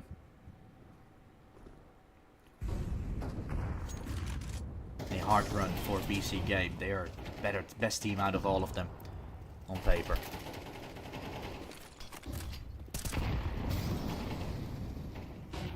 A minute or so left on the clock. Fossil will try and attack and attend on forward. Gets prime taps off the angle. 4-on-3 advantage found. Team Space make it a 2-man advantage. That is getting a little bit of a sign. Joel is going to flank. He's going to flank all the way CT. When is Trunic going to suspect this? Keeps on jump spotting. Eventually he's going to check his back. And he did that. But not long enough. Joel got the kill. He's now going to try to run on forward. Second smoke. Molly towards stairs. So this is well played in general. Opening up the side completely. But the bomb had to get transported over. That's not to be. Joel still though. A man that can clutch. A man you want in this clutch. He's going to cross. Plant the bomb away. 2 players to find, of course. He's completely sticking. Joel still ducked. Swinging up now, taking Fossil down low. And Hagef, that's already crossed around the benches. On top, didn't see him. Joel loses life, but it's not going to be too much of a problem. 9-3 half is by no means a bad half. It's very confident the way BC Game have shown. And eventually, it does look like it's a round or a game that they should take. It's just going to be up to them to do so. They just need to put the final nail in the coffin like the previous map as well. Nuke was already gone after the first half. The only thing they just had to do was complete it. And with the force buy that Team Space eventually won, became somewhat competitive, but at 6, BC Game said no. So previously on Nuke, they picked up the pistol, then the follow-up went the way of Team Space. Can that this time be turned around, or is Team Space instantly going to start? Because on that T side, getting some economy going is huge. If you can find the pistol, the follow-up, maybe a third, and you have a lot of money, that is when BC Game could potentially be weakened. But all those pieces really have to come together. Not a singular can exclude. You can have a lot of money and don't win the pistol, then you're still going to be far down. Further down than already is right now. Which is by no means a good position. Hagef flanking top mid. Wants to start moving around.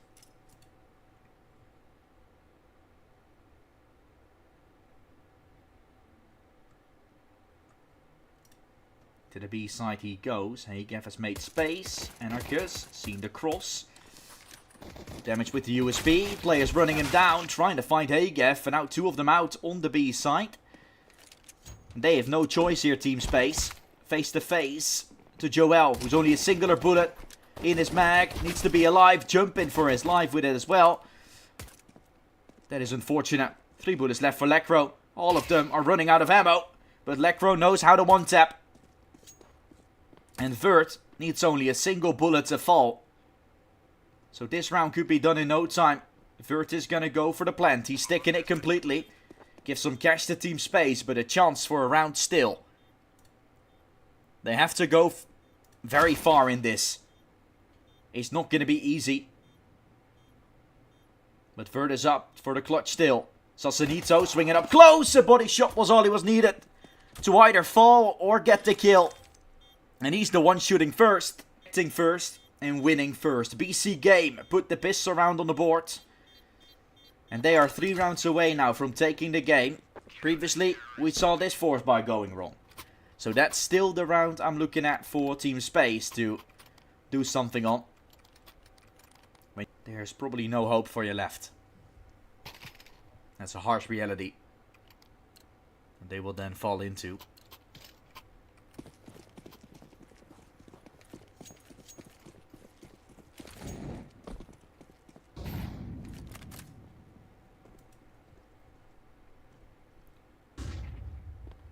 Double digits already. 5 towards top mid.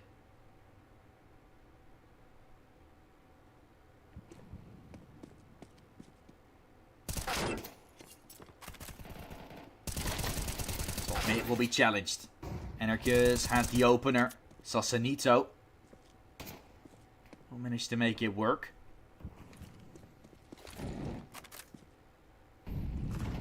Here the move will come out. Trunic is gonna fall. Well done by BC Game.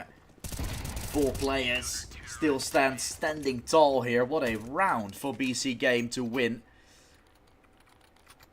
And now, as painful as it seems, the GGs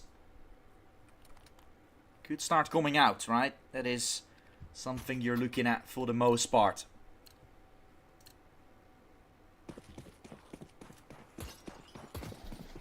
Could be a done deal.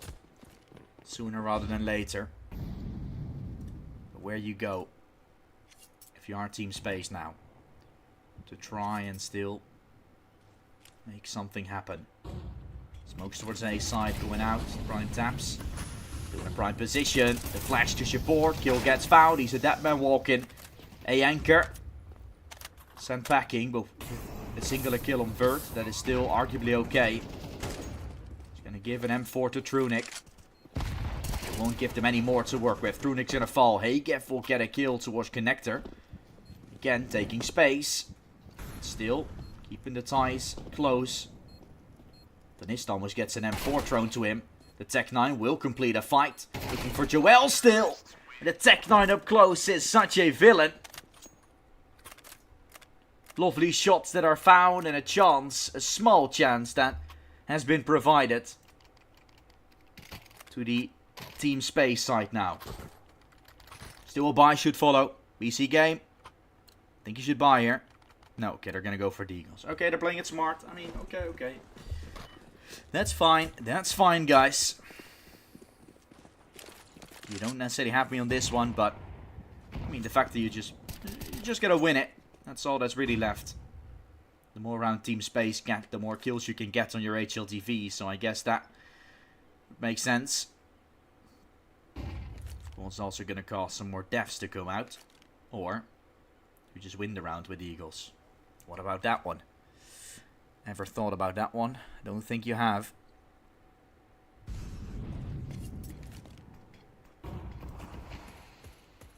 A smoke's coming out. Joel. Behind triple. Mollied away. Forced to push into this side. And obviously a sitting duck. Yeah, no way Joel was going to be alive there. No worries. They know Danist is all alone on top mid, so it's a good decision to start trying to kill him. To pick up that M4. Yeah, look, that's well played. No was alone. Anarchus looking at where the pistol was. It's gone. Necros, in the meantime, picked up the M4, and he's going to try to save that one on top mid. No bullets. Better reload it, my friend. He's going to get it. And you don't know where Team Space is going to go. Are they going to hunt him down? Are they going to keep their economy?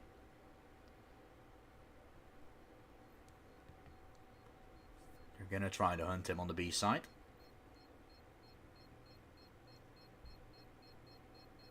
Underpass doesn't seem like such a good position in my eyes. But the fact that Team Space don't go through underpass into apps is exactly what gives them an opportunity in this round.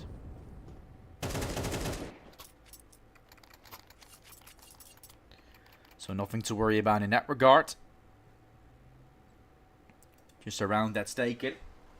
And with that, 11-5. And a full buy for BC Game to finish it off. Can they finish what they started?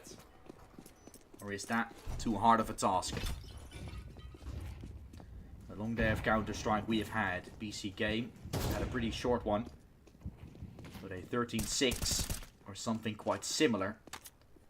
Does look like this game is going to end up with.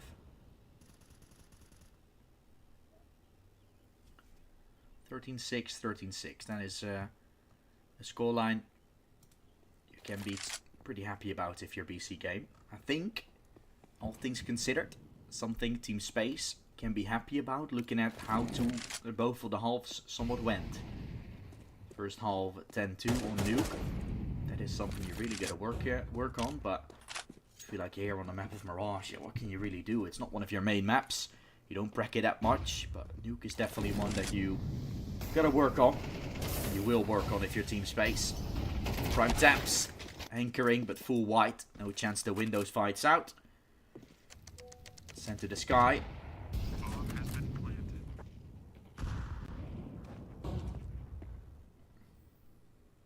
And 6 is found by team space.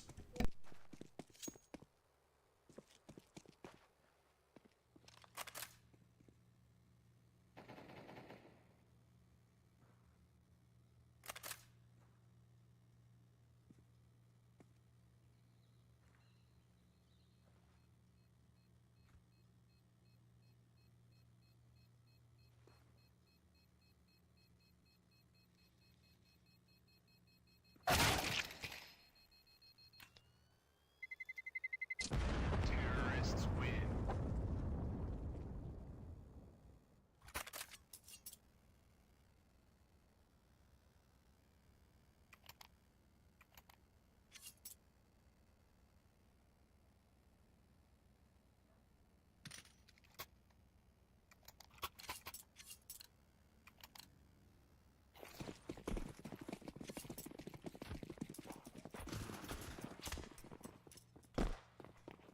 "12-6. This is where it all went south previously for the Team Space team.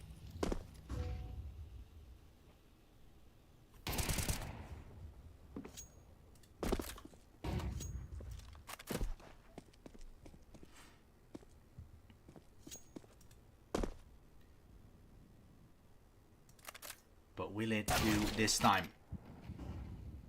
Sasanito has found an opening, but B side has been taken over already by Team Space, and no cigar just yet. Good position for Anarchist potentially. The problem is he has a USP. Prime position to take him down. A different weapon and it would have been a different round, a different outcome. That is the Nist falling. Bomb has crossed with low health. Realizes this, but not going to be in a position to find it. Prime taps could be. He finds this headshot. Maybe there was a chance. Up looking to be saved by Sasanito. And that will be 11-7.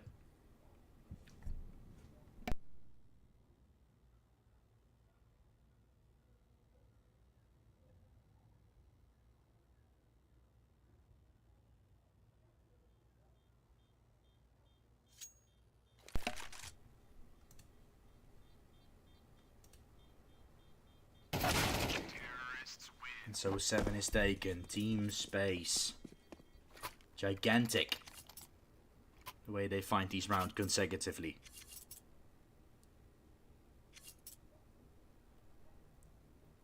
But do they have more to offer?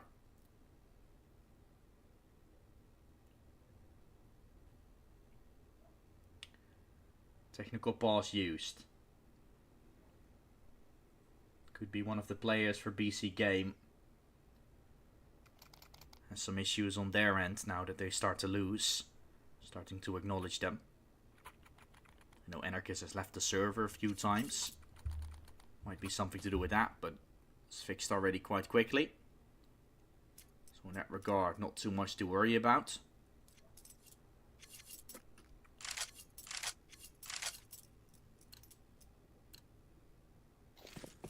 And how will it look now that we found ourselves to this position?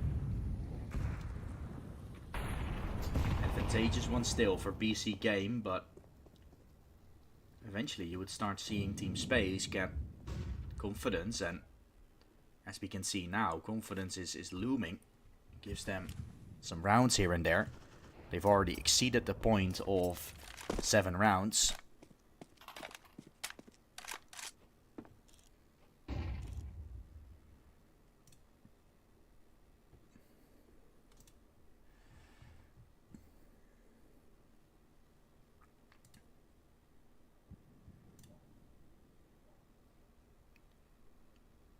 Anarchist is watching with the op.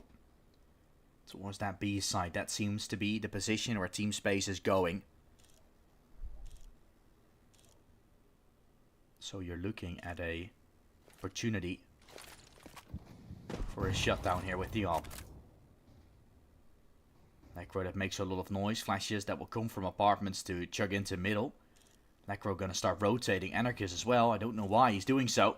The op was in a prime position. Still is. Can he find it? Spots out the barrel. Knows one is coming. Spotted out a second. Necro is there with him. And they will try and shut them down. 2 kills to open up. Anarchist watches short. The op from the Israeli man is in a prime position to win this round. Openings are found. And it's all down to the NIST and Hagef, which are looking to save. Getting round 12 on the board for BC Game.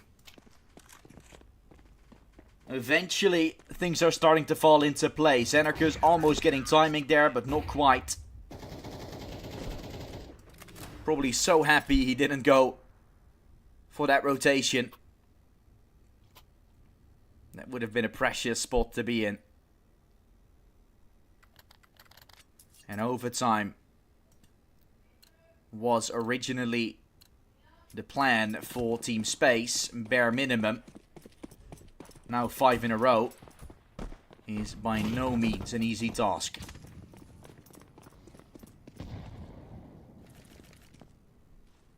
Have they gotten what it takes?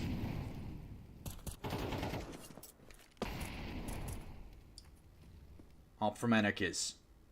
See the X-ray fade. That usually means there's a peak, of course, coming. And there is a fight against Trunic. What a frag from Trunic there. Honestly, unbelievable.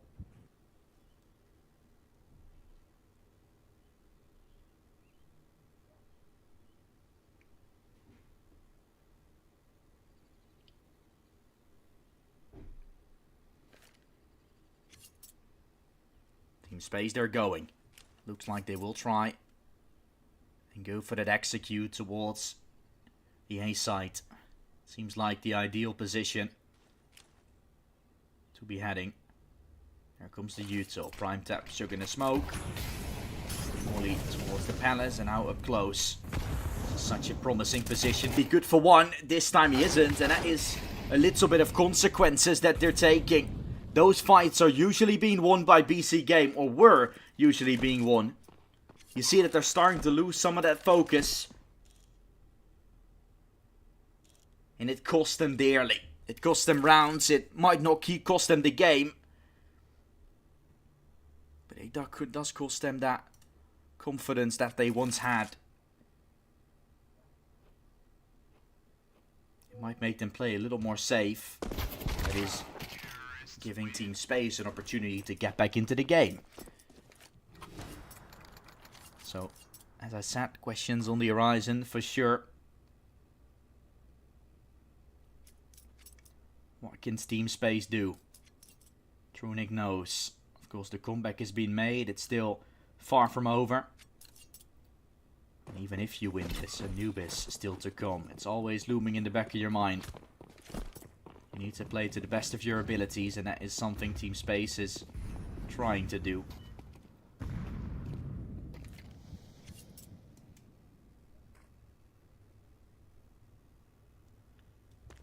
Trunic calling the shots for the Team Space.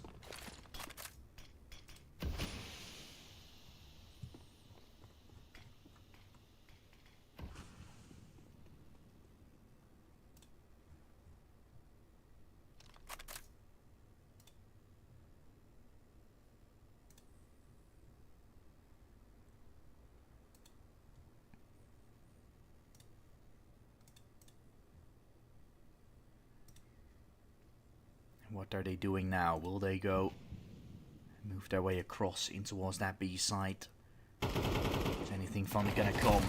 Good shot from Fulzil. Traded by Prime Taps. Necro aware and ready to move his way in. Better position, of course. The flash will catch him. Joel helps from short. 2 more kills. And they're done. 1 more kill. And they're into the semi-finals. The NIST is the sole survivor A 1 versus 3 that is required for the youngster to compel a chance to play in Bad Boom. Didn't show up too well. Bad Boom looked for a replacement. And finding himself in team space and out of the quarterfinals of the Betera Vibe City soon, because this kill is going to come out. Chances were certainly there for team space, but always fighting on the back foot. Didn't get them into too good of a position. They knew it themselves. They recognized the urge of the situation and knew it was going to be hard. Will they get it done? They don't. Will they have a shot at competing in some other events? They certainly do. We say goodbye to Team Space, but BC Game, if they continuously have that form as they did in the first map and in the second map, mainly in the beginning rounds, then this team is unstoppable. Then they start to slow things down. So I'm a little bit scared when they're playing against another team. Potentially the team that they're going to be facing next, which will be Arcred.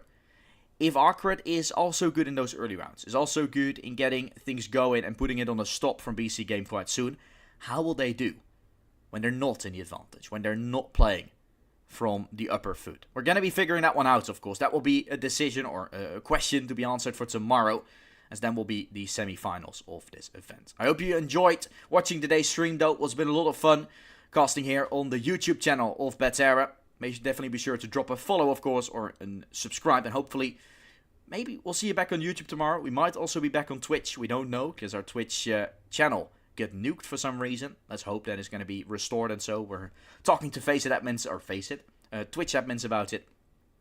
Twitch support, hoping that will be restored. Otherwise, we'll be back tomorrow on YouTube again. I'll be your caster then, and the grand finals on Sunday will potentially be casted by somebody else. So, a lot of fun still to be had, of course. 3 matches in total left for this tournament to be concluded. We know tomorrow it's going to be Alliance taking on the side of Rush B, and BC Game fighting up against Arcred. So 2 interesting matches that could go either way, I feel like, and there's definitely going to be shining for some pressure and maybe some third maps as well. For now, hope you enjoyed, and hope to see you tomorrow. See you soon.